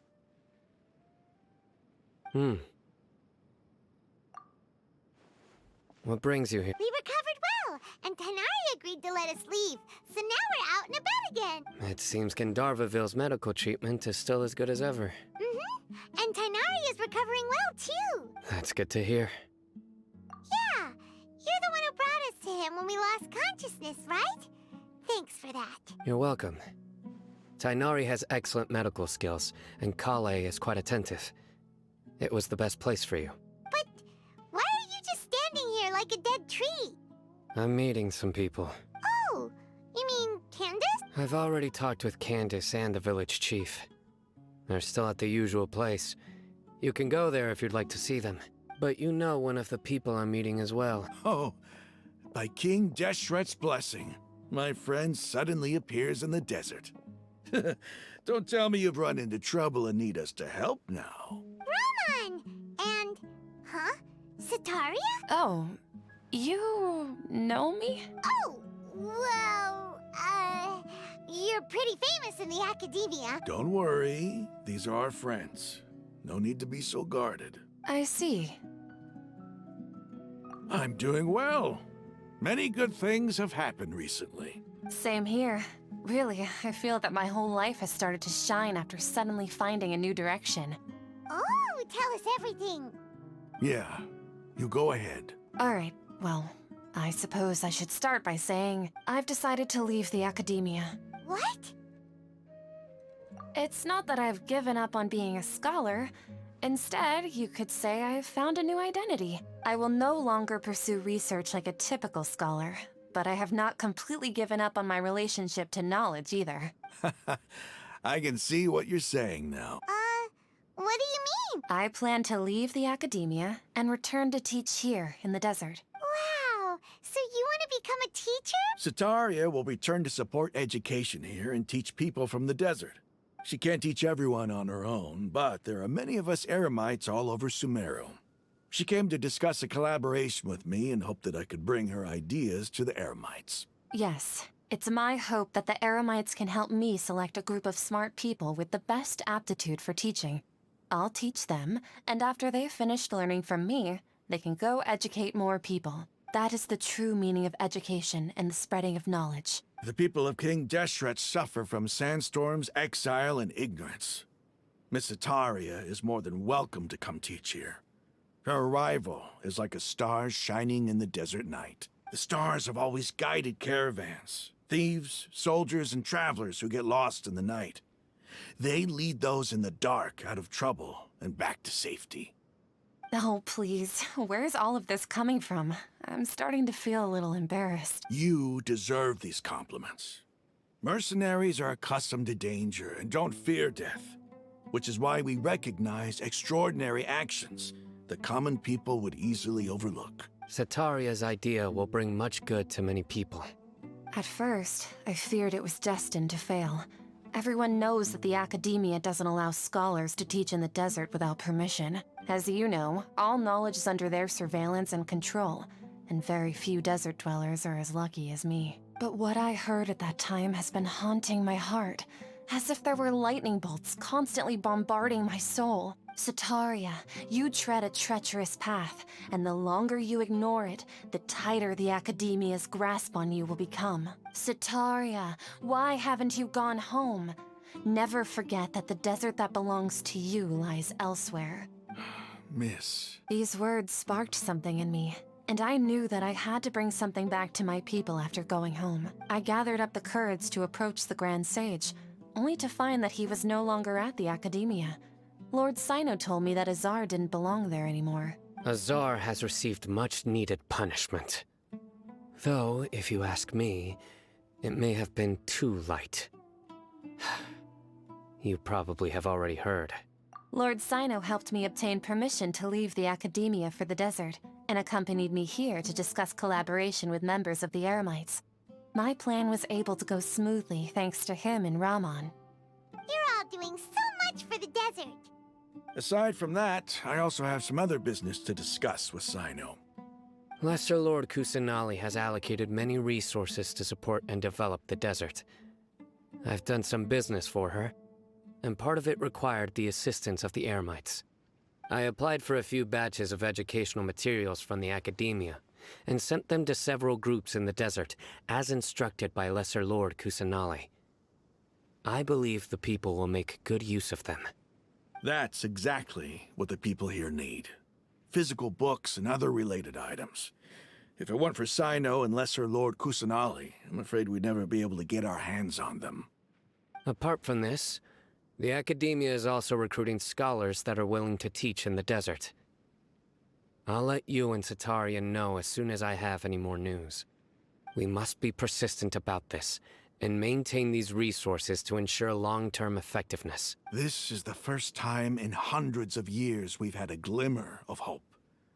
I think this may be the turning point for the desert. Remember these words. Here lies our faithful priest, Kasala. His wisdom is a miracle among the people, deserving of high praise and admiration. I hope people with wisdom like that priest will rise again among the desert dwellers. Then we'll once again see the wisdom and glory that once shook the world. Enough about us. Are you here to discuss some business too? No, not at all.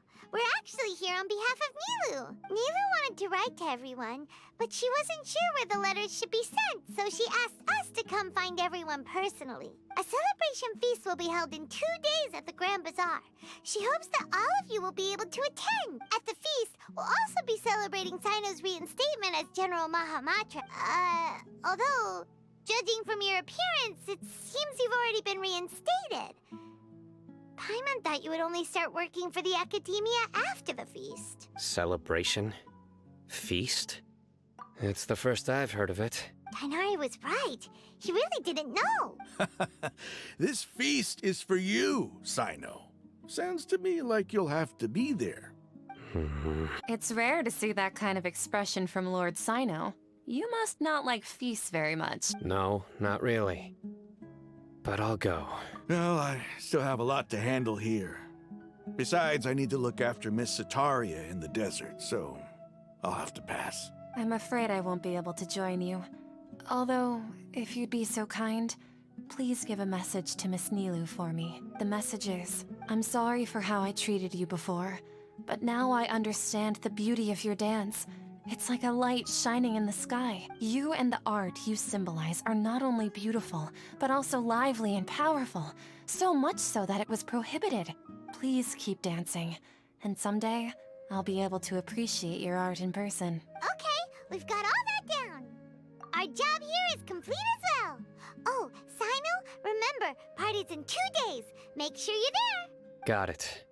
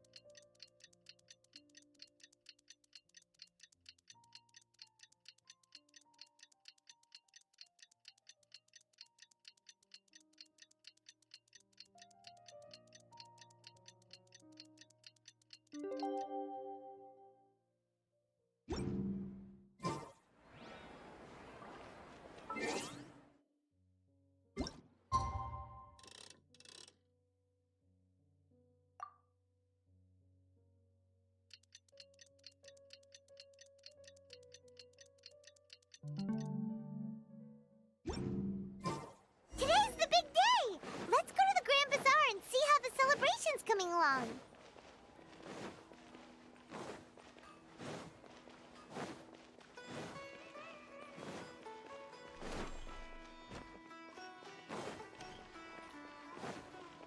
More speed. Everybody's already here. Looks like we're the last ones to arrive. I'm here. Ah, there you are. Well, look who finally decided to show up. You look like you came here immediately after finishing up some work. I'm very happy to see you here. But we're not late, are we? It's just that everyone else arrived ahead of time. I propose that the last one who arrived be put in charge of today's speeches. Nah, there won't be any speeches today. Oh, really? Well, even better. Come join us over here. Let's share some great food and drinks, and chat about all sorts of fun things. Everything looks quite good. Wow! Paimon can't wait! Traveler, just look at all the delicious food here!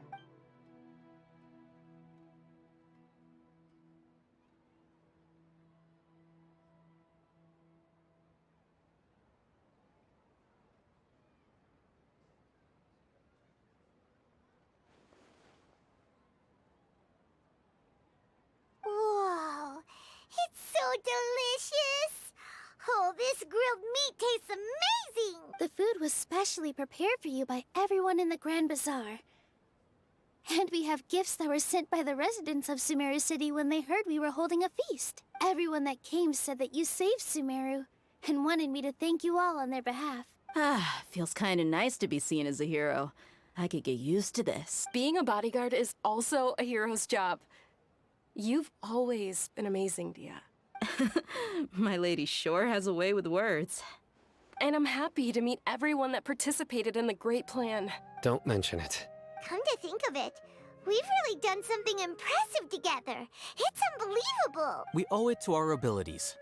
And luck. Really? Why do I remember everybody thinking that luck was against us and feeling like we hardly had a chance of succeeding? That's how I remember it too. It's luck that brought us together, and it was luck that let us form a team. Then, it took even more luck for us to formulate a plan and implement it successfully. Moreover, judging from the results, everything worked out well. Yeah, everyone gave it their all when it mattered most. It was almost like a performance. We took the stage and put on our best show. Everyone played their part. And thanks to everyone's efforts, the performance was a great success. So, would you say we're good actors too? It's such a blessing that Lesser Lord Kusanali was able to return to power at the Academia. Yes! Even after being abandoned and neglected so many times, she's finally returned. Uh-huh. Lesser Lord Kusanali once used all her power in a great disaster, which resulted in her losing all her wisdom and memories of the past. The Academia basically abandoned her because of it. This should be something everybody should remember. Huh? You look surprised. I didn't say anything wrong, did I? No, everything you said is correct. That's good. Something wrong? Yeah, what's with that face? You knew all of this already. Even if those two giants of the Academia are here, I still have to say it. Those sages really have some nerve. 500 years ago, Lesser Lord Kusanali used all her power for the people of Sumeru. And what did they do in return?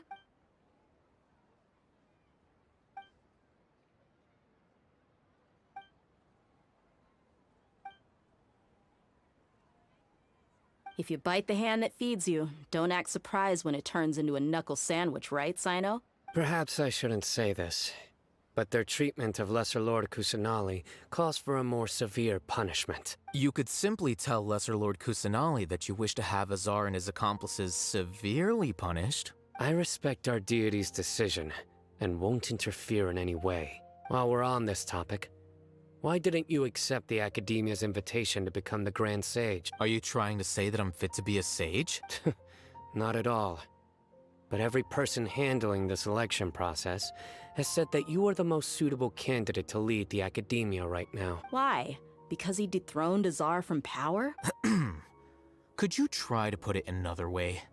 This is a good thing, yet you're making it sound like I overthrew Azar for my own personal gain. But seriously though, I always wondered if you had some personal motives behind it. I did have my own motive, but it had nothing to do with being a sage. If the rules of our nation were suddenly cast by the wayside, then it wouldn't be long until chaos ensued. I had no intention of letting their dreams disrupt my life. By that, you mean your life working as the Academia's scribe. Precisely. Wait, is that all? So, that's the only reason why you joined us and came up with all those plans? It's reason enough. You've certainly got quite the personality. You flatter me. All right then. How about you? You've already resumed work as the General Mahamatra, right? That's right. Will you be happy with that life? It's not about being happy. There are merely a lot of things that I must do. Even so, keep your spirits up and try to be happy, okay? Thank you. I'll keep that in mind.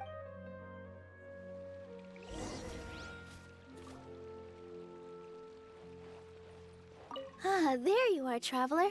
Well, how is it? Are you enjoying the feast today? If there's anything you're unhappy with, just let me know. I'll be sure to take note of it. That's good. It's the first time I've ever invited so many exceptional people to one place. I was a little nervous myself. You see, every guest here is quite extraordinary. It's unbelievable that we've got everyone together here. Almost like a fairy tale. Make sure you live it up tonight. I'll be happy as long as you're enjoying yourselves. I'm honored to have her think of me this way. If I have a chance in the future, I would really like to invite her to one of my performances. I can't explain why, but I just feel elated right now. Thank you.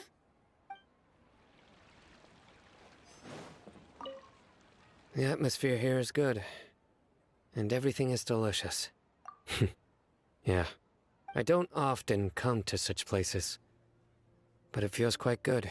I have a lot to handle these days. Otherwise, I could show you around. There's always next time. We're friends after all. This feast is pretty good. I like it.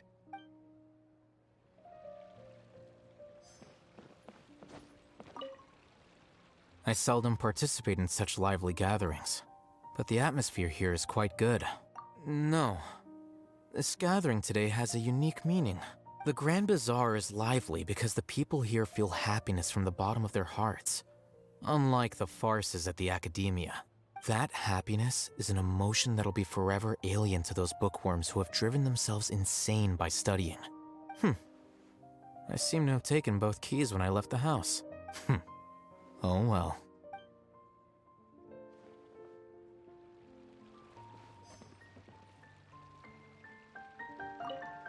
My lady, the grilled meat over there is delicious. Have you tried it? Yes, I also tried some fruit just now. Oh, they're very sweet. What an amazing place to relax. No wonder everybody likes to rest at the Grand Bazaar. You said it. Oh, look who else is here. Hello. Oh, I'm so happy Nilu invited everybody. Oh, now I have the chance to meet all the heroes. Hey, less of that polite chit-chat and more eating and drinking. The feast is about having fun, not stuffy formalities.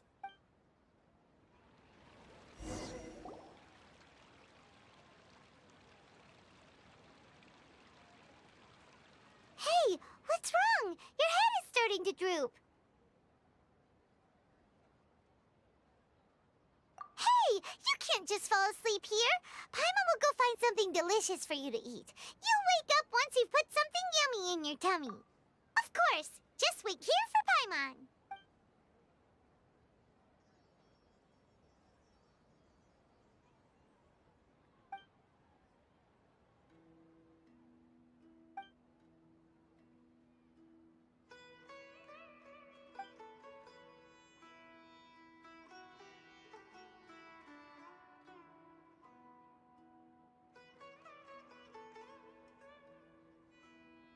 It's me.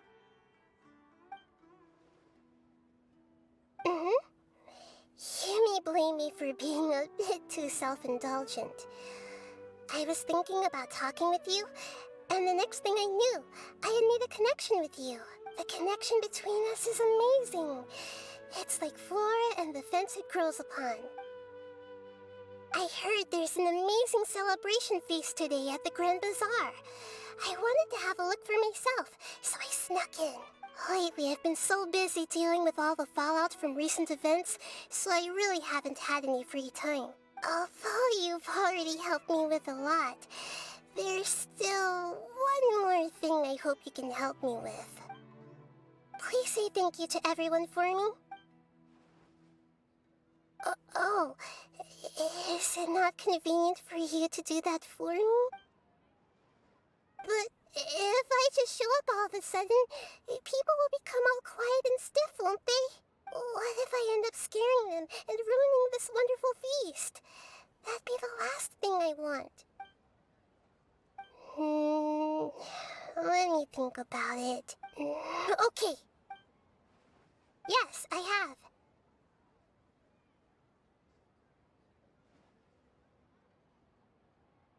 You said I should go thank everyone as myself, right? So, I've decided to borrow your body for the time being. Please don't blame me. The flora also climbs up to the fence to get closer to the sky.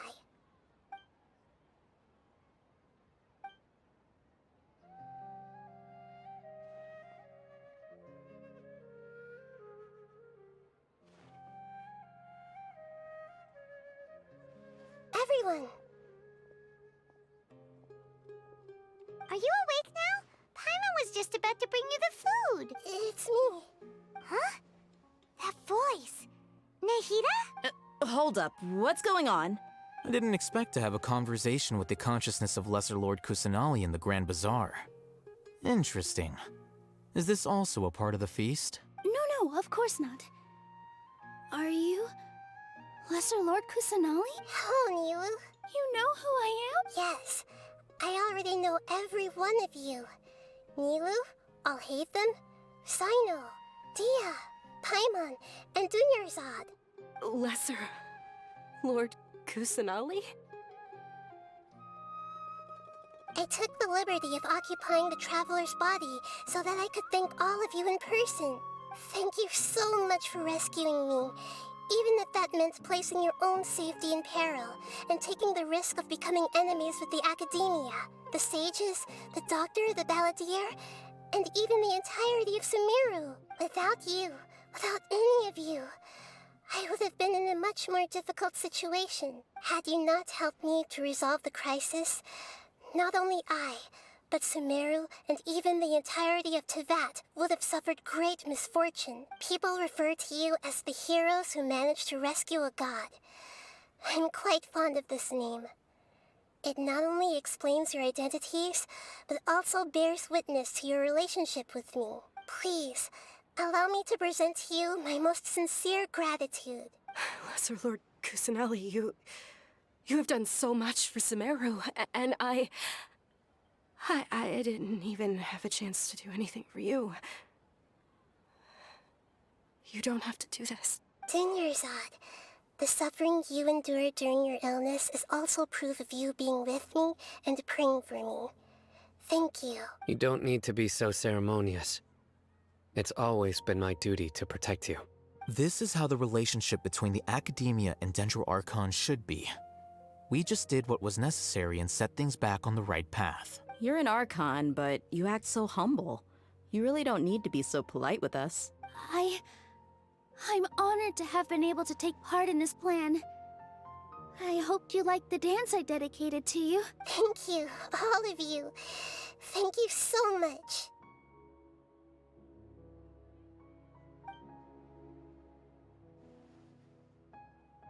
Yeah.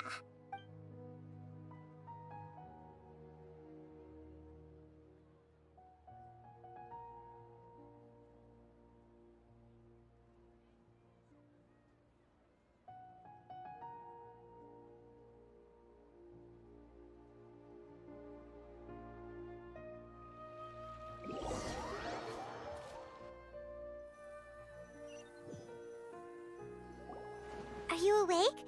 Did you rest well? After Nahida left, you ate a lot of food. You've become a glutton. That just means you still have a lot to learn from Master Paimon, the Sage of Gluttony. Alright, since you're awake now, should we go and have a chat with Nahida? She should be in the academia right about now. If you have any questions, now's your chance to ask.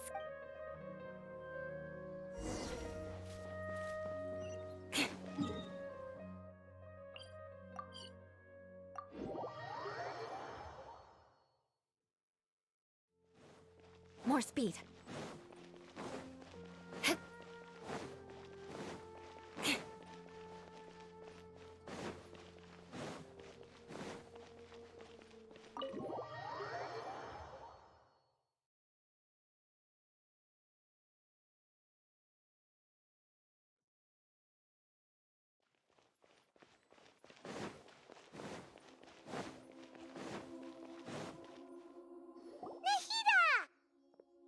Hello, Traveler and Paimon. What a fantastic night. I'm still immersed in all the happiness and joy, like a candle floating on water. So are we, and that's why we're here to talk with you. Is there anything you want to know? After recent events, the Akasha can no longer function as it used to. I've given it some thought, and have decided to shut it down permanently. But this is definitely not a bad thing. Even from the beginning, I've been planning to shut it down. The Akasha's centralized administration of knowledge has always restrained people's curiosity and curtailed the number of paths available to them. I don't think this is good for Sumeru. Although people may initially feel a little uncomfortable with the loss of the Akasha, they will soon understand that this life is more suitable for them. And as for the future of Sumeru, I'm preparing to regain control of the Academia. The former sages have received their punishment, but the new sages have yet to be selected. I will oversee the process personally. I hope that the new 6 great sages will be more focused on academics. Sumeru needs such leaders more than ever. The other big issue is the people of King Deshret. All the residents of the desert, in fact. They have been mistreated for far too long. I've already taken some measures to address this. It will take some time to rebuild everything, but no matter if it's culture, friendship, or trust, we will rebuild it. You mean, what happened after the doctor put you to sleep? Not exactly. The top-ranked Fatui Harbingers, up to number 3, possess power comparable to that of gods. I was no match for him in that kind of situation. However, in spite of the bad situation, I still managed to make a fair deal with the doctor. I'm sure you remember the entity that changed your fate, the Heavenly Principle. In fact, the Heavenly Principles has been quiet since the Conria disaster 500 years ago. I used this point as leverage against the doctor. I told him that the Heavenly Principles may be awakened if I destroy the Gnosis. Although it was just a bluff, he still fell for it. I assumed that the Heavenly Principles wouldn't just stand by and let such extensive damage to its laws take place. And as for what I exchanged for the Gnosis, the exchange served as both punishment for the doctor, as well as a boon of new knowledge that I couldn't refuse as the God of Wisdom. He's still in a coma. I've hidden him like how one would hide a feather.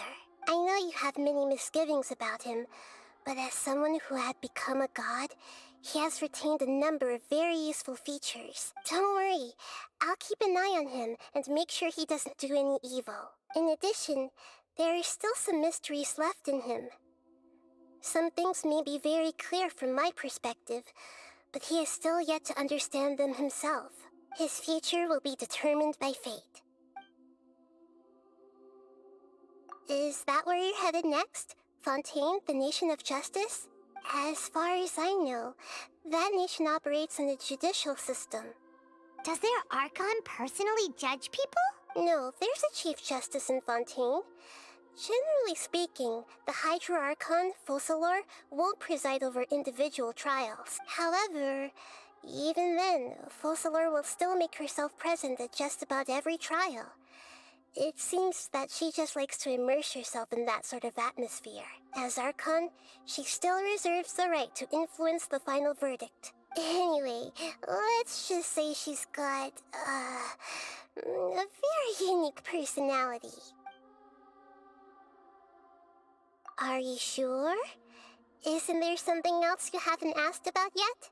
Huh? About your brother.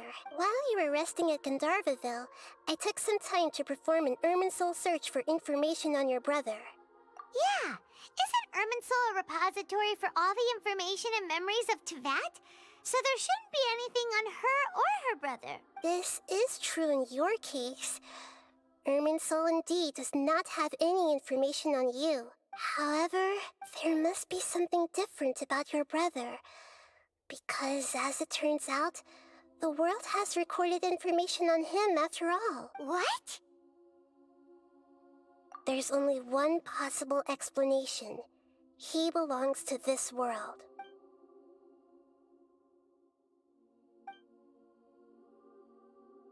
But nothing about this makes any sense! Wasn't this your first trip to Teyvat? According to the records I was able to access, your sibling suddenly appeared in Conria. After the Conria disaster, he began his journey through the 7 nations of Teyvat. But just as his journey was about to reach its conclusion, the Irminsul records on him suddenly become fuzzy.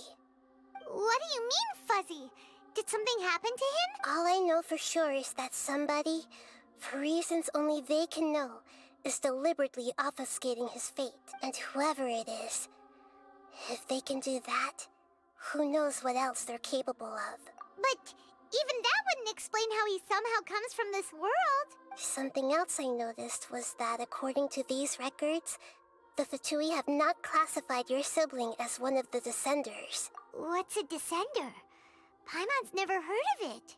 Look, I'm sure you must be curious about the information I received from the Fatui in return for my Gnosis, right? A very important part of the intel was about this world's Descenders. External beings, ones that don't belong to this world. Traveler, you are Teyvat's 4th Descender. Huh?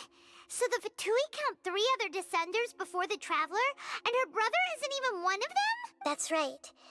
My current hypothesis is that the first Descender was likely what we now call the Heavenly Principles. As for the other Descenders, I still need to verify their existence.